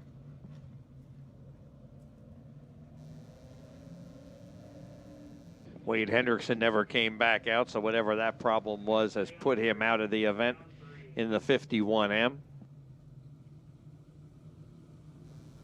Well, that is true. We have not completed a lap, so if Hendrickson was working on the car, he could get back out. Joseph Brown is back out, so now 22 cars back on the track.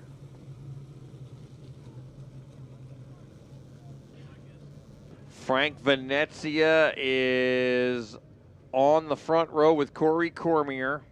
Cormier had gotten the lead with a side-by-side battle going and was going to lead lap 4 when the yellow flag flew again. DJ Hunt and Paul Mancini battling for that 3rd spot. Keep your eye in the middle of the pack on row number 4 with Go Down and Buck as we go back to green. Into 1 and 2, 4 wide momentarily there. Now they're down to 3 wide with Go Down and Buck side by side, making a 3 wide with Mancini. The top 3 are nose to tail, Venezia, Cormier, and Hunt. Venezia is going to lead lap 4, Go Down and Buck to 4th and 5th. Mancini is 6th. He tries to cross back over. Borden right behind him. Then Tanner Van Doren and Pouch. Down the back, Venezia leading the way into turn number 3. Cormier in the 2nd spot. Go Down, digging hard on the inside. He will get under DJ Hunt into the 3rd spot. Look out, turn 4. We got a car facing the wrong way on a one-way street.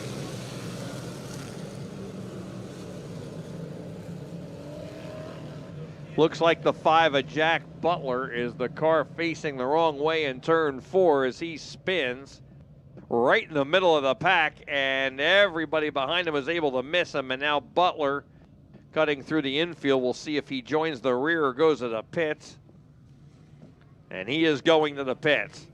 The Jack Butler heading pit side.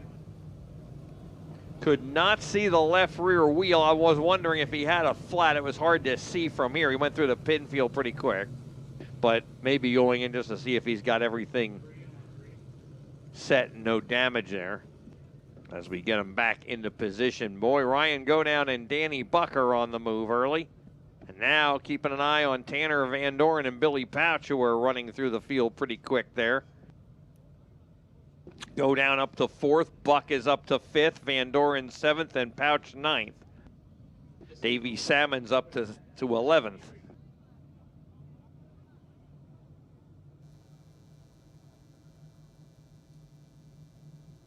7 of Chris Garback headed to the pit area as well.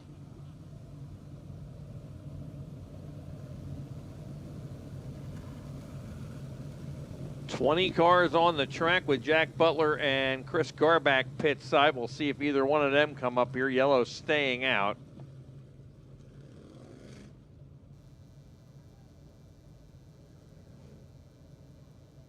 I think Jack Butler getting a lap here. Anytime the driver gets a flat and the yellow's out, we give him a lap.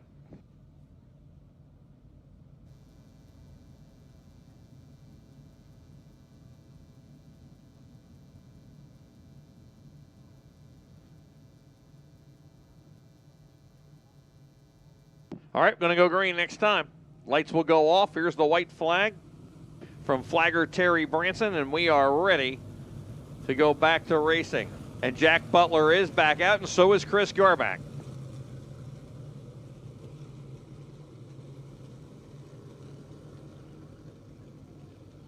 Still at 22 cars.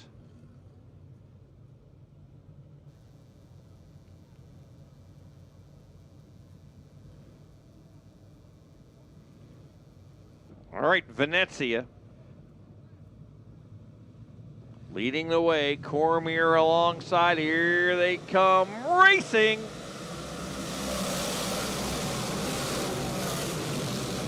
Back underway. Got a 3-wide racing going on. Back in the middle of the pack. We got everybody moving down the backstretch.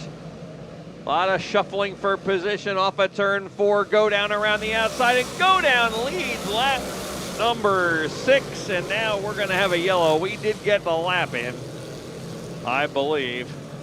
Brian Cool in the inside guardrail. George Garris was over there.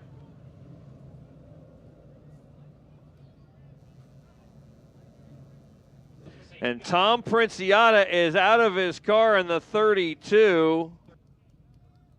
And when the red lights, that'll bring the red light on, and Princiata is not happy with someone. And it looks like he's crossing Brian Cool off his Christmas card list. Track officials quickly there to separate them. That brings the red out. Anytime a driver gets out of the car on the racing surface, automatically brings out the red, and they are done for that event. State rule, that is correct. That is a state rule in New Jersey. If you get out of your car for any reason other than a fire or a serious safety issue, if it's to confront another driver, that is frowned upon by the state police of New Jersey, who controls the rules and regulations for racing in the Garden State. So that is going to be a DQ, and I'm sure he'll have a stern talking to by our race director before the night's complete. George Garris, who was involved, quickly pulled away and exited the track while we were still yellow before Princiata got out. And it's a shame we can't seem to get a flow going here. The last couple of races, we've only had like 1 or 2 yellows, and this race we've had a little bit of a struggle, but you know, some nights are like that, and I'm sure they'll settle in here. But we've had some great racing at the front, and Go Down getting around several cars with a great move in turn 4 there, Jim, right before the yellow came out, and they got the lap in, I believe. So I believe we have 6 complete, and Go Down's the new leader. In mid-pack caused that one. Brian Cool's front end really torn up against the inside wall. Did not see how it began, but it was just a lot of cars going for that same piece of real estate as we've seen a couple times here so far tonight. It was a clean night until the modified feature.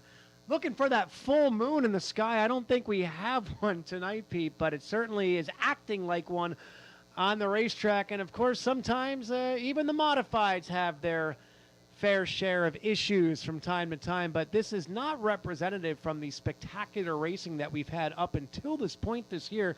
And I'm sure once we can get a rhythm going, you'll see more of that. Still a lot of fast cars mired in mid-pack And we'll see. Ryan Godown, very tough to catch when he's out front, but it's happened before. He's not unbeatable while he's in the lead. So we will see who can challenge for him if we can get a nice run of laps going here and get rid of this yellow and red fever that we've been under.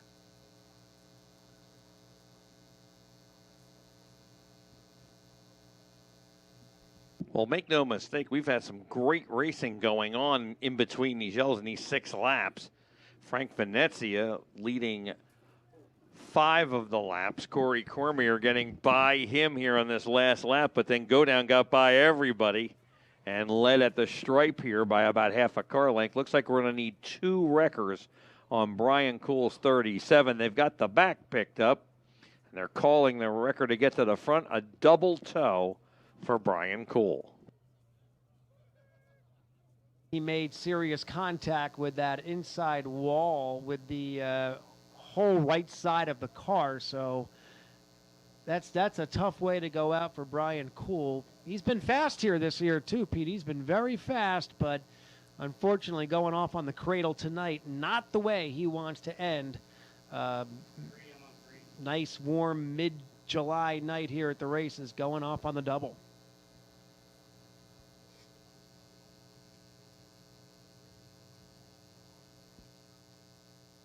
So we'll see if Garris can make it back out. Obviously, Princiata and Cool will not.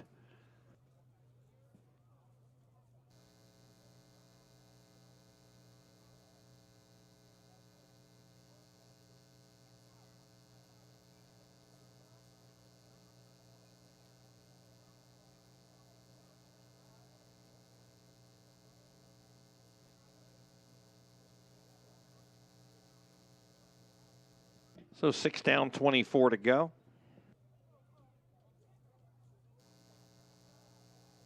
Folks, next Saturday night is the Mr. Crate Classic for the Swagger Factory Apparel Crate 602 Sportsman. Of course, they have their feature to run yet tonight. The URC Sprint Cars will be back for the first time in numerous years and will join the Crate as co-headliners for next Saturday. The Extreme Diesel Performance Street Stocks, the Northeast Wingless Sprint Cars, the 4-cylinders, and the vintage cars all here next Saturday night. And then the following Saturday is Oliver Communications Group night, modified Swagger Factory Apparel Crate Sportsman 4-cylinders, and the modified match races. If you're a fan of sprint cars, you want to be here next Saturday night. Winged and wingless sprint cars. URC sprint cars and Northeast wingless sprint cars. So you've got a little something for everybody. If you're a sprint car fan, you want to be here. We are expecting a stout field of Crate Sportsmen still up tonight. Their feature coming up next, but we're expecting a lot of Crate Sportsmen to come out next week.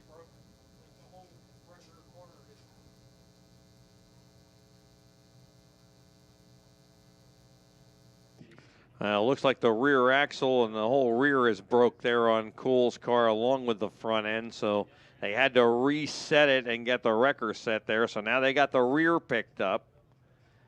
And then the other wrecker will pick up the front end, it looks like here, and they'll cradle that car back. He parks right across from the turn 4 gate. So I believe they'll probably take it right in there if they can. Princiata's car.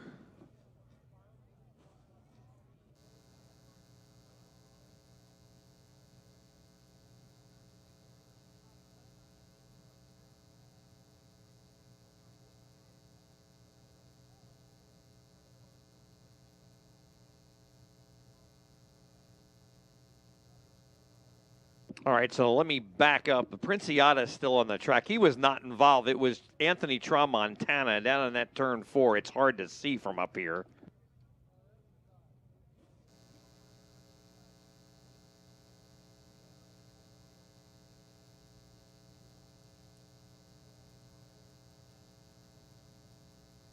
So it was Anthony Tramontana that got out of the car. So my apologies to Tom Princiata. He'll get a laugh out of that. And he'll bust my chops about it too afterwards.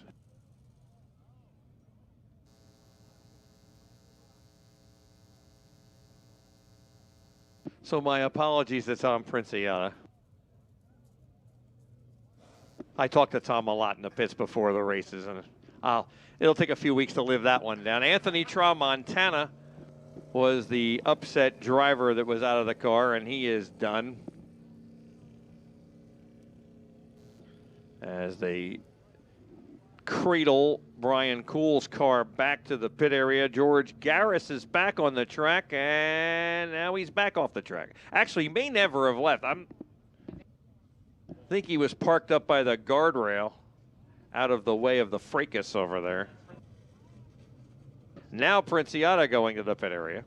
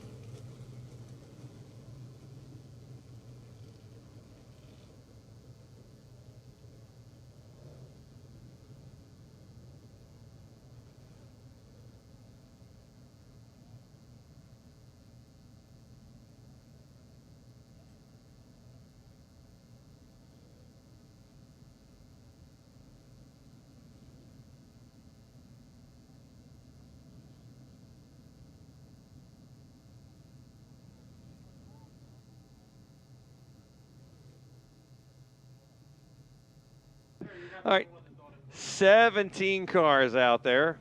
Go down your leader. Pair of 26s on the front row there as the yellow will stay out here.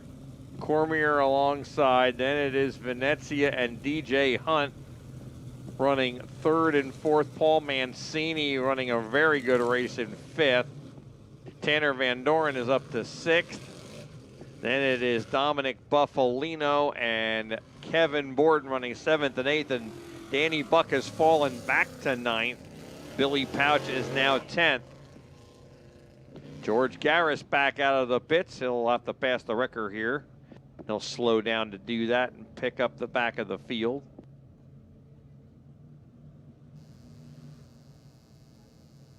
And Princiata's back out. So now we have 19 cars on the track out of the 24 that started.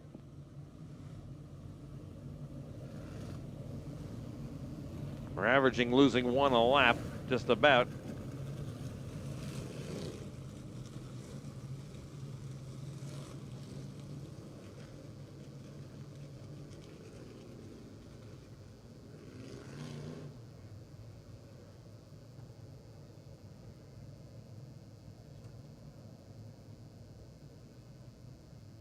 All right. Lights are off. Here we go. It is up to the leader, Ryan Godown. He kicks the wheel, and we are green. And we're back underway with the modifieds through 1 and 2 is Godown leading Cormier down the back. Cormier right behind him, and DJ Hunt. Tanner Van Doren now up to fourth, but Mancini underneath him as they go side by side for the position. Danny Buck working his way through the inside. Him and Buffalino race side by side. Whoa, they make some contact there. Buffalino will lose several spots. He's back near the back of the top 10 now. He was up on the outside as they come back down the front. Van Doren working on DJ Hunt for the third spot. It is Godown opening up 6 car lengths on Cormier. Van Doren underneath DJ Hunt. Now they're side by side all the way down the back and into third, number 3. Mancini in the 5th position, running a good race with Danny Buck right behind him. Buck will take a look to the inside. Matt Stangl has been very quiet coming through the field. He is up to 7th now in the number 6. Pouch is 8th. Then it's Borden and Davey Sammons.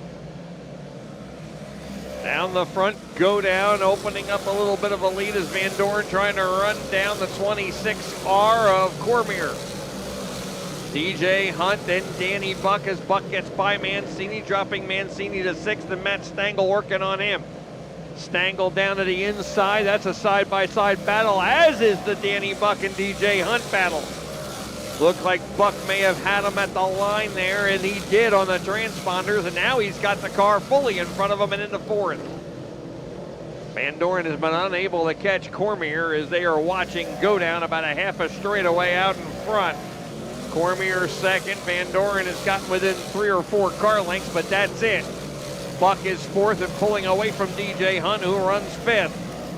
Mancini, Matt Stangl, Pouch, Borden, and Salmons the top 10, and Buffalino dropping out.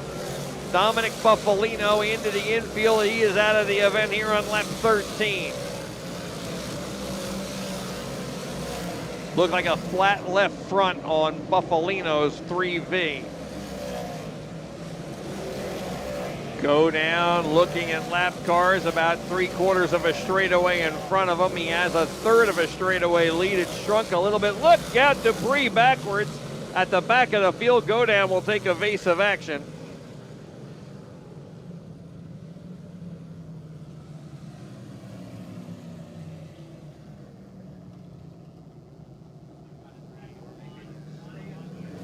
Chris Garback going pit side as the yellow comes out here. Garback taking it pit side.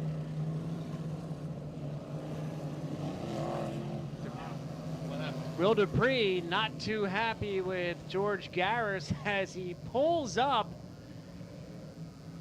to say, I am not pleased with how you just raced me.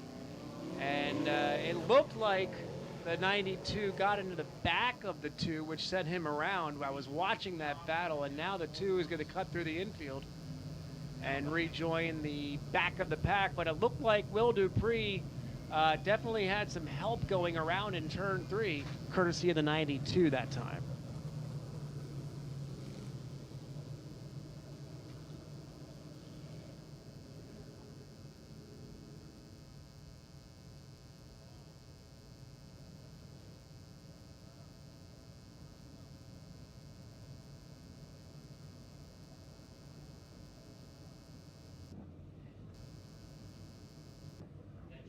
So Dupree and Garris were battling at the rear of the field there.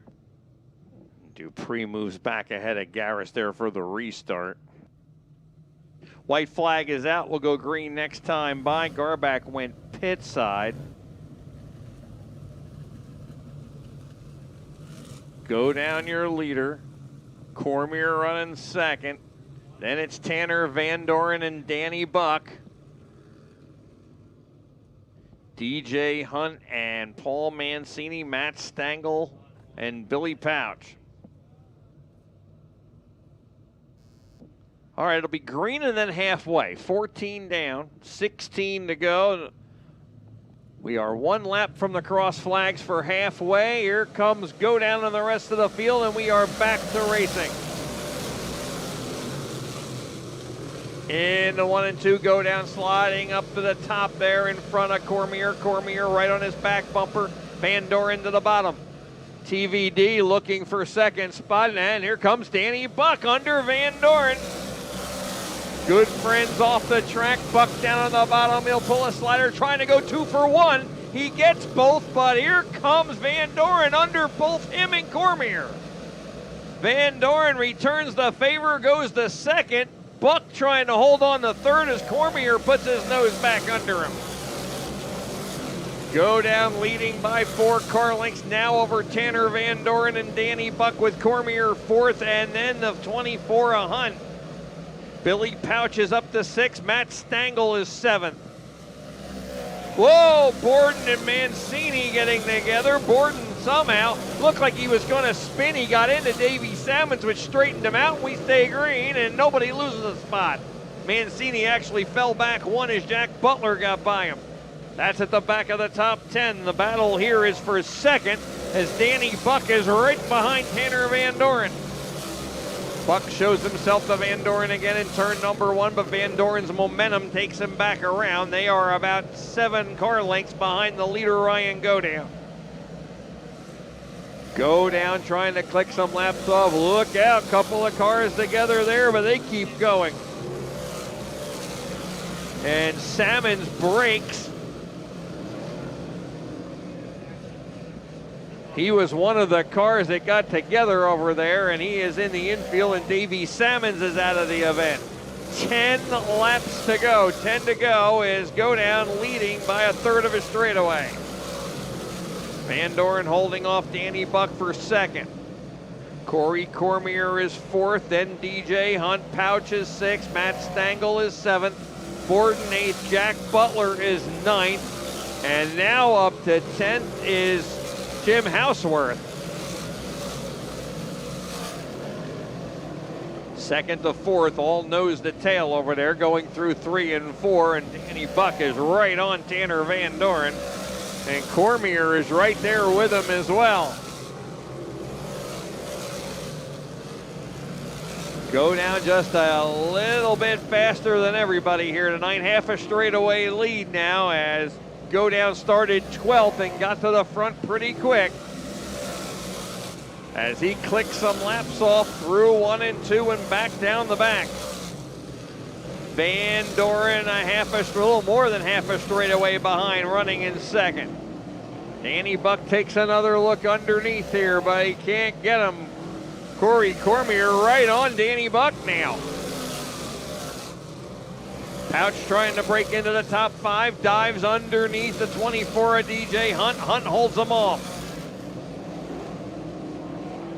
It's all Ryan Go Down at the 5 to go sign. The hi, how are you lap. 5 laps to go on the field. Van Doren running a distant second, but he's got Danny Buck right on his back bumper.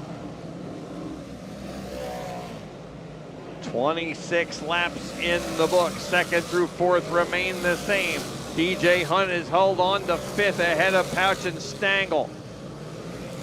The battle really is for second. Danny Buck is all over the back bumper of Tanner Van Doren and getting a nose next to him. And here comes Cormier under Buck again. Those 3 cars running in close quarters and nobody's been able to pass anybody. Pouch dive bombs underneath DJ Hunt. Hunt's momentum brings him back. Pouch was almost a full car length in front of him, and Hunt races back around him. 2 laps to go on the field, 2 to go.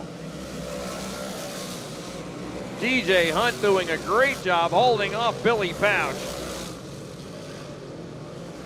It'll be the white flag this time for Ryan Go Down.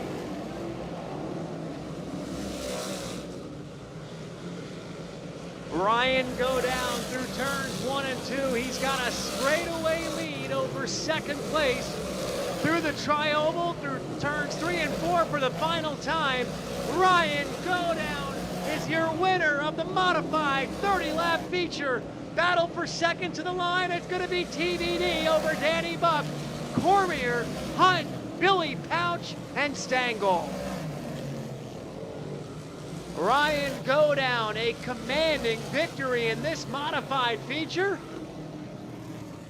He'll go to the scales after a wild and woolly first half.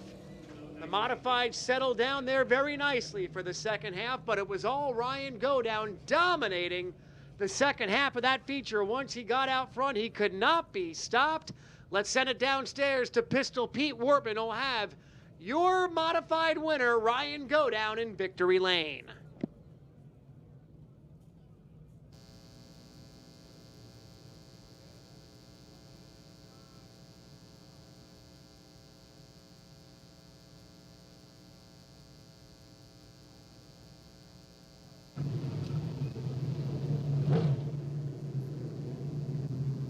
Well, Ryan Go Down in victory lane, back for the second time this year, 62nd of his career, and the second straight night as he was the winner at Georgetown, Delaware last night.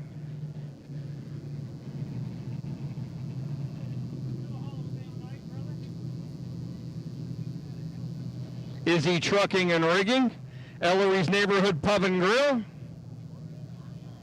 SPI Transport Systems, Creston Hydraulics, Boss Snowplows, Strober Wright Roofing, Norcia. Bill Brown and Company, Powtech Powder Coating. David Banco Plumbing and Heating. Ryan getting all the apparatus off.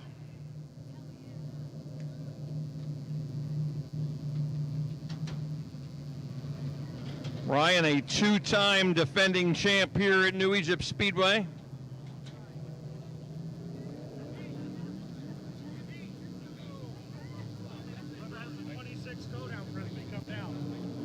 And whoever has the Ryan Go Down Frisbee, come on down to victory lane. Let's hear it for the Ringo's Rocket. Ryan Go Down. And we'll get a word from Ryan. Well, Ryan, 2 nights, 2 wins. That's a pretty good weekend, but that one was kind of hard work for there in the beginning, wasn't it? Yeah, but I tell you, I can't thank the crew enough. That was a splendid car. I mean, I couldn't ask for a better car than we did. And, the guys were going everywhere in the beginning of the race, which is rightfully so. But I just tried to keep my cool. And we had a good start. We picked a couple off real quick and was able to get, the hardest one was between the 923 and the Buffalino. You didn't which way to go. And I actually got a really good restart the last time. And then able just to pick away.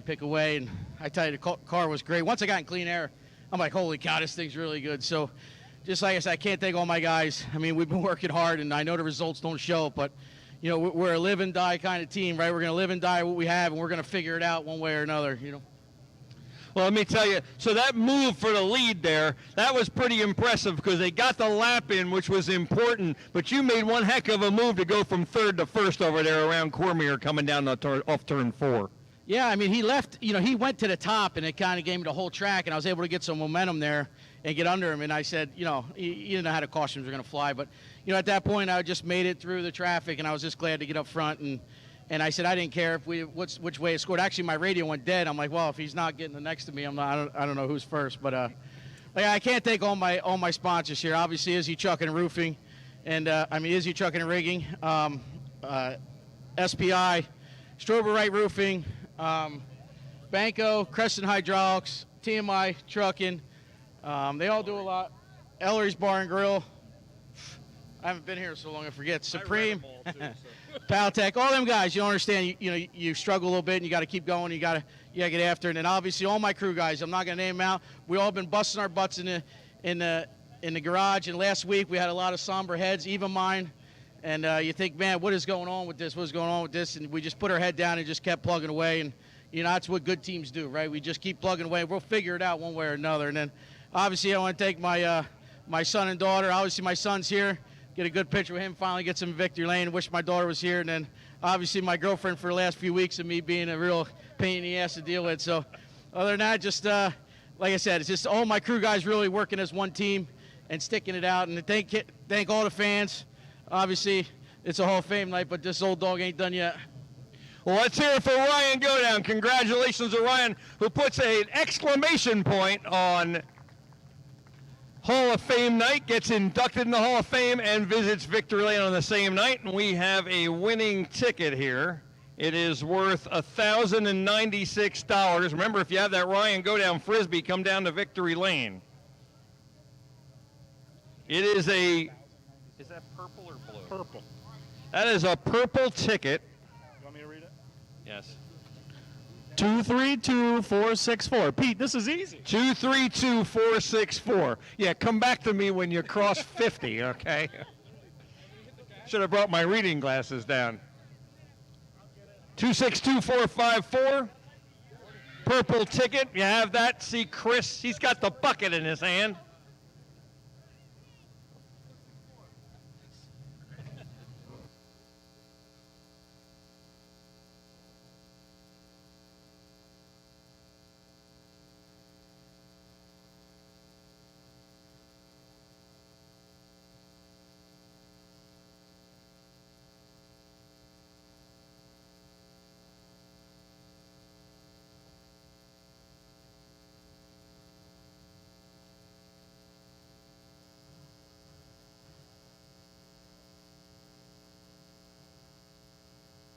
Folks, we still have one more feature to come. You can see the cars lining up in turns 3 and 4. We'll have the lineup for that momentarily as victory lane ceremonies continue for the Ringo's Rocket. Ryan, go down. And we will be bringing you the lineup for the Sportsman momentarily.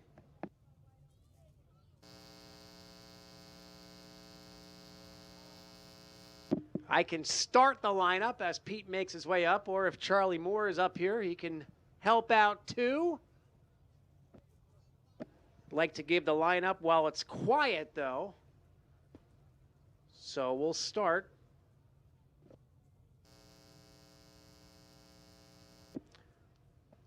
On the pole, driver of the S2, John Scarpati. John Scarpati in the S2. On his outside, number 43 from Beechwood, that's Stephen Puglisi Jr. Stephen Puglisi out of Beechwood in the 43. On the inside of row number 2 is the 3WP of Will Protinick from Robbinsville. And on his outside, from up the street in Cream Ridge, in the number 20, Ryan Simmons. Lexi Wilson so close to her first victory a couple weeks ago out of Southampton in the 1W will start 5th. And on her outside from Washington in the 17, it's Dan Fleming. Glenn McIntyre will start 7th out of New Egypt. Matt Ellery will start 8th from South Plainfield. With the rest of the lineup, here's Charlie Moore. Going 9th out of Piles Grove Township, New Jersey, will be Ethan Bill in the 14. Going 10th will be the 89 of Mike Toth out of Hellertown. Going 11th will be Nick Van Wickle out of Jacksonville, New Jersey in the 41. Ryan Heim out of Parkertown will go from 13th in the 18. Ryan Krasinski out of Somerset, New Jersey in the 18R will go from 14th. TMJ Tom Moore Jr. will go from 14th out of Middletown, Delaware in the 59. Dylan Morris out of Cookstown, New Jersey will go from 16th in the 34. Pat Wall out of Cream Ridge will go from 17th in the 5W. Ryan Mayer in the 51 will go from 18th out of Neptune. Sean Cook will go from 19th out of Whitestown, New Jersey in the 9X. Robert Teat out of Southampton, New Jersey will go from 20th in the 30T. Steve Davis will go from 21st in the 72 out of Cream Ridge, New Jersey. Hunter Plasky out of Ringo's, New Jersey in the 27 will go from 22nd. And Aiden Spencer out of Bordentown, New Jersey will go from 23rd. That is your starting field for your Crate 602 Sportsman main event, 29 laps.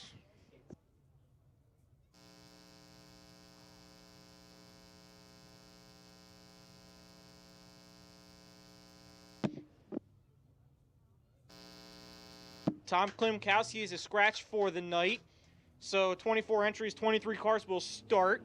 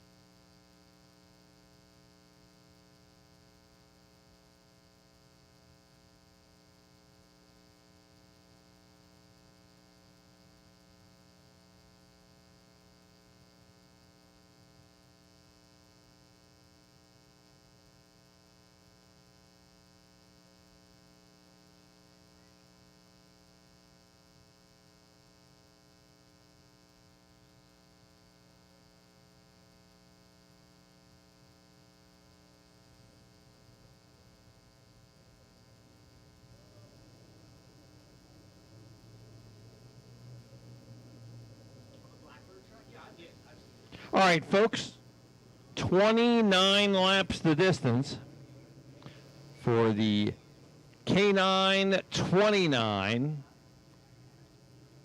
for the Swagger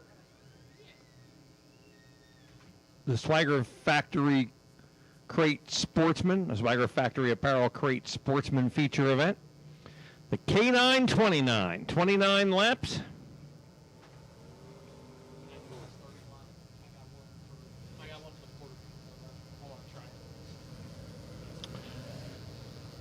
Charlie Moore up here helping me out from the Blackbird Quarter Midget Association, getting his first chance to announce the big cars here with me. And he'll be bringing them to the start here once we get them formed up here.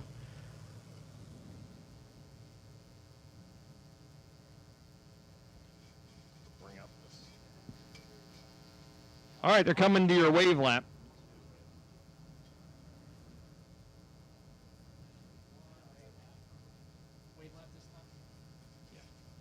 Wave lap this time by Wave It for your favorite tonight, the Swagger Factory Apparel Crate 602 Sportsman for the K929.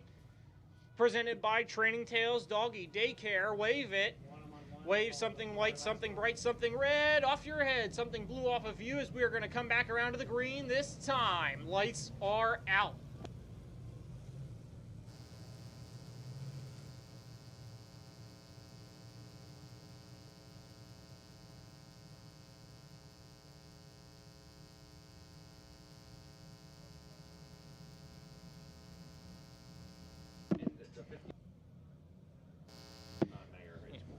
Scarpati, Puglisi. Ladies and gentlemen, you no longer have to wait. The ground's about to shake. The Crate 602 Sportsman feature event is green off at corner number 4.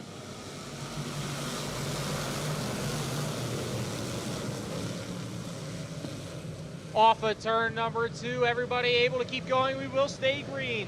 John Scarpati leading so far over Ryan Simmons. Then Dan Fleming trying to find a way by Puglisi. Fleming gets off the racetrack all the way up to the outside wall. Matt Ellery going to get by both of them down the front straightaway. Off Ryan Simmons as they exit turn 2 and head down the backstretch here for the second time. Matt Ellery and Dan Fleming in tow, and Puglisi rounding out the top 5 as the front of the pack is starting to thin out. But a lot of double 2 and 3 wide racing back in the mid-pack. Everybody still getting sorted out as we're only a few laps in, and we got a few cars getting together farther back in the field. John Scarpati still leading over Simmons. Simmons all the way down the bottom of the racetrack within inches of that inside guardrail, trying to find a way by Puglisi. Scarpati. The side-by-side Simmons trying the low side, gets underneath him, but Scarpati's momentum carries him back around. The veteran John Scarpati holding off the 20 Orion Simmons. They'll go nerf bar to nerf bar with Scarpati once again holding him off. Ellery in third and gaining on both of them. Scarpati trying to find a way to hold off Simmons and trying to maybe open a gap. Puglisi, that time by, was way up the racetrack, able to keep it going. We will stay green. Simmons again all the way down to the bottom of the racetrack trying to find a way by Scarpati. This time by. 5 down, 24 more to go. Turn number 2, Scarpati doing an excellent job of holding back the defending champ of Simmons. Simmons right with him. Ellery has caught it. It's a 3-car race, and Dan Fleming is getting involved in the 17 as they come down the front. Puglisi 5th, and it's Protinick, Ethan Bill, and Mike Butler. Bill trying to find a way around Butler. Butler looking underneath or side by side. I believe that's a battle for 7th. As now Ellery trying to find a way by Simmons. Scarpati still leading, even though we're 7 laps in. 22 more to go as Simmons trying to find a way by. A bit of space between themselves, and the next will actually make it the top 4 as Puglisi falls back a little bit. Protinick, Butler, and Ethan Bill reeling him in at Scarpati over Simmons and Ellery with 8 laps in the books now. Simmons made a mistake that time in 1 and 2 that allows Scarpati to pull away as now Ellery trying to find a way by. Ellery not able to find a gap that time. Everybody now starting to single out and starting to open gaps between themselves and get settled in for the rest of this race. Patty opening up a couple of car lengths on Ryan Simmons with Ellery 3rd. Dan Fleming, nothing has changed in the top 10. Some good battles going on just outside the top 10, but they are very equal here all the way around the Speedway as Scarpati completes lap number 10, 19 to go. Everyone's starting to get singled out and starting to open up gaps. Bill now lost a spot to Protinick that time by. Bill going to throw it back in underneath. They're side by side through the tri-oval. Bill all the way down to the bottom of the racetrack trying to find a way by. Oh, so close. Close quarters. Racing back there for 8. There, Ethan, Bill, and Will Protenick side by side in turn 2. And our first yellow, the Roost Restaurant yellow, is out for 2 cars together in turn number 4.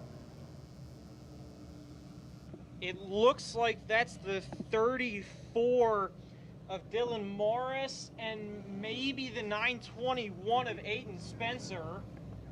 Spencer looked to be one of the ones stopped over there in turn 4, and it is, as he's going to make the left in the infield and try to cut across, maybe to go to the pit area to have his crew check on his equipment, make sure nothing is bent so that he can continue this race. Aiden Spencer, a newly crowned co-champion in the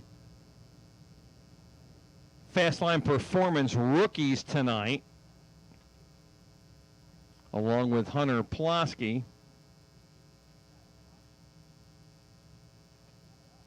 And Spencer pulling up onto the track there, and looks like he is headed to the pit area in the 921 as Wrecker's attending to the 34 Dylan Morris in turn number 4. Those two getting together over there. See if Spencer can return or not. John Scarpati Jr. has led all 11 laps so far, holding off the defending champ Ryan Simmons and Matt Ellery in the 29, and a lot of good cars coming to the front here, and it's been pretty evenly matched so far, Charlie. This has been a really competitive and well-run race so far. It has been a competitive and well-run race, as it looks like we got a replay on YouTube as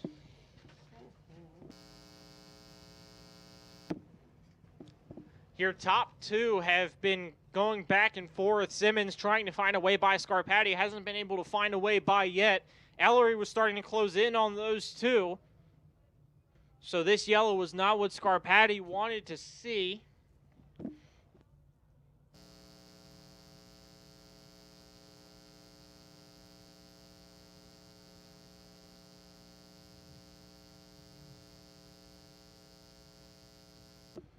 So John Scarpati, your leader, Ryan Simmons second, Matt Ellery, then Dan Fleming, and Steve Puglisi, your top 5, and Mike Butler, Will Protenick, Ethan Bill, Ryan Hyman, Glenn McIntyre, your top 10.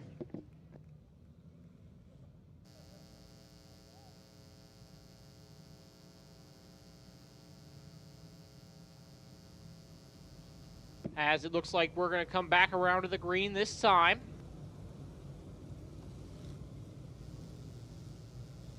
So Scarpati going to try to hold off the defending champ. Ryan Simmons going to look to try to find a way around to get another win on this season.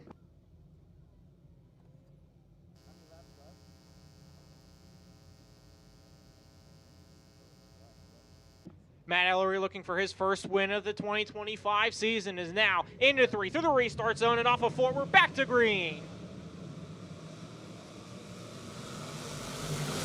Into turn 1, 3 wide for the lead. Simmons all the way around the top of the racetrack. He will take the lead away from Scarpati. Is now Ellery going to look to try to find a way by. 3 wide farther back in the pack. McIntyre, Heim, and Bill.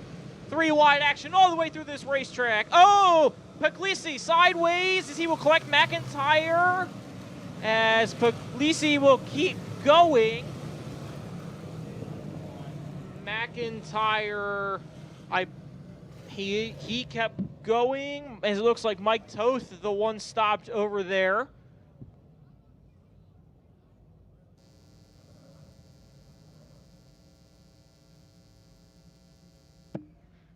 That could have been very sketchy really quickly, as the racetrack was blocked almost immediately.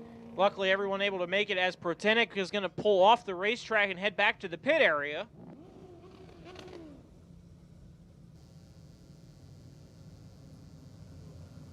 As it looks like we did not get a lap scored, so John Scarpati going to have another opportunity to try to hold off Simmons and Ellery, as Toth will get the car refired and back in the right direction.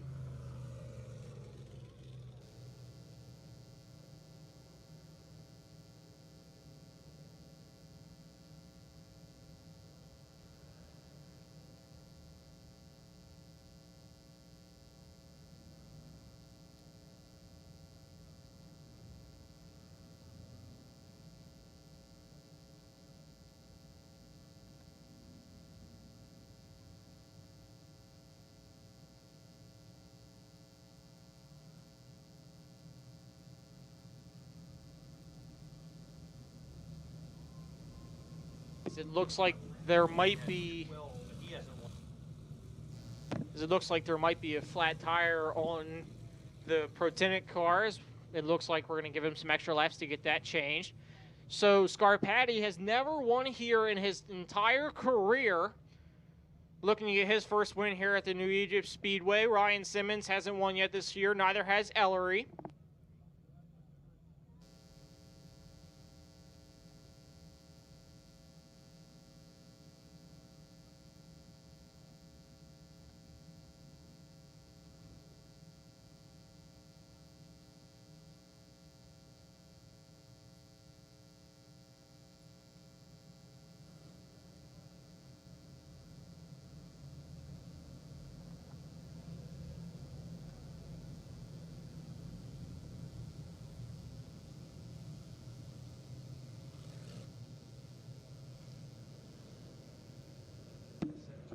Lights are out. We'll go back to green.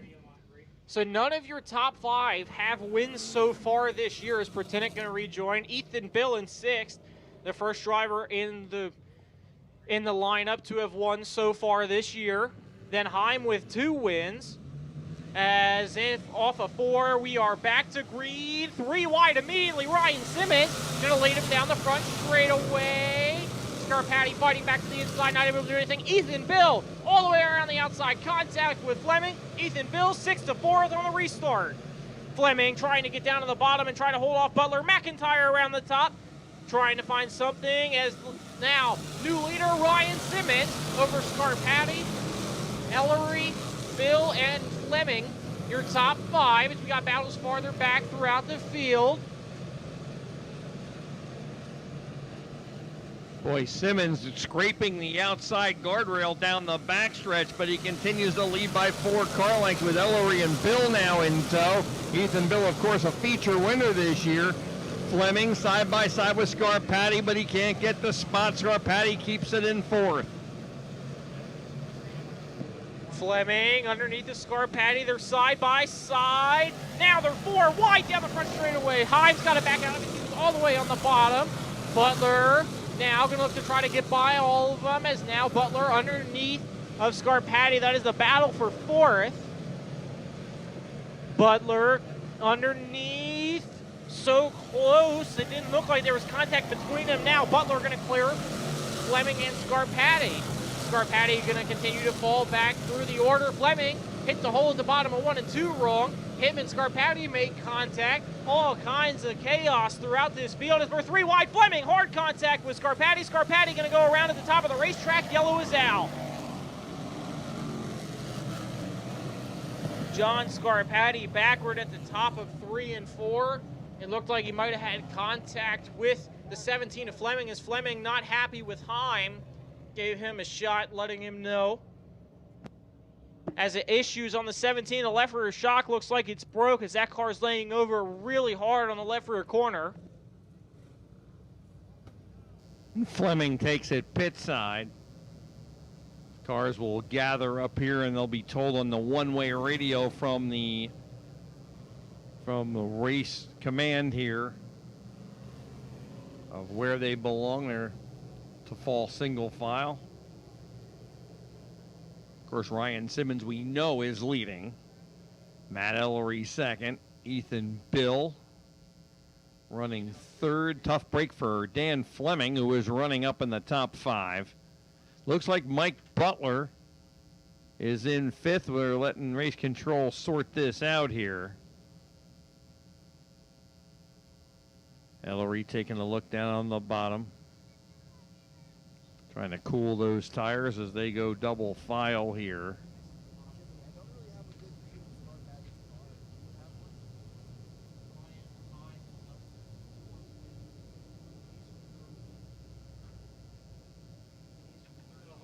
Looks like Ryan Heim is running 5th.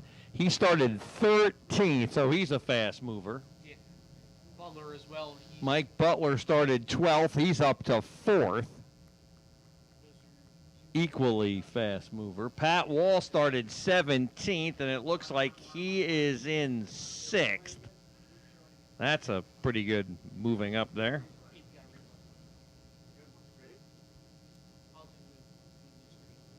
as we've got a replay for everyone on YouTube, as it looks like Fleming just tried to find a hole and Heim didn't back down, and Heim and Scarpati got together and just kind of bounced off the racetrack. Scarpati getting the short end of that stick.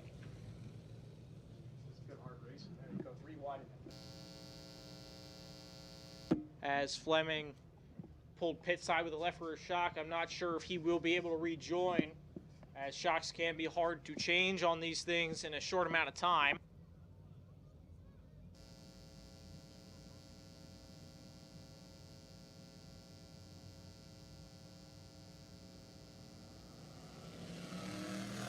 As Scarpati going to get fired and back in the right direction as we're going to come back around to the green.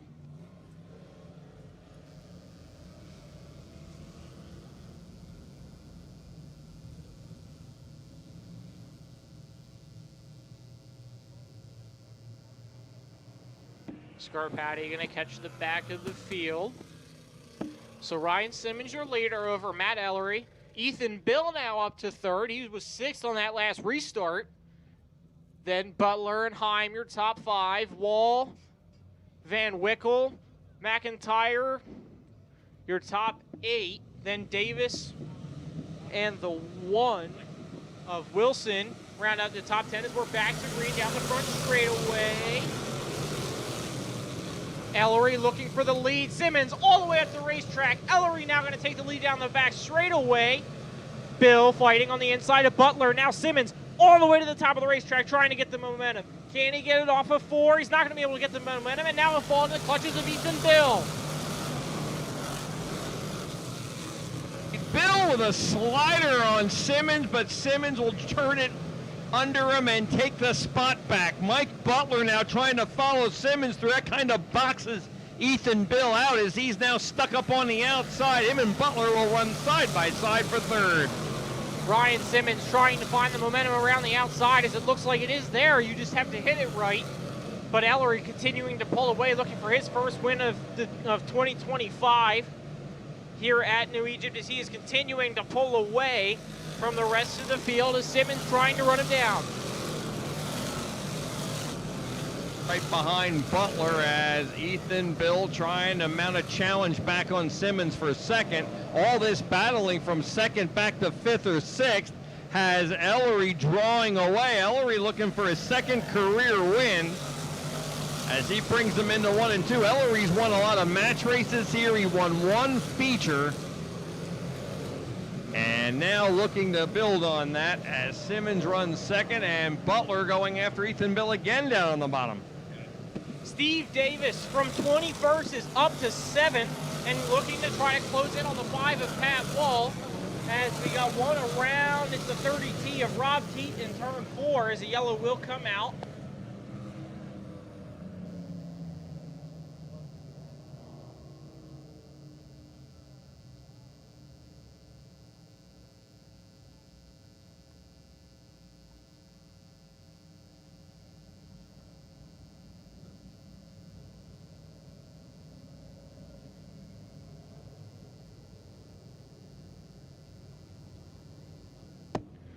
So normally on a regular night, this would be a single file restart, but however, since the distance has been increased to 29 and we don't go single file till 5 to go, Simmons now going to have another shot at Ellery to try to see if he can get the lead back.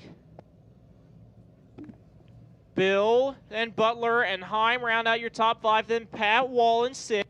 Steve Davis, he started way back in 21st and is already up to 7th. This might be an opportunity for Steve Davis to crack the top 5 and try to salvage the night, as I believe he is your points leader.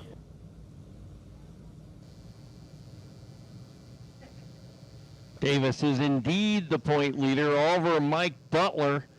Butler is currently second, running 4th. Davis is up to 7th. Davis started way back in 21st on the second to last row and is now up to 7th.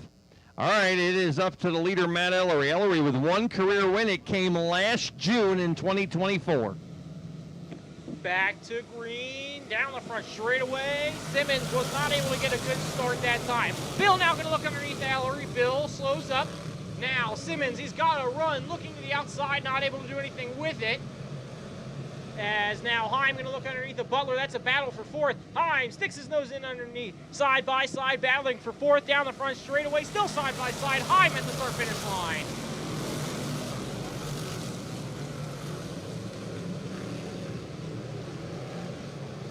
Down the back, it is Ellery out in front of Simmons as Ethan Bill's got his hands full now. Mike Butler and Ryan Heim in a hard battle right on Bill's back bumper for the fourth spot.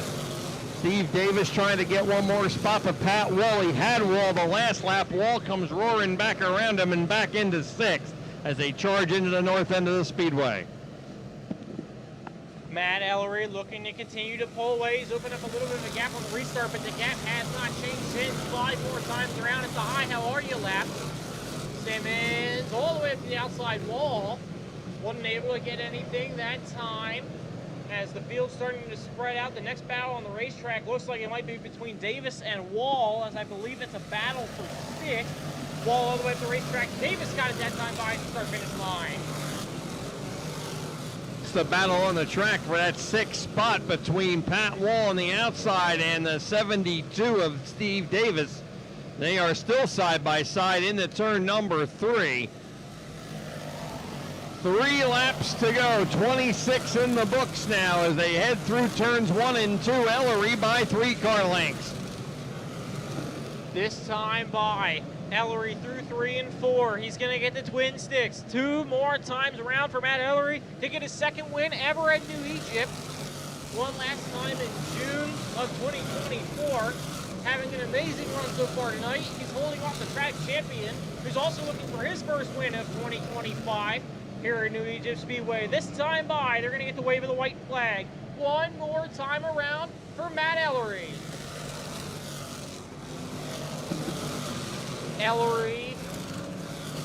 Ellery down the back straightaway continues to hold on. Everybody going to get past the start-finish line. Through 3 and 4 for the final time. Simmons sends it in on the top, not able to do anything with it. Off of corner number 4, Matt Ellery, your K929 feature winner.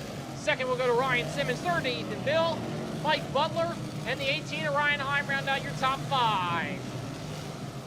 Steve Davis 10th, Pat Wall. Steve Davis 6th, Pat Wall 7th. Nick Van Winkle 8th. Glenn McIntyre 9th. And I believe it might have been Ryan Krasinski got 10th. An amazing race for the Crate Sportsman. Came down to just a few restarts, which can make or break the difference in these races. And especially with these crate cars, you got to keep the momentum all wound up. Ellery got out ahead and was able to keep it going.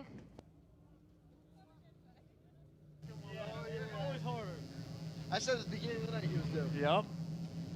All right, we're heading down to victory lane. Boy, that first win for Matty Ellery came easy, but the second one he had to work for, and he was able to capitalize on that restart, that second to last restart when Ryan Simmons got a little bit high. That's all it took for Matty Ellery to make that move down low and grab the lead and eventually hold off for the win on this extended lapped feature in the Crate Sportsman. We're waiting for Matt Ellery out of South Plainfield, New Jersey to make it to victory lane for his second career win. And yeah, his pit crew agrees with me. That first one was easy. The second one, completely the opposite here. So we are waiting. Great run for Ryan Simmons, too, to bring it home in second.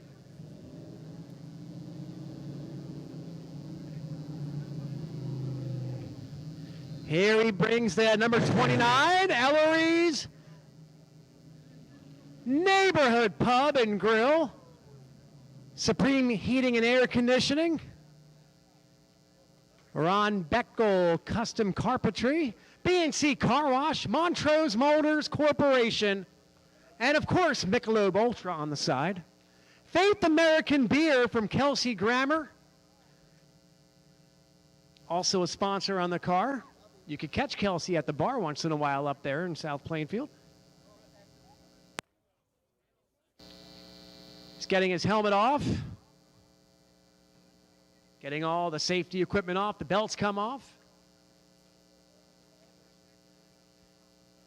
taking the Hans device off, getting ready to climb from the car. Ladies and gentlemen, for the second time in his career at New Egypt Speedway, your Crate Sportsman feature winner, Matty Ellery. He's going to do the door dance up there, waving that checker flag high. Matt, come on over here, buddy. Nice job. Boy, the first one came easily. The second one, though, you've been so close so many times since that first career win, and you really capitalized on that restart, that second-to-last restart when Ryan Simmons got a little bit high. You saw that opening, you blasted past, and you held him off. Yeah, I knew I had to get him on the restarts. Once he got going, it would have been hard for me to reel him in, but that was fun. That was a real fun race. We've had a monkey on our back for the past 3 weeks, so this feels good, and I just can't thank everybody that helps me, especially the crew. They've been busting their butts the past 3 weeks. Wow, that was fun. Yeah, that race had a little bit of everything. 3 long green flag runs and then a slew of cautions right in the middle.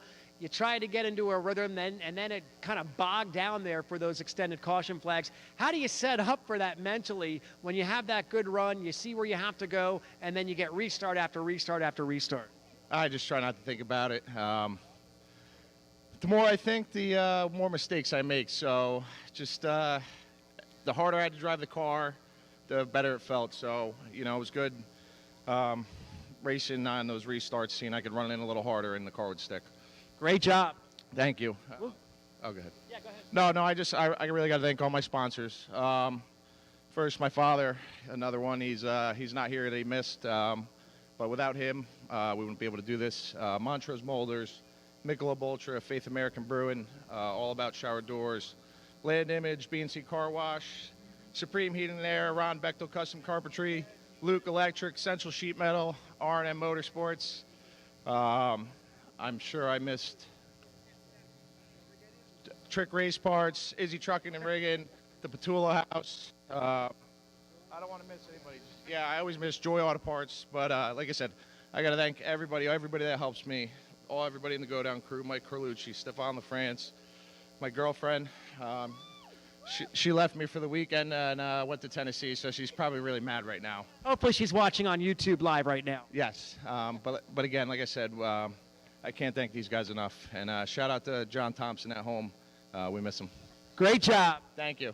One more time, folks, as you're heading to the cars, let him hear it, your Sportsman winner, Matty Ellery. Well, it's been a fun night. It's been a long night, but it's been a fun night. For more of the rundown, we'll send it back topside to Pistol Pete and Charlie up in the booth.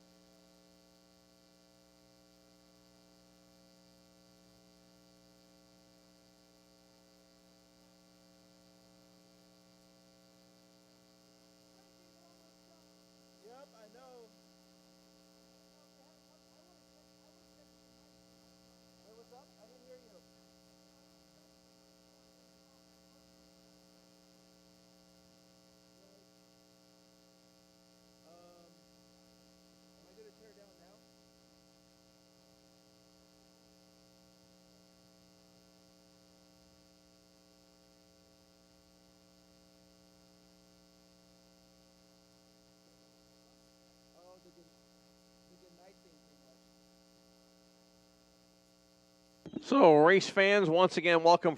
Thank you for coming out here on Hall of Fame night. Next week, it is the Mr. Crate Classic for the Swagger Factory Apparel Crate 602 Sportsman, along with the URC Sprint Car. So be sure and tune in on YouTube if you're not here, or come on out in person. That is next Saturday night, race time at 6:30.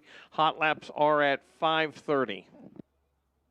Have a safe week, and we will see you here next Saturday night for URC and the Mr. Crate Classic.